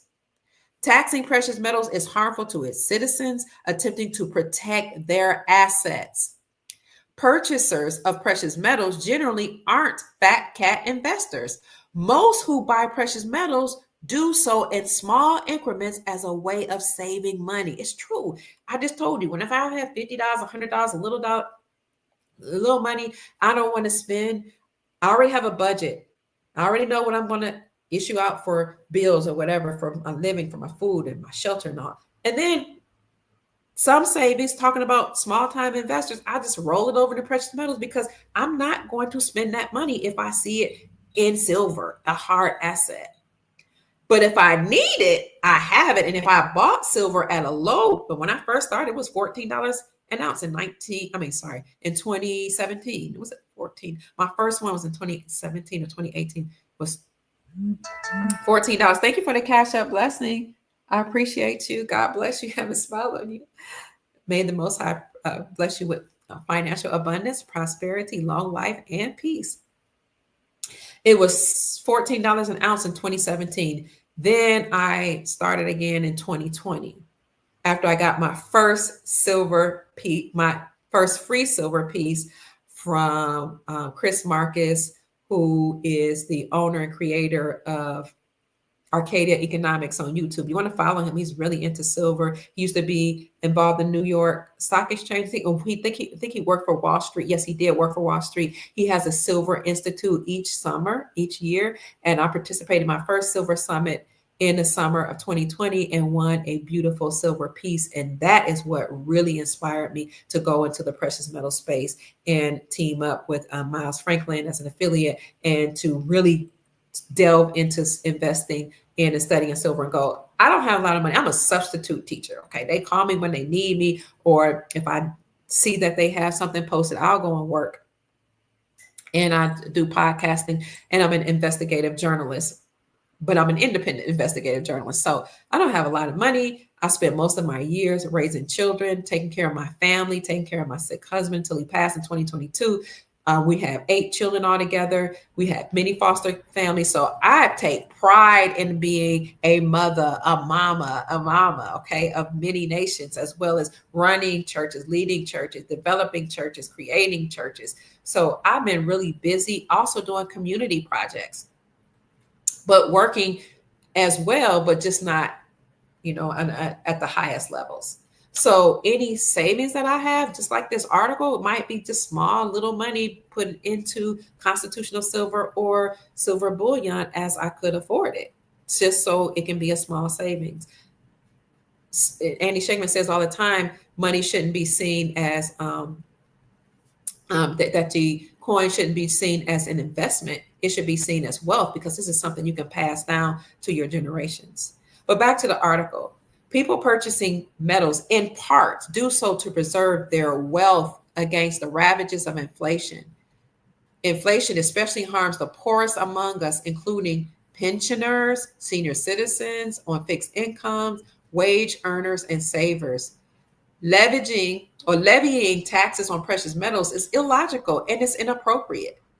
Purchases of computers, shirts, and shoes are taxable to the final consumer, but precious metals are inherently held for resale, not consumption, making the entire notion of taxing their purchase illogical from the start, the article asserts. Then this article talks about how more states want to end income taxes on silver and gold. In 2014, the Sound Money Defense League has worked to remonetize gold and silver as constitutional money, including removing taxes on precious metals. In addition to Alabama, Nebraska, in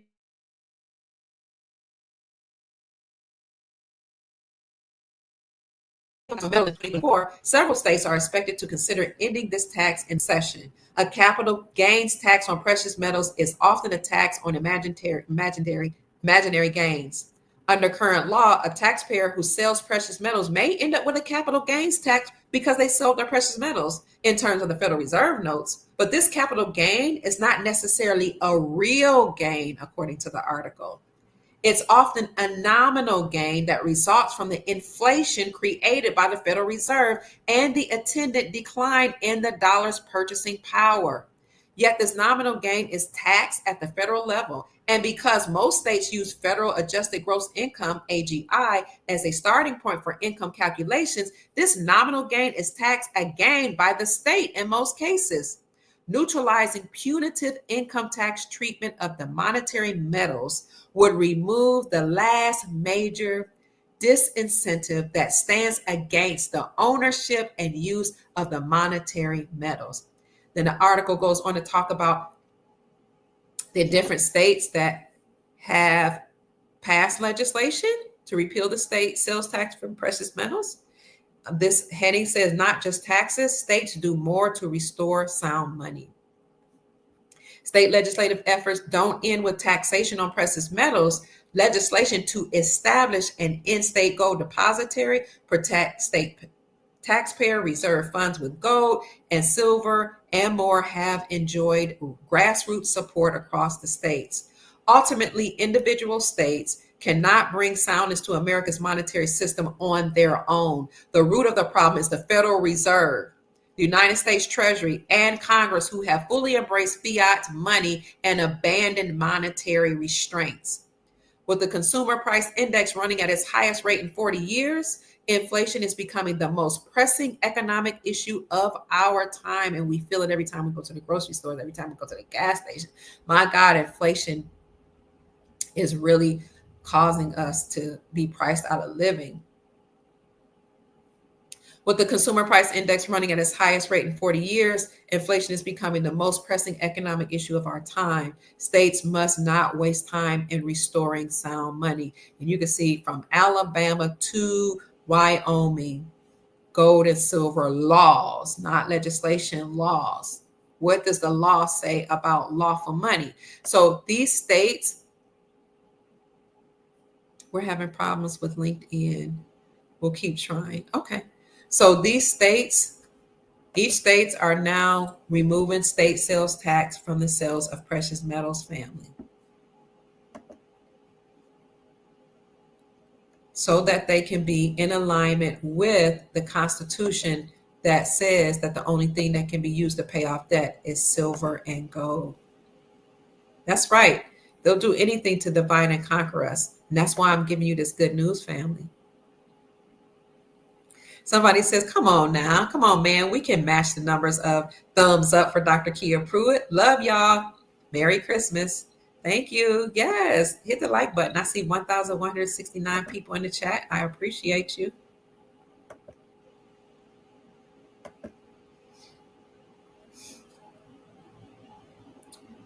Thank you. So that's what's going on behind the scenes. And in addition to that, many states have made central bank digital currencies, which was which is trying to be rolled out by the deep state, unlawful.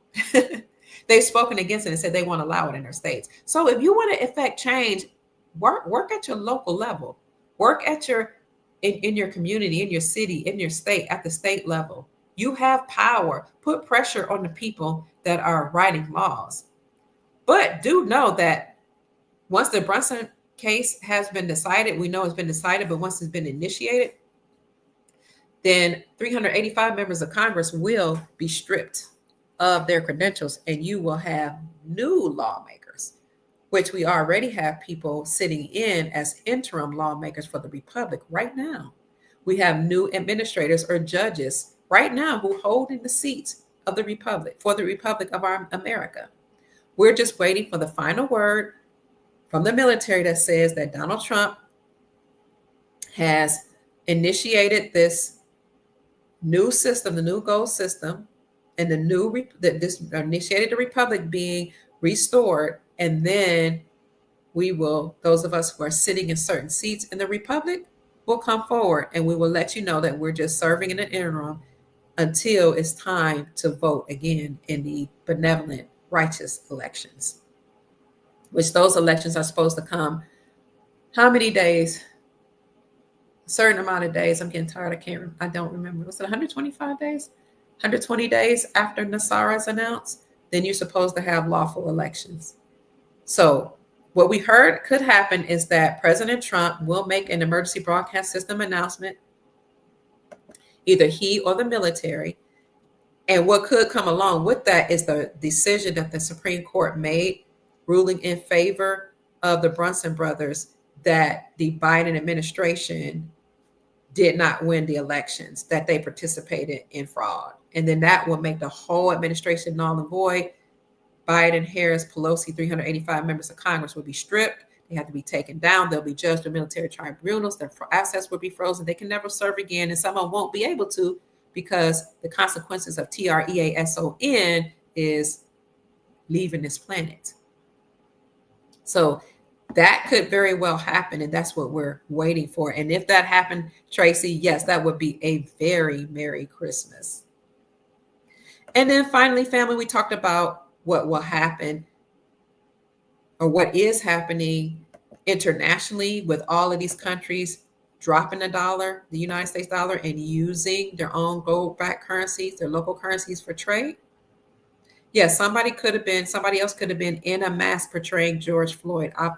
You know what? I said that too in the beginning. I said, we can't believe what we see because Hollywood, sometimes they actually commit unalivements. I learned that from some people who were child survivors of trafficking. Sometimes Hollywood are actually doing real unalivements and real sex scenes on the TV, and they make you think they're just acting. They're really playing out some of these scenes. So sometimes it's real and sometimes it's staged. Sometimes it's a mask, a person in a mask doing this.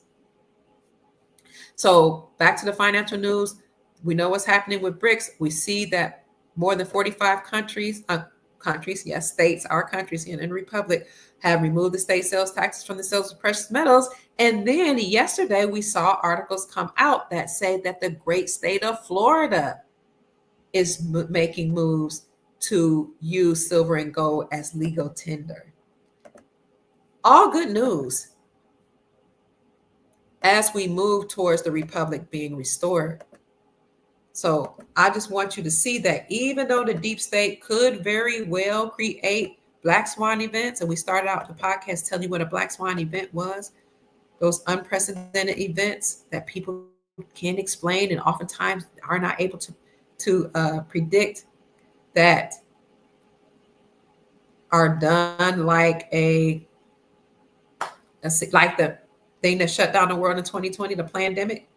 All those Black Swan events, whatever happened in 1928 to cause the Great Depression, they lead to financial collapse. They affect the markets, the global markets. So the drones, the war in the Middle East, or the war rumors in the Middle East, the drones crashing in New Jersey and hovering over military bases in New York and New Jersey and in Temecula, California, and other parts of the country could be interdimensional beings nefarious, it could be benevolent, it could be fake, it could be CGI for all we know. CGI, computer generated images. It could be fake. We don't know for sure. It could be benevolent factors or factions of beings that have come to help us in the war. So you have that happening. You have the fires in Malibu happening. You have garbage trucks exploding, all kind of things happening that could lead to a financial collapse or a Black Swan event. But and you have Black Lives Matter that's calling on people to cause war against or violence, vigilantes to initiate violence against people classified as white. So don't fall for it. Stay encouraged, keep your vibrations high, and know that things are happening behind the scenes. This article by News4Jax, Jax is the nickname for Jacksonville, says that Florida's Chief Financial Officer, or CFO, announces a launch of a study to see how gold and silver can be used as legal tender. Again, when they tell you that they're going to do something or they could possibly do something, they've already done it. It's already been done. This article was just published yesterday on December the 12th at 12:04 a.m. at 12 Portal. Oh, it says Chrome is not responding. Uh-oh. Here we go.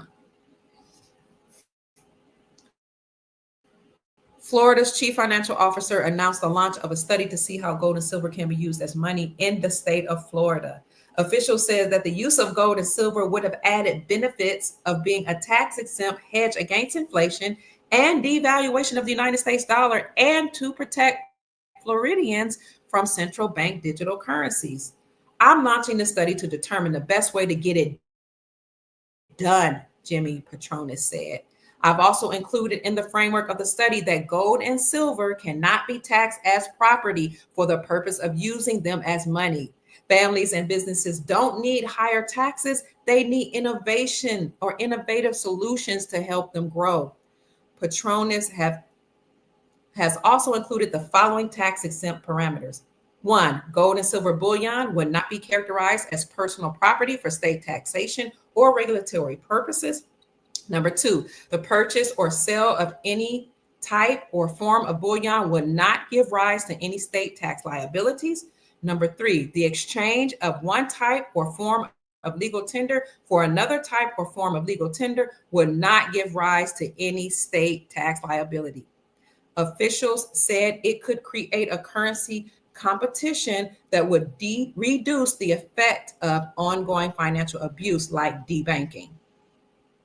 Keith Jones, the manager of Jacksonville Gold Exchange, likes the idea.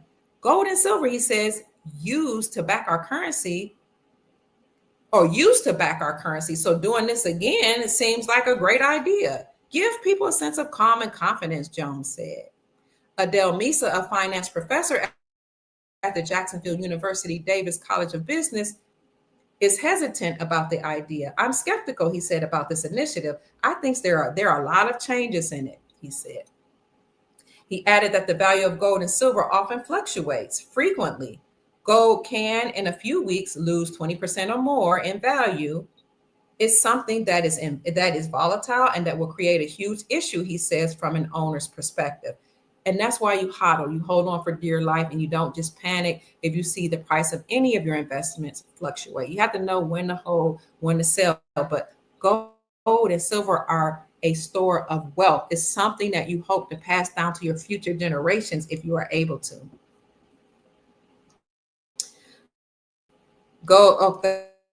Let's see. He mentions there will be a storage issue for gold and silver, as it can be heavy and bulky. That's true. So many places like Miles Franklin and other precious metals companies offer a storage program where you can store your precious metals away, and that is insured. Whether or not you get a gold IRA and you are able to take some of that gold and silver to your own possession, or you just roll over your savings into gold and silver. There are storage units that are insured that can hold that, or that a lot of wealthy families. I know one of my sons was a mover for wealthy families. He worked for a moving company. And I asked them years ago, I said, what do wealthy people have? What do you see, that you're allowed to talk about? I didn't know what he was going to say. I thought he was going to say art pieces, He said two things: gold and guns. I was like, gold and guns? He said, yeah, I don't know, why it's only the wealthy people we move, because he will move some other companies, smaller businesses and families. But he was like, those wealthy people, gold and guns. He said, in those cases would be so heavy. And they would be, of course, safes that were locked, but so heavy, you have to use trucks and different devices to move those vaults, or those, whatever you call those places that they hold the treasures. Or it would take many men to move the smaller boxes. So gold and guns, gold, guns, and God, gold, guns, and glory, right? Is what they say. So it is heavy and bulky. So some people have treasury vaults. They have different places that they lock it up. You've seen movies where they store it in their walls. They put it under the ground. They do it. People come up with all kinds of ways to store it. So, but this person who they're citing, that works as a professor, said gold and silver are bulky. So that could be an issue for some people. Keith and Misa said they're happy to find out the results of the study. Thank you so much for blessing me. I appreciate you. God bless you. Have a smile on you. I need a little thing that I can push every time somebody sends that Cash App that'll say thank you. Some kind of music to play. Keith and Misa are happy to find out the results of the study, and they hope it analyzes how businesses can tell if the gold and silver bars are real or fake, and how much value the coins or bars hold, which you can buy a device to detect whether or not your gold or silver is fake. But precious metals, most of these precious metals companies that are online, they're not gonna risk that. I mean, those that are bona fide selling you something fake, but you can take your precious metals to your local coin shop, and they have a way to determining whether or not it's real or fake. There are also different machines to look at your currencies, or UV lights that you can look at your currencies to make sure that they're validated and they're real. At the wealth management centers or banks, you're going to have a De La Rue machine to make sure your currencies are valid. Official says that the study will. Thank you so much for the blessing. I appreciate you. God bless you. Have a smile on you. I appreciate all the monetary blessings, family. And I appreciate the prayers, the positive thoughts, and your support. Being here gives me a reason. Being here is my why. Your being here to receive this information empowers me and inspires me. Your energy, your conversations, the chat, all of that. Just you responding, listening, that blesses my soul. Okay, so I appreciate you. Officials said the study will also explore the use of gold and silver coins or digital equivalents to pay for private debts, taxes, and fees levied by the state or local government, and the history of how states have used them as a form of money. Here's the author. His name, look at that big old smile, is Khalil Maycock. He joined the News4Jax team in November 2022 after reporting in Des Moines, Iowa. So thank you for that, publishing that article, brother. And we thank you for all of the publishers of the articles that we read, family. So much is going on. I really hope this has been an informative podcast. We've been on for a long while, but I just wanted to let you know that even though the deep state or the people that were in power were doing all type of things to keep us financially and economically enslaved, and they were doing things to our children, and they were doing things for our organs, they have been taken down. You still have a few minions that are trying to prop up the system. And the more we buy into it, the more we participate in this system, the more we keep them afloat and give them validation. But a lot of that is ending. Hello, Kalia from Tampa, Florida. God bless you too. You have rumors of wars. You have drones flying over where being reported all across the states. You have limited states of emergency being declared in New Jersey. You have storms in the northeastern part of our country. You heard that the storm will affect at least 4 million people. You heard that snow, 10 to 20 inches could occur very, very soon. But as Susanna said, this is a battle between Satan, which is the cabal, Lucifer, Satan versus the army of Yah, she says. This is a battle between good and evil. The weapons of our warfare are not carnal. The weapons of our warfare that we use are spiritual. So on one extent, it is carnal, but when they said the weapons of warfare are not carnal, means we don't fight people with our fists. We don't always have to do that. Some the military does that. But you can work at the state level to change laws. And when the republic comes back online, it's going to be easier because all those nefarious so-called lawmakers, who many of whom are foreign or not even from here, that don't have our best interests at heart, some of whom passed the bar, which is the British accredited registry, which means they work for the crown, the Queen of England, and not we the people, they have to be taken down. When the republic comes, it online will be easier for you to work at the state level. So the final battle between Satan and the army of God has begun. Where we go one, we go all. We've already won. I agree, Sister Susanna. Gigi says, I hope the independence of the French island will come fast. I know that's right. BLM is a scam. They haven't done anything for Black lives or people classified as Black at all, but steal your money. Use discernment for everything right now. It's getting pretty exciting. Even use your discernment in the podcast and information that I present. That's why I show you articles. Yeah, MK Ultra is sad. David Quigley, John Fitzgerald Kennedy Jr. has told me many stories of being under MK Ultra mind control. You can read his book called Stolen Identity. He goes into detail. Rena Houston, who's the eldest daughter of Whitney, who was sold into trafficking, and many people don't know about, told me stories. One of the descendants or children of the Elvis family who was sold told me stories.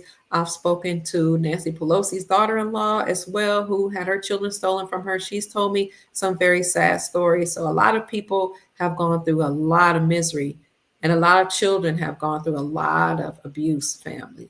So this war against the deep state is real. It is a war against Satan.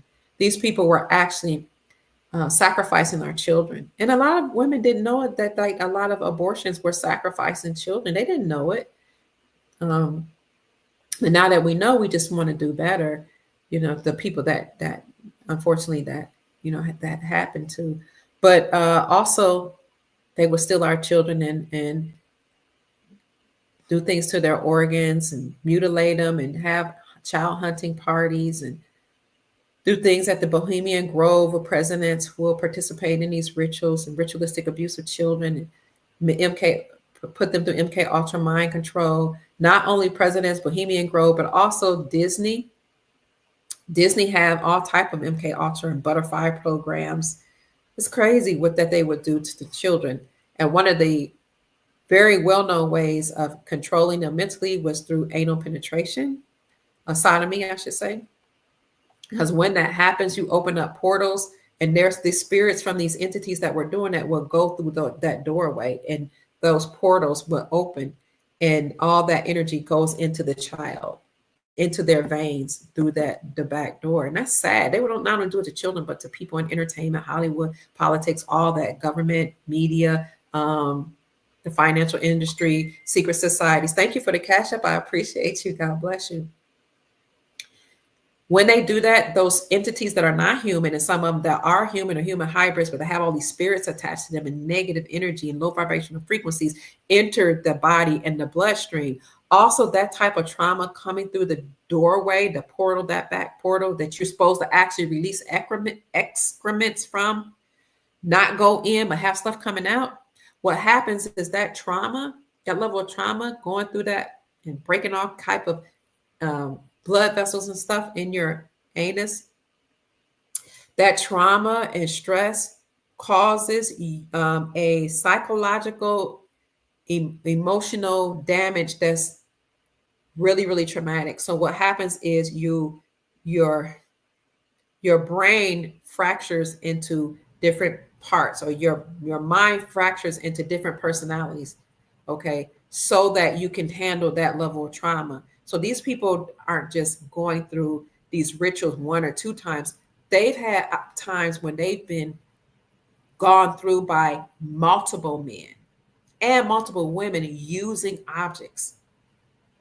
Imagine that level of trauma like that. Then you got all this stuff going, you know, coming up into your body. That's why you would see that some of them have black eyes because that trauma caused black eyes. The blood vessels are expanding. Some of them have bulging eyes. They called it the Black Eye Club. You saw it a couple years ago, but people didn't know where that come from. Panda, you heard that song, Panda, Panda, Panda, that came out, and one of these artists came up with. The whole panda thing is giving ode to these children having black eyes from trauma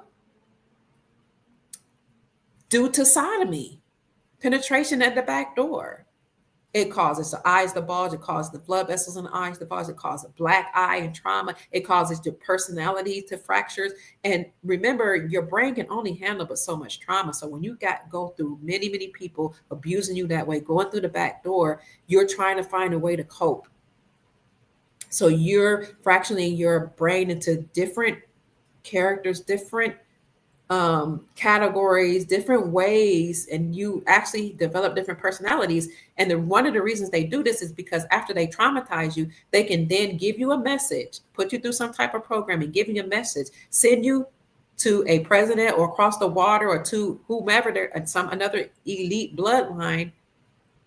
But you don't even remember you're doing it because you're operating the capacity of one of those characters or personalities that you created, your brain created on its own in order to not remember the trauma. So you go, and of course they do rituals on you as another character. Remember, Beyonce told you she had an alter ego called Sasha Fierce. Rihanna, a lot of them say they have alter egos. So this alter ego, this alter persona, personality is giving messages, is being used as a sex slave, is being used as a doormat, it's been used to sell drugs, it's been used to unalive people, it's been used in Hollywood to do things in Hollywood. Some of them are under that control where they're operating and acting in movies. You're like, oh my God, it seems so real. It's because a lot of times it is. It's crazy. So that type of trauma is more than what the brain can handle. This is what we were up against, this war against the deep state. And they were passing children through the fire. And the Bible speaks expressly against, for the Christians and our Hebrew brothers and sisters, it speaks against Molech worship and passing your children through the fire. But people were doing that. Yes, Artie, George Floyd looked a whole lot like Stephen Jackson. I agree. So the powers that were did all type of things to our children, to we the people. And so they know that this war is almost over, probably really, for the most part, over. But the military, the white hats of Nasara, the white knights of Nasara, the Grand Army of the Republic, the good benevolent forces behind the scenes are in control. Jeffrey Short says, do not fear. Not just here in the United States, but all around the world. Stay positive and know that the war is over. Thank you, Sister Sarah.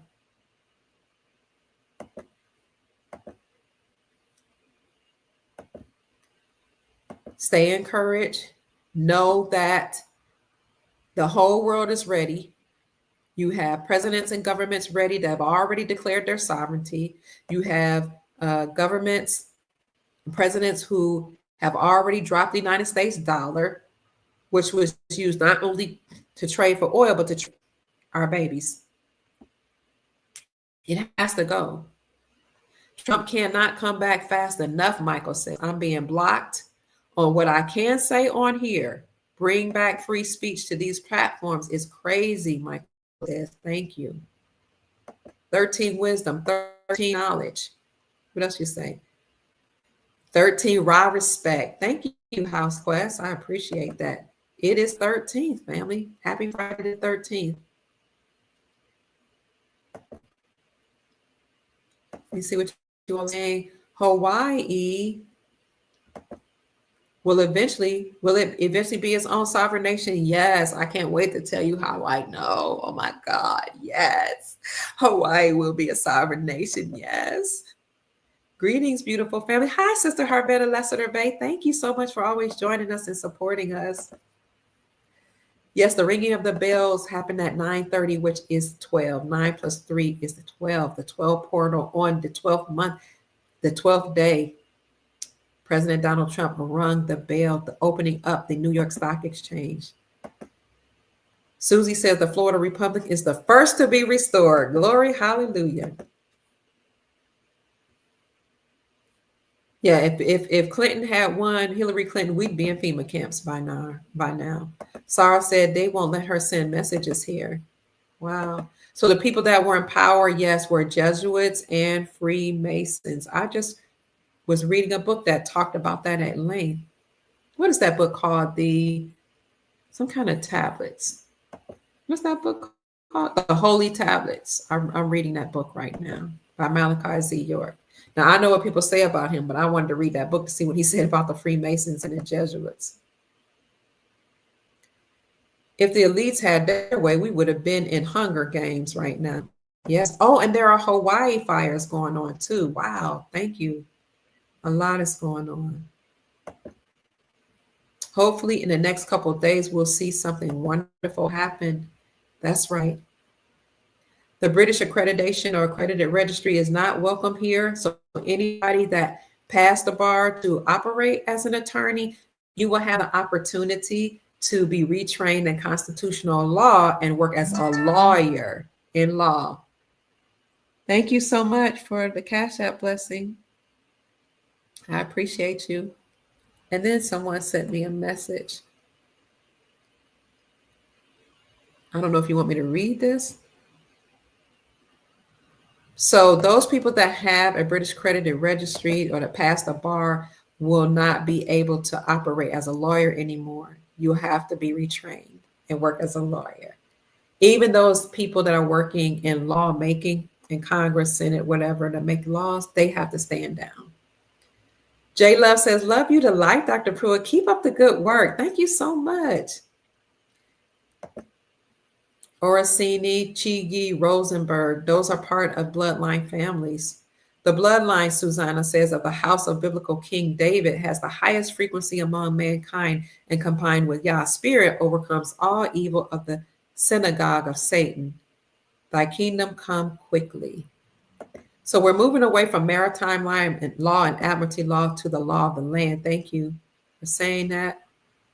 Yes, all presidents are part of bloodline families, including Trump. Many people have been saying that Trump was not, but we do see evidence that he is a part of the Clooney family. I believe in the Clooney family.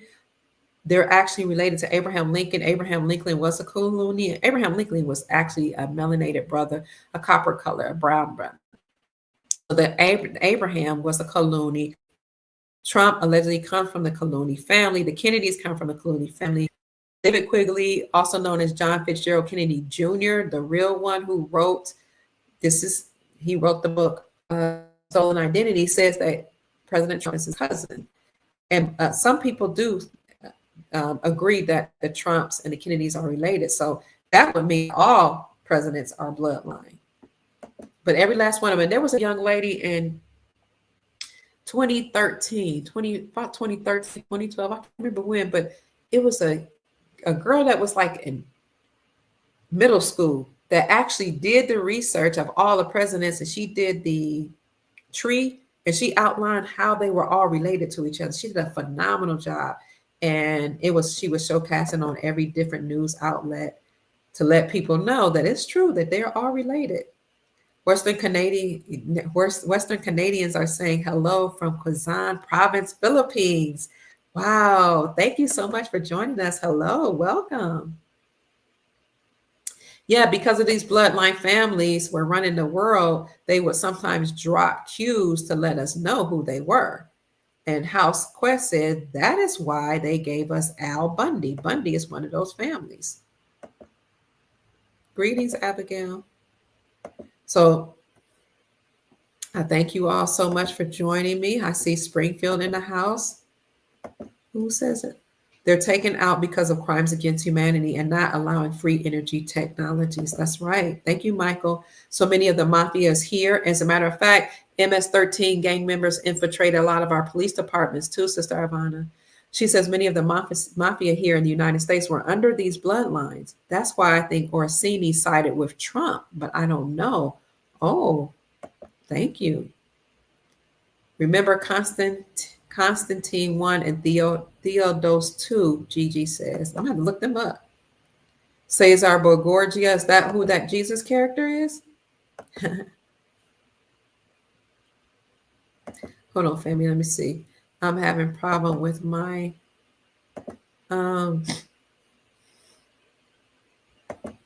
what am I? Who is this? LinkedIn.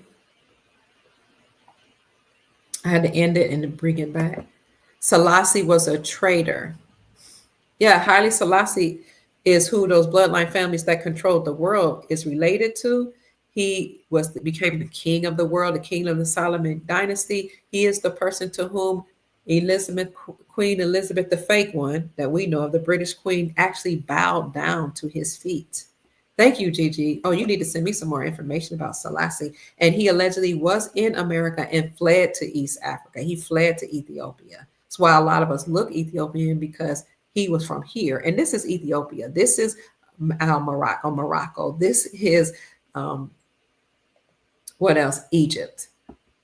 Lizzie is a direct lineage to Muhammad. Oh, I didn't know that. Haile Selassie ruled Ethiopia and Italy at the same time. Thank you. Greetings, Michelle Ward. You're on purpose and in purpose. Thank you for allowing the divine Most High Creator to use you. You're welcome. It's my pleasure. Thank you. Yes, that's not the real queen. I agree, Michael. And Princess Elizabeth actually told us that as well. So we have some confirmation from other people, and hopefully this news will come out. Trump is linked to Cyrus. That's his lineage. Thank you, Ivana. There's so much child deduction going on in Texas right now, Ellen Mooney said. Oh, my God.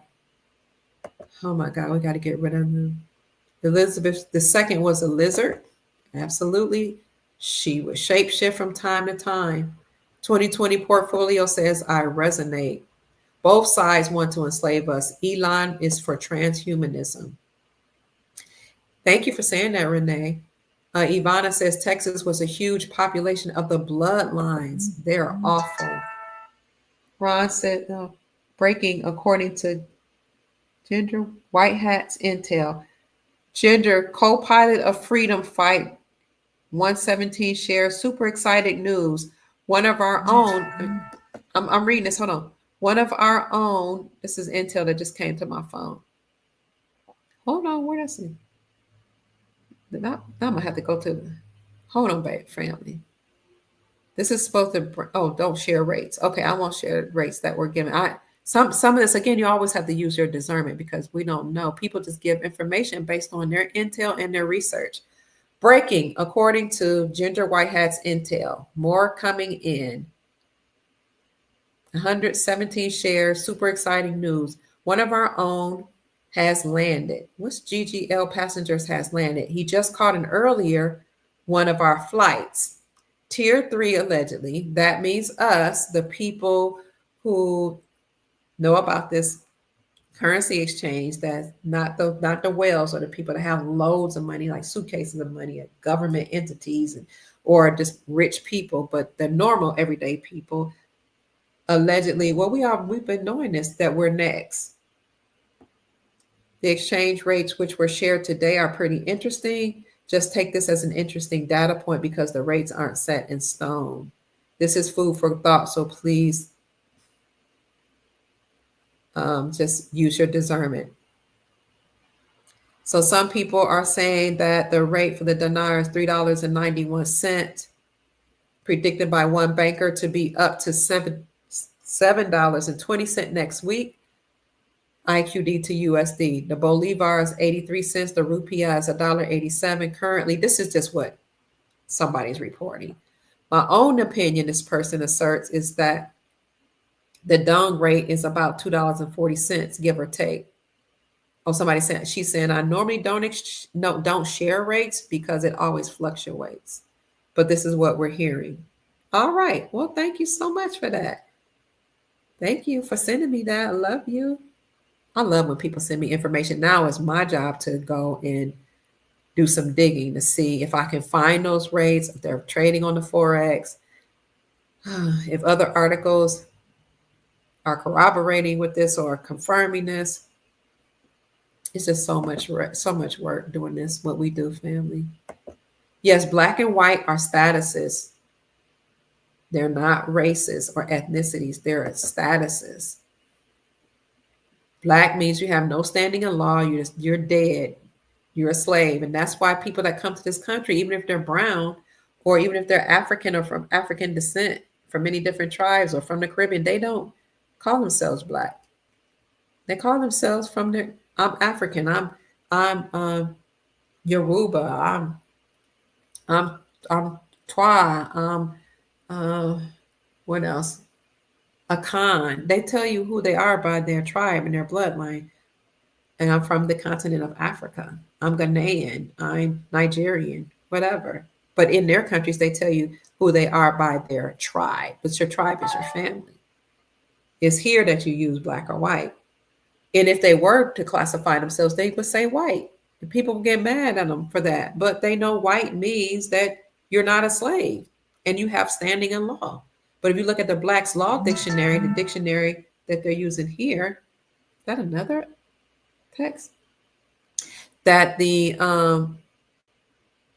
you look at what the lawmakers use here, the Black's Law Dictionary, then you know that black is not a stat. It means you have no standing in law. That's why they have us calling ourselves black, calling you dead, making you call yourself dead. Black is a status, not a race. But those countries, those people from different countries, their status would be white because they're not dead. And you see different actors and entertainers say, I'm not black, I'm American, because they're telling you that's their nation. That's where they come from. Adelena says, I don't want to offend anyone. Did these bad people or baddies invent the word bigger with an N from negus? Probably. They probably created the N word from negus. The word negus just lit up. Strange. I love y'all. So negus is what they call Haile Selassie the negus. And we should look at the etymology of the word negus. Somebody can look that up, but we're running out of time. We've been on a long time. Christmas came from Bel or Moloch. Thank you, Gigi. I get what you mean when you say that now, Miss Kia. Dr. Phil Valentine said the flower and fauna of your bloodline origins match your DNA. Wow.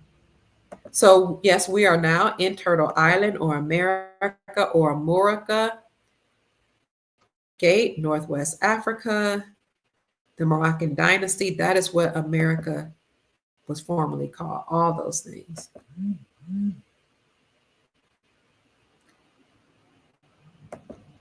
Oh, the whole earth is called Tartaria. Jeffrey says, thank you, Jeffrey. I see a Tartaria. Thank you. The word no one likes. Think about it. Yes, I know what you're saying. The N word versus negus probably come from the same thing. The Golden Gate Bridge is the bridge Christ entered into Jerusalem on the donkey. What? You don't say. Thank you for that. They used to hang children on a tree. That's where Christmas tree came from? Oh my God. So how do you prepare for what could come if they have a stock market collapse? If the deep state try to have shutdowns because of these drones that they might say are aliens invasions, I would just say have food, have water, have supplies, have candles. The thing your grandmother used to do, your grandparents, have canned goods, have beans and rice. Which I just bought me some beans and rice. And I bought a whole lot. I bought brown rice because my family loves brown rice. And lots of beans, different beans. Brown rice. I just made brown rice, beans, and stir fry. And with the rest of the vegetables, I'm going to make a vegetable soup. But you can can goods. You can freeze goods. My grandma used to do it. Just have food, water, money on hand. Because if people hear certain news, they might panic. They might start rushing to the banks. And they might start rushing to the stores to get toilet paper like they did when they shut down everything in 2020. But you don't want to be caught up in that. You want to already have your stuff. Oh, do you know Empress Redbird? Yes, I've heard of her. And Chief Pontiac getting the land back. December 17th, the notice expires. Oh, thank you, Sister Renee. How do I get my info? Me, research, reading, studying. Some people send me videos. Some people are in the military veterans. Sometimes I'm just coincidentally connected with survivors of abuse that are children of celebrities. And I've corroborated their stories. I look at their documents. I've seen birth records. I've seen DNA, all that. And I don't know if it's just the ancestors, God, the Most High Source, allowing me to meet these people, but it sure comes in handy. And sometimes I just speak because I know just from my study, I know just from revelation, but I'm always usually able to back up my words or my thoughts with sources. But it's the people that the Most High has allowed me to meet, including, some beings that told me that they were not from this planet. They told me where they were from. They told me who they were. They're the ones who said that the world is not going to end. I've done a video on that. Wow, a long time ago, years ago, about 2017. The world is not going to end. All the things that the deep state had created has been halted. They told me that they were here, that they were benevolent extraterrestrials or interdimensional beings that the government won't tell us about. And they told me they'll tell you about the bad ones, but they won't tell you about the good ones. We're here. So I saw them. I've spoken at length what they look about. The ones that came to me were brown. They had on all white. They had their hair wrapped up in these white headbands, and most of their hair was locked up like in dreadlocks. And they told me that all the stuff would not happen that we have been told for many years. New World Order would cease to exist, that they were dismantling that system. And they told me, keep your vibrations raised. That's why I always say at the end of every podcast that I've said something to raise your vibrations, because they told me, keep your vibrations raised, raise the vibrations of the planet, because we, the benevolent forces, thank you, will use these vibrations that you all emit. Chaka Khan, 100% check it. We will use these positive vibrations to help liberate you. We will use that energy and that frequency to bring about a change, is what they told me. So they told me to go out and tell as many people the good news that the deep state plans have been averted and that they were here to help us. And that if I raise my vibrations, then I would help to raise the vibrations of the planet. I love you too, Sister Linda. And so the one woman, Taino Indian in Puerto Rico, hello, who was leading this group, who came to me, looked a lot like me. And I asked her, why do you look like me? Thank you so much, David. Yes, we are the indigenous Moors, indigenous to this land. Thank you, Brother David Emmanuel. I asked her, why do you look like me? Thank you. She asked me, why wouldn't I look like you? I am you. Ooh, I got chills. So, yeah, thank you. Tracy says, come on and teach.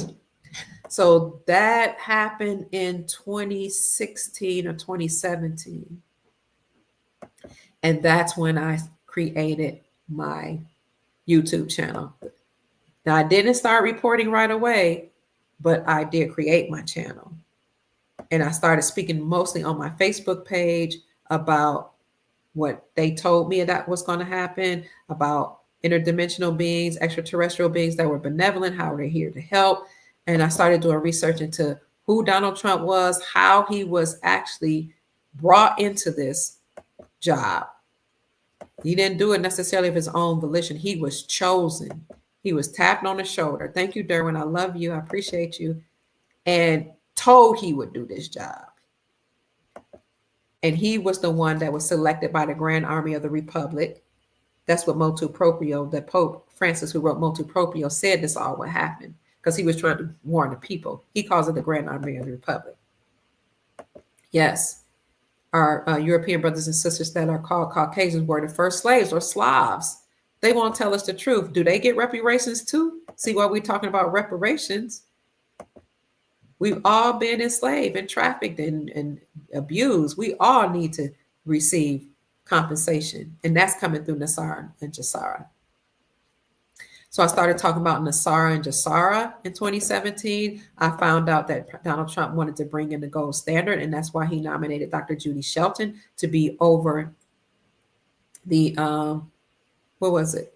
The Federal Reserve, because she's a gold bug. She is an economist. She has a PhD in economics and business. She has an MBA and a PhD.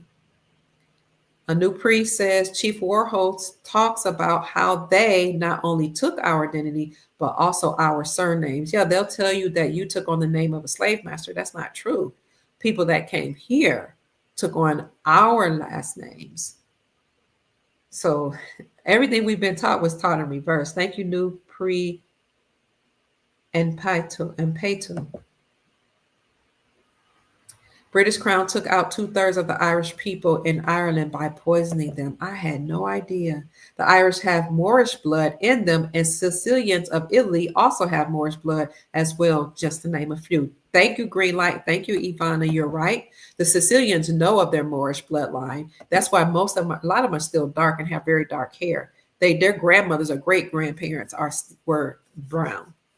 The Sicilians, and they were mistreated in Italy. They're at the bottom of the boot. They were the ones that were not allowed jobs and certain things in Italy. But the Italians are us. The Moors, because the Aboriginal people on the planet started off melanated. And the Moors, of course, because they were here, they're controlled dynasties of the world, but they particularly were in Italy and in Europe between history says 1711 to 1492. When they got kicked out of 1492, some of them came here to America to try to colonize us here. It was a bloodline war. But the Sicilians know who they are. And when they came here, they were the ones that were classified as the N-word. And they lived in ghettos and boroughs, and they weren't allowed to participate in the economy. They could classify as white originally. That's why some of them participated in the underground economy to function. They participated, they might have they did trafficking or, different things that were illegal and unlawful because they were trying to survive. They were mistreated. But then you have people in power who said, we need to expand this whole identity and classification of white. We need to bring on the Irish, bring on the Italians, because both of those were not included in the white classification, so that we can expand the numbers and grow so they can be put in a status above the Aboriginal people, the Black people. And that would just, if we take the status of slave away from them, the Europeans that didn't look like, the rest of them, or they just weren't treated like the rest of them, and we include them with the larger population of the people classified as white, then we now can give them status. And they start getting jobs and they start getting treated better, the Irish and the Italians. And that just made it even harder for the prisoners, prisoners of war here, the Aboriginal people. So they have Moorish blood. They lied about everything, family. Sicilians had a lot of African blood, Ivana says. Freckles that's an indication that you have melanin. So a lot of Irish people that have freckles, they are like 3rd, 4th generation so-called Black. Ivana says, I think of Shaka's song, Ain't Nobody. Dr. Kia, go to say that in Benin, Guinea, Congo, you will see. What would I see? All humanity, the world warfares and mud floods. Thank you, Adam. MM says all humanity shares DNA with melanated woman, right? Because the melanated woman, her womb is the womb that created all human beings, according to some scientific research. And when you think of Inky Enlil and their sister, Ninhursag, they leave her out of the stories. Ninhursag, also known as Nimna, those were melanated beings who came from the planet Nibiru. Their father, Anu, is where the name Anunnaki came from. He did not give them consent to seed humanity or create humans on this planet. So he and the council, people call it the Galactic Federation, but it was a council, were upset with Iggy and Enlil for creating this, according to Sumerian text, this human population. And so one of them, I don't know which brother it was, initiated the flood. That's the great deluge, or the flood that's in the Bible. And then the other brother tried to save us, and that's where you get Noah's Ark, and so on and so forth. And then you had different beings that came down here to teach us about religion, law, politics, et cetera, how to do certain things, about allegedly. We were trying to get out of here, the humans that were on the planet, so they created a ladder or structures to get out of here. I don't know if that's an allegory or a mythological story, or it's supposed to mean something else. But that's where you get that Tower of Babel, Jacob's ladder, and in order to keep us from ascending in consciousness or raising up or going to where we were trying to go. That's why I say it could have been a metaphor for ascending in consciousness and acknowledging and accessing your God self, because now you are a God being. You weren't just the original. the Igigi or whatever entities were walking around here, but they allegedly took the Igigi or whatever beings were here, mixed their DNA, and created modern day humans according to Sumerian texts. You never know what's real, what's not.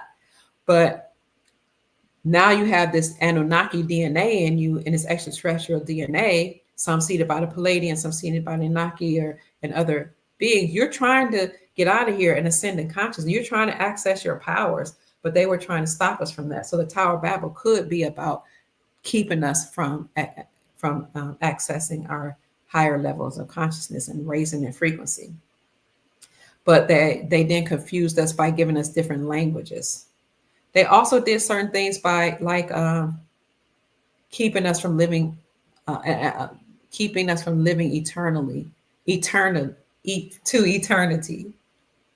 They did things to the genetics. They did things, perform rituals to keep us from accessing our brains, to keep us from ascending, to keep us from flying, to keep us from living forever, for keep us from healing ourselves. And you had other entities to come here to steal our resources, to steal our children, to steal our blood, to steal our organs. You had entities to come here to enslave us, to sell certain information to governments, to betray us in exchange for power and wealth. Because a lot of entities came to planet Earth. This is a great place. This is an amazing place, and God, or the creator or source, intended for us to live a wonderful life. But these beings, according to Sumerian text, came here to keep us from accessing that and to keep us from being wealthy. And that's why we're in a golden age, which is in an age. You've been kicked out 7 times. Oh my gosh. And now a commercial.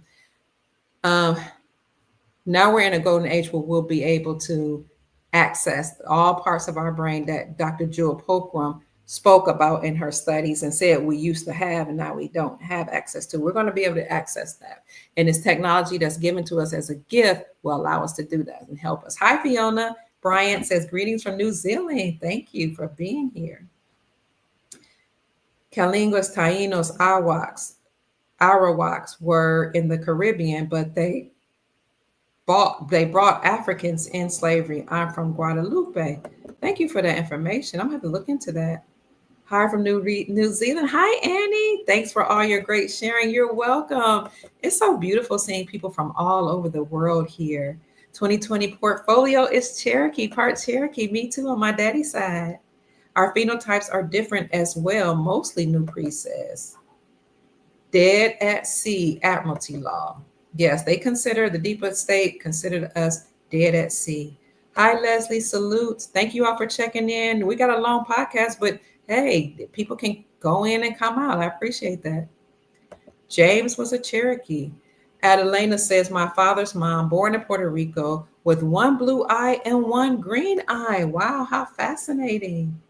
Just found out Ray Charles wasn't blind. It was all lies. I heard the same thing, Renee T. Oh, I'm glad this information is resonating with someone. Define the biblical Abrahamic covenant is the promise of true salvation and the oneness of our Creator. Also, the Judas factor is within our DNA. What? Thank you, Susanna. Adam says, my great-grandfather was from Spain. Wonderful. Adam Jimenez, have you ever been to Spain and met your family there? That would be a nice thing to do, to look at the country of your great-grandfather and to get to know his people. Yes, Stevie Wonder could see, they say, and Ray Charles. Thank you. Oh, thank you, Sister Sister Sophie says, much love, beautiful Kia. She blessed us with $20. Thank you so much for the blessing. I appreciate you. God bless you. Heaven smile on you. You're amazing. I'm so grateful. Senator Republic Georgia Nancy Singletary says, hi, everyone. Hi, Senator Republic. Jeffrey says, those drones are the white hat military operation to awaken the people. Great point. Wow. We woke. We paying attention. Betty is from South Carolina and descendant of slaves. I know my history. Some of us came from slaves. I hear you, sister. Thank you for sharing your story. Have you ever looked into the records, sister? It's really interesting when you look at your own genealogy and your records and go through the birth certificates and you talk to your great-grandparents. So I won't say that the story of slavery completely is not true. I'm saying the story as we were told were not true, because most of us did not come from the transatlantic slave journey, that trade. Most of us were already here, and those of us that were slave were prisoners of war. And then you had indentured servants. So some people may have come from the slave trade, but I'm not buying that we all came from, I'm not buying it from Africa. I know you're not saying that, because most of us, and many of us have done our genealogy. We've debunked that, and it's just too many people here. They lied about the numbers too. And we know that the 1828 Webster's definition tells us that of American is the copper-colored people found here by Christopher Columbus. And we talked to Jamaicans and people from different Caribbean nations that did their research in South America, Central America, and found out that they were the indigenous or aboriginal people. But I have to agree with you that some people, and a lot of people, were enslaved as we were were considered prisoners of war. That would be a slave. But I'm so grateful that you looked in your history and you know for a fact. That's awesome, Sister Betty. They are saying neither is severe one. Stevie Wonder, right? I've heard he's not blind. Remember, they show you there was a mic that was falling and he had his glasses on, people thinking he's blind, and he caught it. And then you had one actor or entertainer that said that he could see. Some of the things we see could be staged. It could be holograms. Yeah. Somebody says, I heard of the alien invasion psyop years ago. You heard it was coming. That's right. Betty Fielders, me too, Gigi says. Ray and Stevie can see. That's what we're hearing. Jeffrey Short says those drones are also in North Carolina, Western North Carolina. The Salisbury, North Carolina National Guard says, do not fear. Okay, I love that. You're in Salisbury, Jeffrey Short says. And he said they have drones in Western North Carolina, but the Salisbury, North Carolina National Guard said, do not fear. Thank you. Adam knows people in Statesfield. Grand Rising, everybody. This is a test by the White Hats. It is not Project Blueprint, Jeffrey says. Thank you, Jeffrey. Grand Rising, Sister Victoria. According to Sage on Icon 2020 on Rumble, it's not Project Bluebeam. Oh, according to Sarge Love Being Nubian says, wow, you're welcome. Sunny Schaffer says, thank you for the information. I appreciate the history. You're welcome. Peace and light to you too, Copper Goddess. It's good to see you again. Peace to everybody in the chat. Okay, family, it's almost time for us to get out of here. I am tired. I know you are too. We've been on for hours. Thank you. I appreciate you. I love you so much. I'm looking at your comments before we get out of here. Good evening to you, Jerry. He says, good evening, my lovely queen. Blessings from Dutchess County, upstate New York. Good evening, Jerry. Thank you for being here. Clarence Thomas on X with the Trump card. All right. Peace, Goddess Micro Messiah says, peace be unto you. Likewise. 3 more commercials you saw. Oh my God, since you posted. Oh my God. They coming in with the commercials, interrupting the podcast. Melissa said, he said human infrastructure. Byeden said it. You're welcome, Angel 552. 5265 says, thank you, Dr. Kia, for all you do to keep us informed. I love you. That means a lot to me. I love you too, sister. It's my great pleasure to be part of your soul family. It's my joy to be here for all of you. I'm just elated and thankful that I'm alive at the same time as you. What a great time to be alive. They say we came here to help elevate the planet, raise the vibrations, and take down the deep state. We agreed to come here to witness this and to help. I'm so grateful. Merry Christmas, Golden Arrow from Kentucky. I know they're putting certain things in those inoculations. A lot of people going about to face the gallows, family. Julia says, Renee, I think as well. I think Trump is a Christ leading us, or a type of Christ, I don't know what a T Christ is, leading us into a huge trap of lies, promising peace and prosperity. Well, I can tell you that wonderful things are happening, family. I know it's hard to accept everything at face value, and that's why we have to use our discernment. But all the information I gave you here, I did provide facts and articles to support my claim. Good evening, Tristan. It's always good to see you. He says, good evening, everyone. I love you, Tristan. Thank you so much for supporting us and for showing up today. I don't know what reindeer games are. She says, stop with the reindeer games. The Bank of Italy, Blood Bank, tracked the bloodline of our King David since 1303, hidden in the Vatican. Today, that bank is J.P. Morgan Chase. Wow. Word up, fam, of the true Israel, Jerusalem is ours, is how to say. Word up, sis. We live in High Point, North Carolina, and I see a lot of these skies, but no one to talk to here. It's just me and my husband. Oh, Barbara, we're so glad you're here to talk to us today. Thank you for joining us.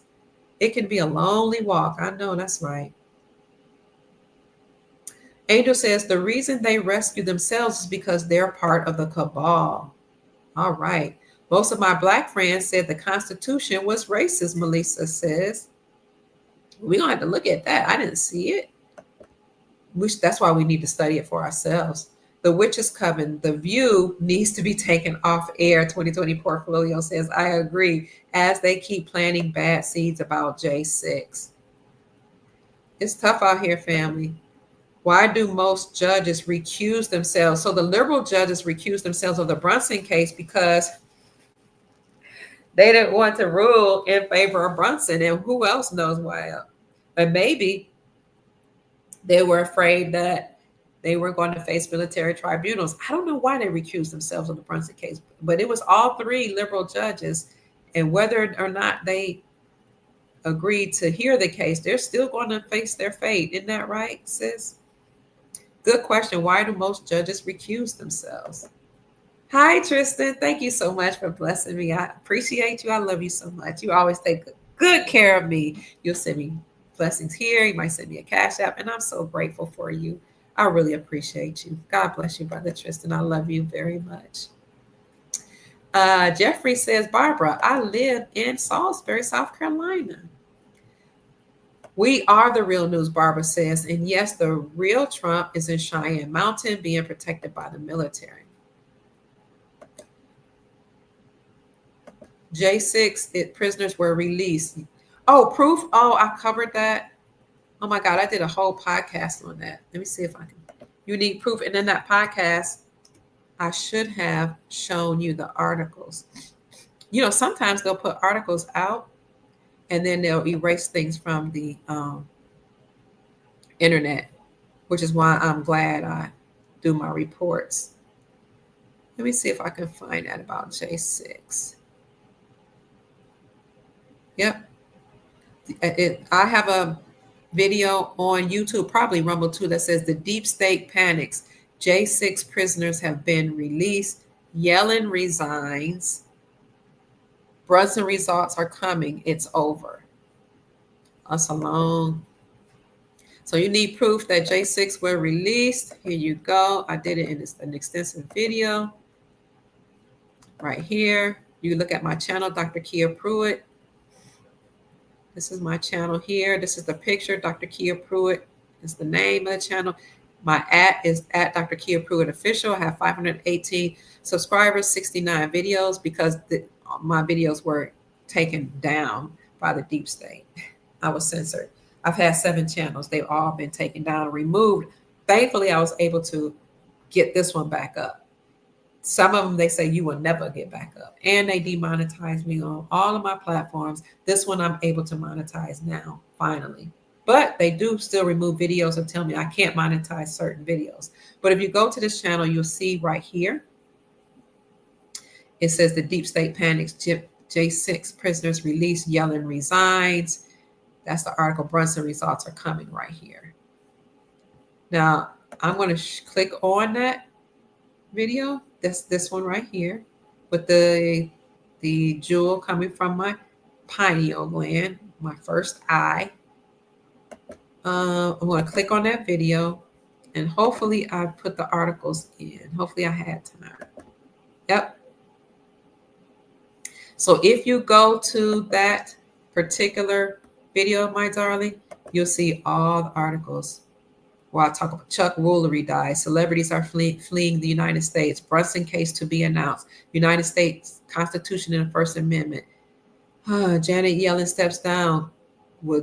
Could Diddy get out of jail? Pastor T.D. Jakes has health scare. Diddy's bail was denied. J6 released. Here you go. And then here's a video that says hundreds of J6ers released. Breaking, hundreds of J6ers released. That was a video that that I used in my podcast to support my claim. And then I talked about judge dismissing the J6 case against Trump and as well. I covered that. So here's one particular article. I'll put it in the chat for you. You see all this work I'm doing? This is work, family.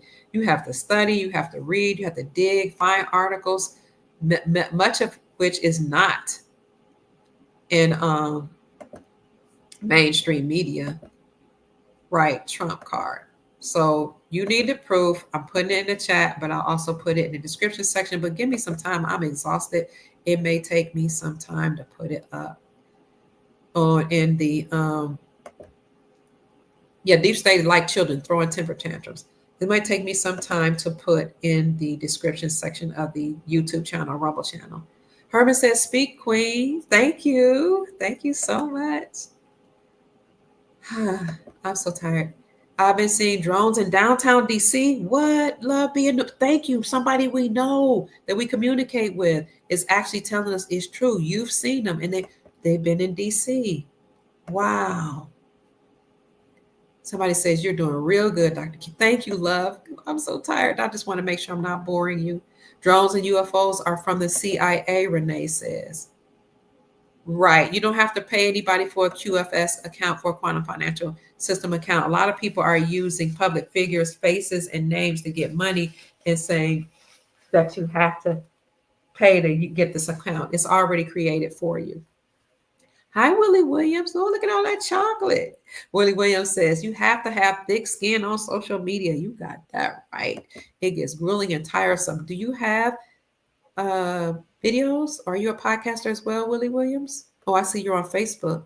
Thank you for tuning in. You really have to have thick skin on social media because people will say whatever comes to their mind, whatever they're thinking or feeling. And sometimes it's not filtered. Sometimes you don't even think you're hurting a person's feeling. But when you're on social media and you're giving news or you're a public figure, sometimes you're a little sensitive or a lot of sensitive.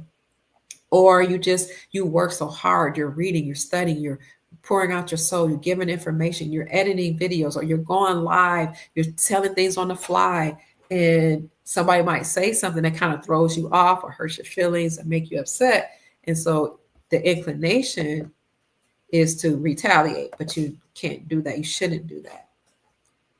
It's not wise to do. You have to exhibit a high emotional intelligence. Love being Nubian says 2 weeks ago I was hearing church bells in the DC area, but I haven't heard them in years. Melissa said Trump says we took in $3 trillion in this election cycle. Wow. You can't make everybody happy. Thank you, Cheryl. Most people need Fox and CNN to inform them. That's true. They've been conditioned to do that. You've been listening for a while, but what is the latest financial news? Oh, I'm exhausted, Pamela. The latest financial news is that Florida is moving to use gold and silver as money. The BRICS bloc is growing. They're creating their own, they have their own payment system. They have another alliance called the AI Alliance. JP Morgan Chase said it's time to sell the dollar. Over 45 states have reclaimed silver and gold as money. It's a lot going on. And we talked about Black Swan events. Prayer 26 says they're closing the auction on the 15th. Bells are here healing. All right. Oh, Lori says you're the best. Thank you, Lori. That means a lot to me. Thank you so much. There's no QFS account. It's a quantum financial system. Thank you, Sister Wendy. Pipe organs will make a comeback. That's true. They're very healing. And there, you know that organs, is an organ a harp? I know a piano is, son. Are organs harps too? No, it's more of a wind instrument. More of a wind instrument. Thank you. Pipe organ. It's more of a wind instrument. Oh, okay. Pipe is a wind instrument. You guys know spirit means breath. Take as much as you want.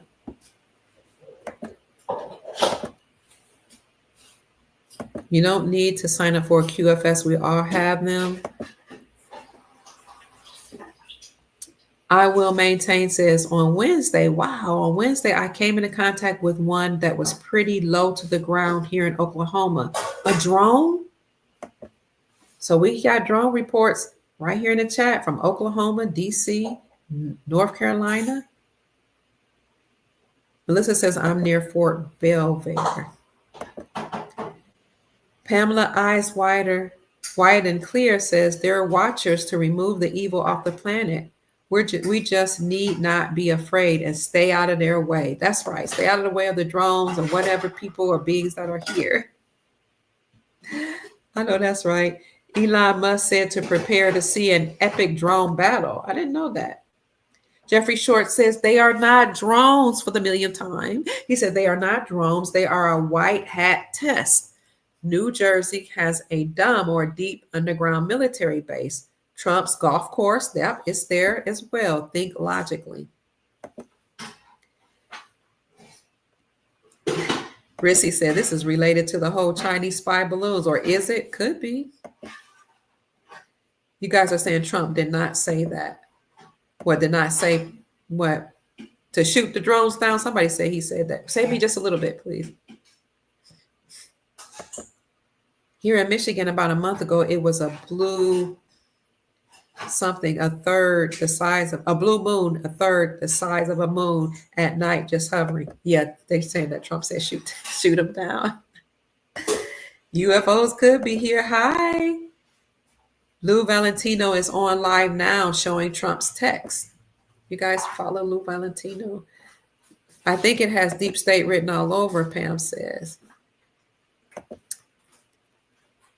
Love said Trump did not say that. Why would he when he knows what time it is? Barbara says they're cleaning up all those things that are in power and getting them off of our lands, off of these lands.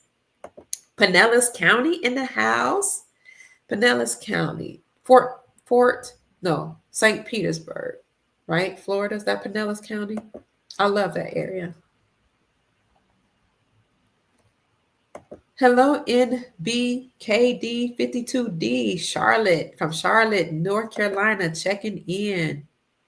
Drones and UFOs belong to Elon Musk, Tammy says. Ishmael Perez believes that they are UFO scouters. Okay. I would love Dr. Pruitt and Ishmael to do a show together. That would be fun. The podcasts are named Ishmael Perez. Okay, we'll have to check them out. They were Palladians and they've been seen all over the world. They're here to protect us. Maybe you should get him on your show. I would love that. Okay, fam, I'm getting exhausted.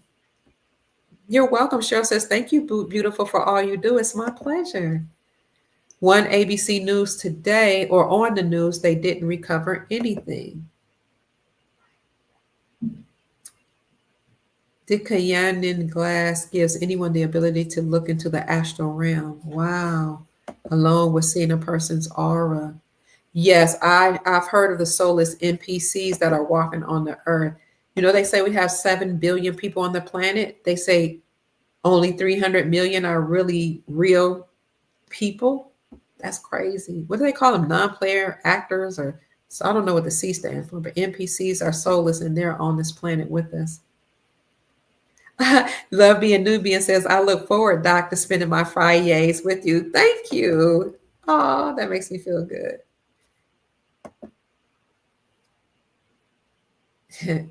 Somebody says we all have that wax, the VAX in us by now. You can thank your government for that. Ooh, child. Thankfully, we can get rid of it with the med beds. Yes, we got to figure out what some of this stuff means in gematria. I hope we get paid for it before the crash. I hope we get paid. We get our wealth. But it might come after the crash. Who knows? But if it comes before the crash, then whether before or after, we'll be able to help our family. The government has lied to the public for so long, and now they don't know what these interstar beings are. We're finding out on our own what these beings are. Very true. Thank you for that, sister. That's Sister Pamela.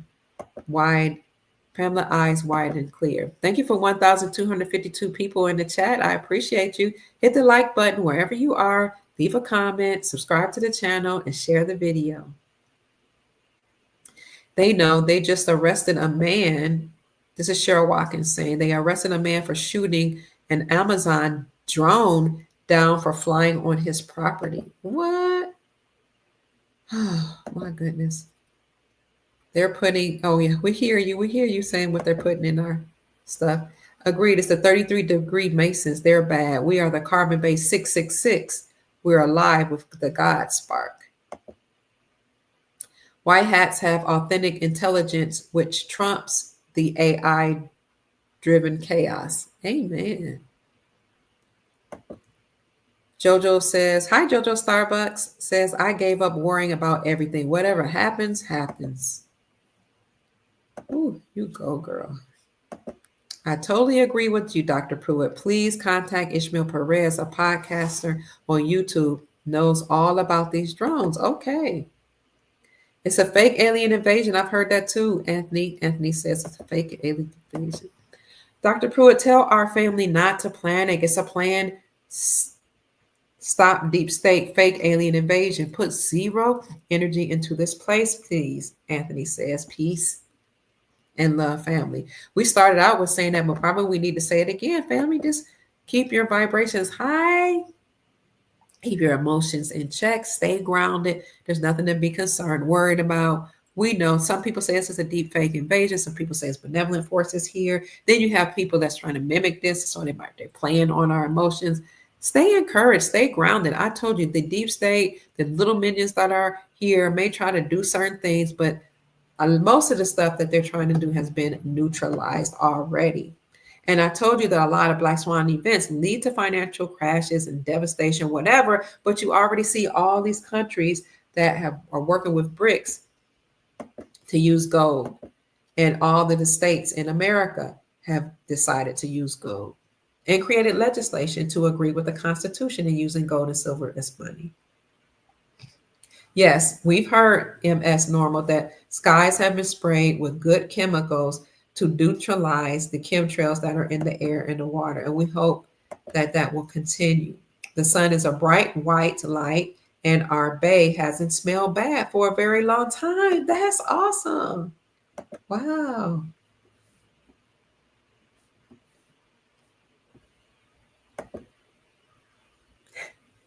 Sister Barbara says, Dr. Pruitt, don't you pay me any mind. I just be talking, but I do see the drones. That's what we're here for, to talk and to listen to each other. Some people only have the soul family to talk to about these type of things.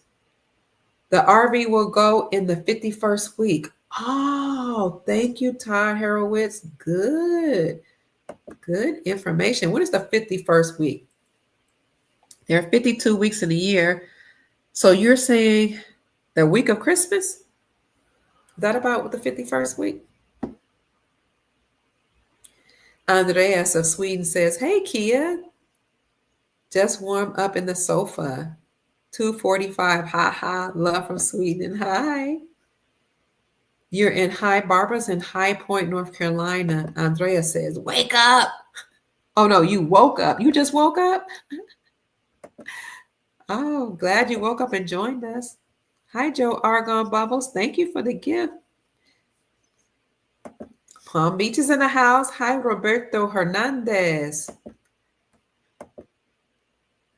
How do you say? Buenas noches. ¿Cómo estás? Listen, I'm tired too. Let me go to bed. Moved from the IG just now, enjoying the show. Thank you, Marsha from Virginia. I appreciate you. Grand Rising, everybody. Stella Von Thun says, the deep state used the Trump avatar in 2020 to push the VAX. Absolutely. And the deep state controls an avatar. You're right. Or a person in a mask or a clone to say these things that are against us and confuse the people. And they're like, why would Trump say these bad things? Like, you should get the inoculation. You should get the you know what against the Iris Bay, because it wasn't him. The real one told you to use, was it hydroxychloroquine? I can't think of the name now. And ivermectin. He told you to also use sun therapy. And the mainstream media came out and said he said use bleach, and he never did. Boy, people sometimes, I tell you, they don't listen. Right, the famous people that were on the pedestal, they are taken down. They won't be here anymore. My mom had dementia, and my sister talked her into putting her name on the house deed without me knowing it. Now passed, mom passed, and here I am. Dr. Kia, please tell me when you think Nasara will come. I see it rolling out already, but when it will be officially announced, I would just say very soon. I don't know dates. We're hoping it'll be announced with the Brunson case decision sometime before the end of the year. Greetings, Cheryl Watkins from Ontario. Oh, okay. Cheryl says, they say, look at his tie. Blue is deep state Trump. Red is Trump for us. And we know the gold Trump must be for us too. Frank says, greetings from Ontario, Canada. Thank you for your wisdom, Kia. You are a blessed teacher of truth. Thank you. You're welcome. It's my great pleasure. All right. Jojo says, hi, Kia from North Carolina. Hi, Jojo. It's good to see you. Sadie is in South Carolina. 51 means a lot of things. Yes, and Trump rang that bell, that freedom bell, victory bell at the opening of the New York Stock Exchange 51 times. He rang that bell. Salinas, California is in the house. Hi, David Rios from California. Oh, Ellen Moody says, Dr. Kia, I'm Black, Dutch, Irish, Cherokee, Indian, and German, as well as English. Wow, what a mixture. Black, Dutch, Irish, Cherokee, Indian. Ooh, that sounds beautiful. Hi, Ellen. Thank you for joining us, and thank you for sharing that with us. So many of us have mixed with bloodlines and different nationalities, and it just produced a beautiful, beautiful group of people. So we're glad to all be here during this time to witness this ushering in of the golden era. Hi, Anthony. Are you back, or did you ever leave? You're from Michigan. You're in the house. Brother Anthony Hood is always here supporting me and sending me love and encouragement. Jacksonville, Florida. Duval is in the house. Hi, Derwin. Good to see you. Happy birthday, Michelle says. Oh, somebody says you sing great, Dr. Kia. Hello, Adelada. Thank you.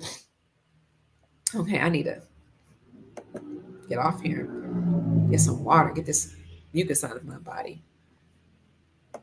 I've been fasting all day, just drinking some water And then this evening, I've been drinking tea, but no food, trying to get this, flush this mucus out of my body. Let's see how long we go. I was doing a raw fruit and raw vegetable diet. So it's not a diet, but eating raw fruits and vegetables just for a short period to try to clean my body.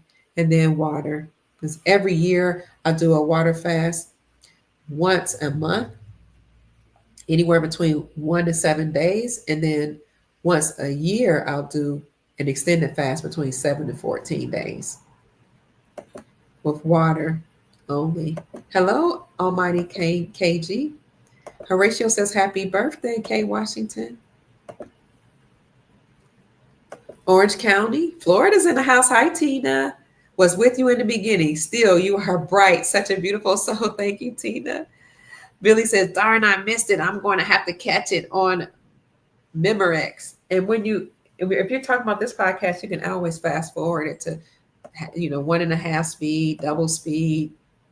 Dallas is in the house. Hi, Jimenez. Mr. Jimenez, Adam Jimenez. Good to see you. Yes, we are preparing for a great deportation. 2020 portfolio says U.S. banks have to be cleaned up before we RV. Most of them have been, and the others will as well. But we will go to wealth management centers. A lot of these banks have been replaced with wealth management centers. 51. Thank you for telling us what it means in gematria, Serena Ash. 51 in gematria means Jasara and Batman. Get out of here. So I told you guys Trump rung the bell, the New York Stock Exchange on the 12/12 portal on the 12th month of December on the 12th day at 9:30 a.m. Eastern Standard Time. 9 plus 3 equals 12. So it was a 12/12/12 portal. 12/12 portal represents or is in alignment with prosperity, self-enlightenment, wealth, and that sort of thing. We'll see. Did I have anything else? Guidance, spiritual growth, personal transformation. So I was wondering what the gematria of the number is. And Serena says 51 means gematria, Jasara, and Batman. Love it. They use CGI for computer-generated imagery for 9/11, according to Sadie. 51 is Batman, also Jasara. South Carolina in the house. Thank you, Serena. So when he was ringing the bell, he's ushering in Jasara. Good news. And what is the significance of Batman? That would be interesting. There's a space ark in the Ukraine on the border. Area 51. Okay. Yes, I know about Area 51. 2020 portfolio says, thank you, Serena Ash, for telling us what 51 represents. Soon streaming platforms won't be able to censor us. Hey, Dr. Kia, sending good vibes to you and the Soul Tribe. Thank you so much, Sandy Hill Shelley. We're connected to everything yet attached to nothing. I like that, Divine Hazel. Trump is the rebel. Oh, Trump the rebel. As in, are you saying anything about bills? Trump the rebel? I need to go to a bank manager and ask if they are on the quantum financial system. Sweden 53rd state here in the building. Would be so proud. We love you, Dr. Key. I love you too. Brother Andreas, I don't know, is it a woman or man? You got Trump picture. All right, Andreas, thank you. I love you from Sweden. Jeffrey says you can get 5 million Bolivar for $34 from banknoteworld.com. So yes, I believe Princess Elizabeth does follow the Julian calendar, and she was saying that this is the platinum jubilee, and at the end of this platinum year actually is in February, ends February 2025. And she said that when she was on our podcast. We did 2 interviews with her. Hi, Sister Sarita from Oakland. I thank you all for taking your evening time out to be with us, me and the Soul family here on the Dr. Kia Pruitt Show. If you look at the topography of America, you have the Rockies on the west and the Appalachians on the east. The middle was strip-minded by ancient cultures, more than likely the Anunnaki. Thank you for that, Billy Bushmaster. That's confirming the story that I gave earlier today. Peace, Clan Chief Hawkeye said. Chief, peace to you too, Chief. Shalom says, over your head is turning gold. I know, I heard that, Horatio. Sometimes I can see it turn gold when I look in the camera. I can see the picture, or look here, see my picture. That's amazing that my head is turning gold. That's really amazing, especially when I say certain things. Why is your screen changing colors? I don't know. 51 also equals Indian as well. Rise equals 51. Thank you, Serena. It's a solar flash, Sarita is saying. You don't have to be high vibrational to go into a med bed, because how did the people and kids under the tunnels use them? That's right, Michael. Everybody will have access to them, but the children first is what I'm hearing, in the elders or in the vets that have been wounded. In Wizard of Oz, the bad witch was green, so they flipped the script in all ways of the movie. Wicked was a calm. Yeah, they showed that in the movie Wicked. The Wicked Witch is actually a good person, and she's green according to what I'm thinking from my research, is because green represents ethereal energy. It's a high vibrational frequency and energy. In fact, they said that many of the original beings that were here on the planet were green. That's amazing. So thank you for that information. Nancy says, I live in Ohio. Hi, Nancy Freeman. Been here my whole life. My joy leads me to abundance, Divine Hazel said. All right, peace, love, and light, family. The military is helping fight these elites and end this war. Cha-Cha says, what a beautiful aura you have, Dr. Kia. Love you so much. Thank you. I love you back. It's my great pleasure to serve you and to be here with the Soul family in helping to raise the vibrations of the planet. The real military is doing an amazing job. Absolutely.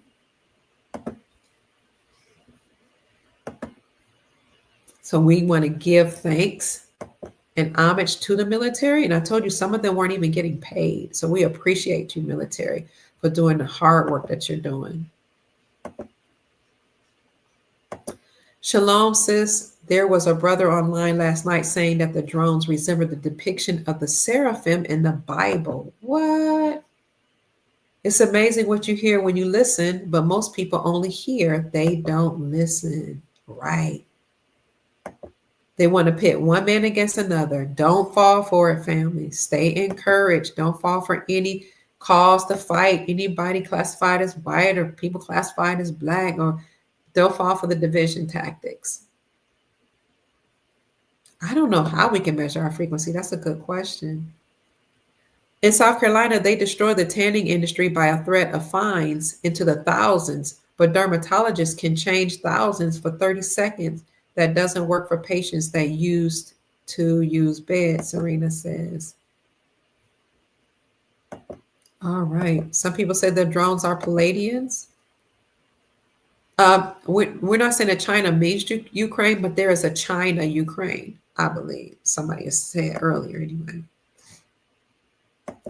The Soul family has superpower. Absolutely. I knew Eastern Europeans had some affiliation. I just couldn't figure it out. Yes, they are Moors. They've been intermixed with lighter complected people, but they are Moors. The image of Jesus that everyone knows is Caesar. Simple gematria equals BRICS. My Mustang, hello, it's good to see you. Thank you for joining us. She says, I spoke with an attorney who claimed he knew George Floyd, who passed away, and he handled his case years before the TV Floyd story. I've heard that. The real George Floyd was a football player in Texas, different from George. Stop. Let's read that again. My Mustang 111 says, I spoke with an attorney who claimed he knew George Floyd, who had passed away, and he handled his case years before the TV Floyd story. The real George Floyd was a football player in Texas. This is a different George. You know, I've heard that many of those false flag events where they'll stage a murder or an unalivement, excuse me. They use the name of somebody that's deceased is what I've heard. So that confirms or that works in alignment with what you're saying. So some of these people have passed a long time ago, and then they'll do something. I don't know if these events are staged or real, but they'll do something, use the name of a deceased person to get us emotionally stirred up and fighting and rioting, and protesting, and to cause division between the so-called races. It's a divide and conquer tactic. How you doing, Dr. Pruitt? Infoneed says, I'm wonderful and I'm tired. I'm tired. Trump does speak in code. Thank you, 2020 portfolio. I appreciate you saying that. Shooting in Vegas, Mandalay Bay. There was a shooting in Vegas, man. I did not know about. So much is going on. Yes, I would love info needed. I would love to have a day in those archives at the Vatican. It's not the real Putin. He's a double, Michael says. A lot of earthquake that happens were DUMBs or deep underground military bases being destroyed. Thank you for that. So we're ready for all of this just end. We're tired. We're exhausted. Somebody says shooting drones is a felony. That's why folks don't shoot them. I didn't know that. Read the 42 Laws of Ma'at. I love the 42 Laws of Ma'at. That's where the 10 Commandments came from, according to research and many researchers and anthropologists, social scientists. 42 Laws of Ma'at are beautiful. We used to read them in the morning when we woke up and at night before we go to bed.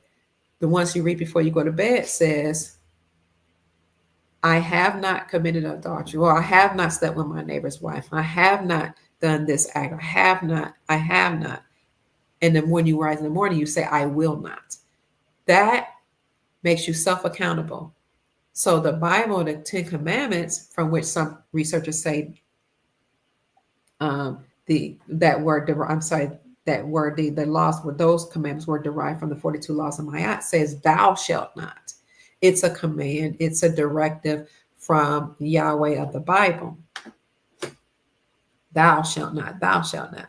But when it comes to self-accountability, this is why I appreciate both, but I really appreciate the Laws of Ma'at, because it says, I will not when you wake up in the morning. So now you're in the mind that I'm not going to do this during the day. And when you go to bed, you say, I have not. When you know that you have to say, I have not committed certain things against my neighbor, my brother, my sister, my family, or anybody, you know you have to go to bed and say, I have not. Then during the day, you're just like, I'm not going to, because I want to be able to look myself in the mirror, proverbial mirror, and say, I have not committed any violation or injustice against my neighbor. And again, you say, I will not in the morning to set the tone. Thank you for bringing that up. I love the 42 Laws of Ma'at. Such beautiful, so beautiful. But what this podcast is about basically is that it's go time. It's go time, family. They'll try to, deep state will try to get us, all riled up. But we already know that the battle's been won. Thank you for subscribing to the channel. Info needed. Info needed says subscribe. Great information so far. Absolutely. Hello to you too, the Don for you. I love that. He said R plus Trump floss. Dr. Pruitt, caught your live. I'm at work in Dallas, Texas, working overnight. Hi, Michelle Granger. Oh man, that's something you could do. Watch videos while you're working. That's so cool. You get your information and your entertainment and work at the same time. I love it. Even the image on a $100 bill shows it's moving towards gold. Absolutely. And the image on the money also shows you about the Moroccan dynasty on the back, which is why you have, what do you have? The certain symbols that people think is just about the Illuminati, the pyramid, but it's information or codes about how there are two systems working here, the United States Incorporated and the Moroccan dynasty. It's on the back. It's on the money. The money is the proof. Hi, George. Michael George. Dr. Kia, when you get time, listen to an album by a band called Rush, the album 2112. Listen to Side by the Overture. All right. Thank you so much, Billy. What are my thoughts on the 5 pallets of USD found in Syria? I haven't heard about it. All right. Do I remember, Dr. Kia, Billy asked, Billy Bushbuster, do you remember when Trump said during the last rallies, talking about Elon Musk rocket, how it came down, the Elon Musk rocket, and it was going off course, and there was big, beautiful arms that caught that rocket? I don't remember that. In my opinion, Billy Bushbuster says, when he was talking about that rocket coming down and getting caught by those big, beautiful arms, it was his arms and the economy. Wow, wonderful. Thank you, love. Says, that's right, Dr. Pruitt. Credit equals slavery debt. And that's why the whole credit system will be done away with. There'll be no credit cards, none of that. We're going to have lower prices, lower housing prices, lower prices in the economy. Everything will be lower because we'll take it back to the time before we came off the gold standard. I need to get this out of my body, excuse me. And when you have gold as a standard, you have more spending power. Your dollar that's backed by precious metals will go further. And we're going to go, some people say pre-1964 prices. So this is really encouraging. We're moving to a time where we'll have lower prices. Gold and silver is money. Our money will go further. We'll have a debt jubilee where all debt will be wiped away. All bank loans, all credit will go away. No IRS, no taxes except for one, maybe a 14% tax on large ticketed items, and that's it. House Quest says, this theory that Trump's not alive and is just an actor is ludicrous. Just think about it. You think all his sons and daughters and family are all acting, meanwhile Daddy Trump is actually dead? Come on. Well, it's possible because the deep state will get rid of every single part of your bloodline.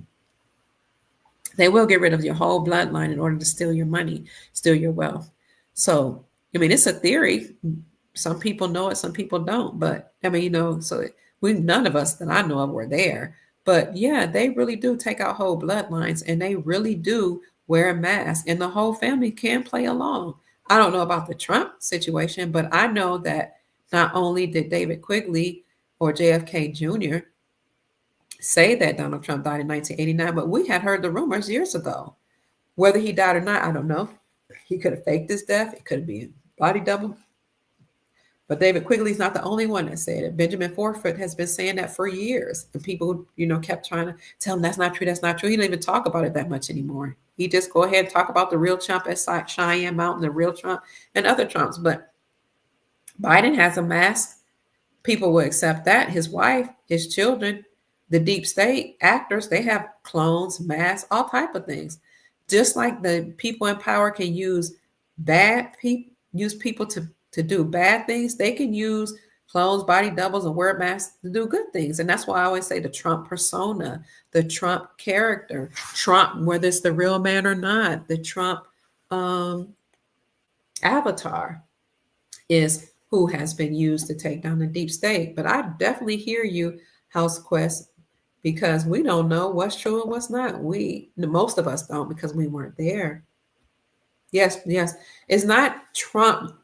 So the Trump character, yes, or Trump is eliminating taxes, but this has already been done. This has been decided by benevolent forces that are in power. This was determined a long time ago when the farmers took the United States Incorporated to court. And see, the people that enslaved the planet, they only had a certain time period. It's all been prophesied how long they were allowed to enslave humanity. Some of us, they enslaved for 400 years. That time is up. Enslaving the indigenous peoples. Here, the Aboriginal people that they classify as Black for 400 years, that there was prophesied that it would happen, but the time would be up and that their governments would be returned. Their prosperity would be returned. And many historical books. And it was prophesied that they would enslave these elite beings, elites would El, Yahweh, whatever you want to call them, Enki, Enlil, all the Elites, the Elohim, these beings that came from different dimensions. It was prophesied that they would enslave all of the so-called humanity on the planet, and then they will have to return everything back to the indigenous peoples. So while that taxes was a part of that enslavement, so Trump is being used to eliminate taxes, but all of this was prophesied thousands of years ago. And this is why you have sovereign nations such as your secret Asian societies, your ancient Asian societies, Filipino societies, ancient indigenous families all over the world, some of which I'm not able to speak. I spoke to some from Africa, actually, and different parts. I'll talk to you about those people later when I bring them on the show from different parts of the world.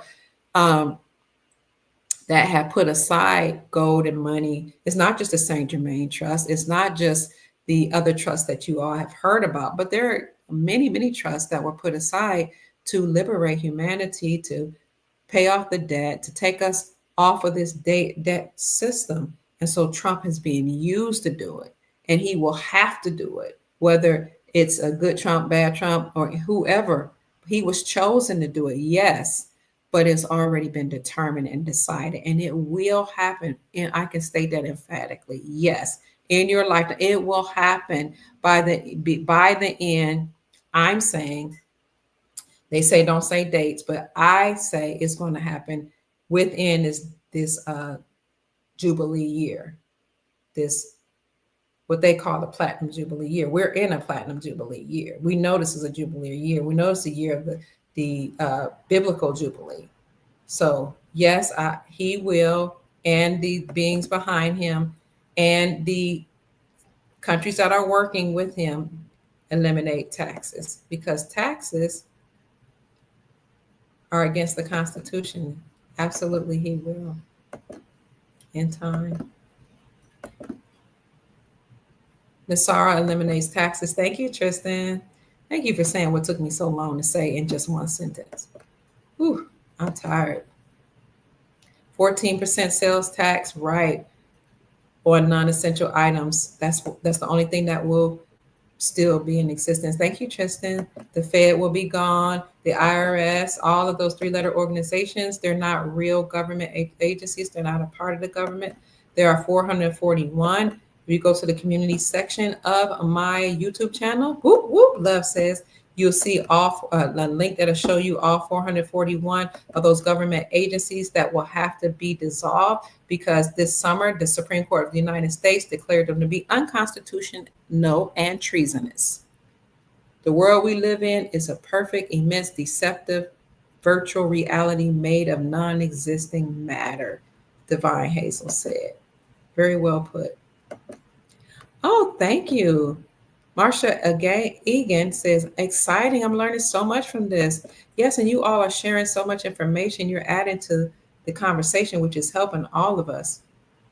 Senator Republic Georgia Nancy Singletary says, thank you, Dr. Kia, for all you do for the Republic. Long live the Republic. I agree, and you're welcome. It's my pleasure. I thought the Fed charter expired in 2013, established in 1913, 100 years charter. Yes, but we keep giving it energy, and they've been allowed to keep going, but that's not going to happen. Now, we're not going to let it happen. Too many of us are awakened. I be the light, I be the love, I be the truth, I be the love, I be the queen, Divine Hazel says. Ellen Moody said, you are so loved, Dr. Kia Pruitt. Thank you. Desiree says, hello, Kia, gorgeous. Hello, talk about gorgeous. Look at you, Desiree. You are glowing. You are very, very beautiful. Thank you so much for the kind remark. Love says, this is so informative. Thank you. Here we share so much information, have so much to watch. You just got here. Oh, basically, I know so many hours. It's a lot of hours. Speed it. Go through 1.5 speed or double speed, or watch it while you're cooking or cleaning. I just started a new EIN number. I hope that was still okay with everything changing. They'll have a way to replace it, I'm sure. Oh, to open, yes, you have to have an EIN under this present system to start a business. So I do, and I get that. Now we'll probably change it as the republic is restored and a new system comes in place. But right now you have to live within the system that we have and operate. If you want to open a business, that's what you do. Because even if you had a private trust, it has a foreign EIN. So it's still an EIN. It's just not attached to the United States Incorporated and not governed under that jurisdiction. So I hear you. Yes, this current one is done through the IRS, but yeah, even a foreign EIN, I don't know where you get that one from. We'll have to talk to Chief Mack about that about the trust that operates outside the United States jurisdiction. If you guys want to see that video with Chief Mack about how to create a 508c3, you can contact him at unityemotion45@yahoo.com, and he'll tell you how to get a consultation with him, and he'll actually create that document for you so you can operate outside the jurisdiction of the United States Incorporated. But a lot of the things that we do right now is through the IRS. But the IRS, there's nobody even home at the IRS. That's why it's taking so many people a long time to hear back from them. And I haven't gotten any money from them. And so some people aren't even paying the IRS because they know they're already gone. Trump keep referring to this as the golden age, and I'm so glad he did. It's 4:16 in the morning. Bye. See you later, Gigi. Thank you for being here. Marsha said it's 10:17 here in Virginia. Goodbye. It's 12:16 a.m. here in Florida. Basic Lake says because when they track, but hopefully they're gone. All right. I know you guys have to go. Thank y'all for being here. I was trying to get through all. There's too many of these to read, family.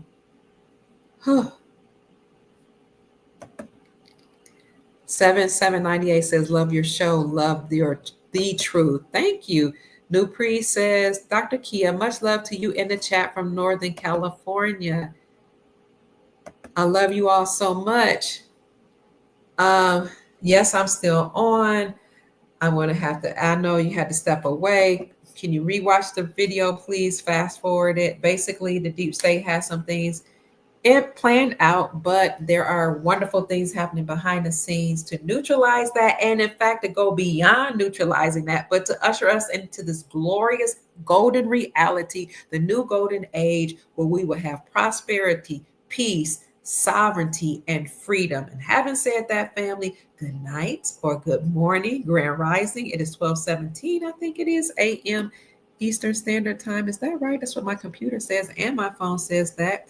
I appreciate you. Now it's December the 14th, 2024. So thank you so much for joining in the chat, listening to the news. Thank you for all those that contributed to my Cash App. If you're interested, you can send a Cash App to Mama Kia 13. That's $MAMAKIA 13.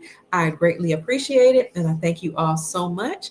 I pray that the Most High, or the Creator, will multiply your blessings and abundance by 1,000-fold for all that you've done for the Soul Family and sharing information and blessing us in the chat. Family, we are ready for this new era. Stay encouraged, stay grounded, keep your vibrations high.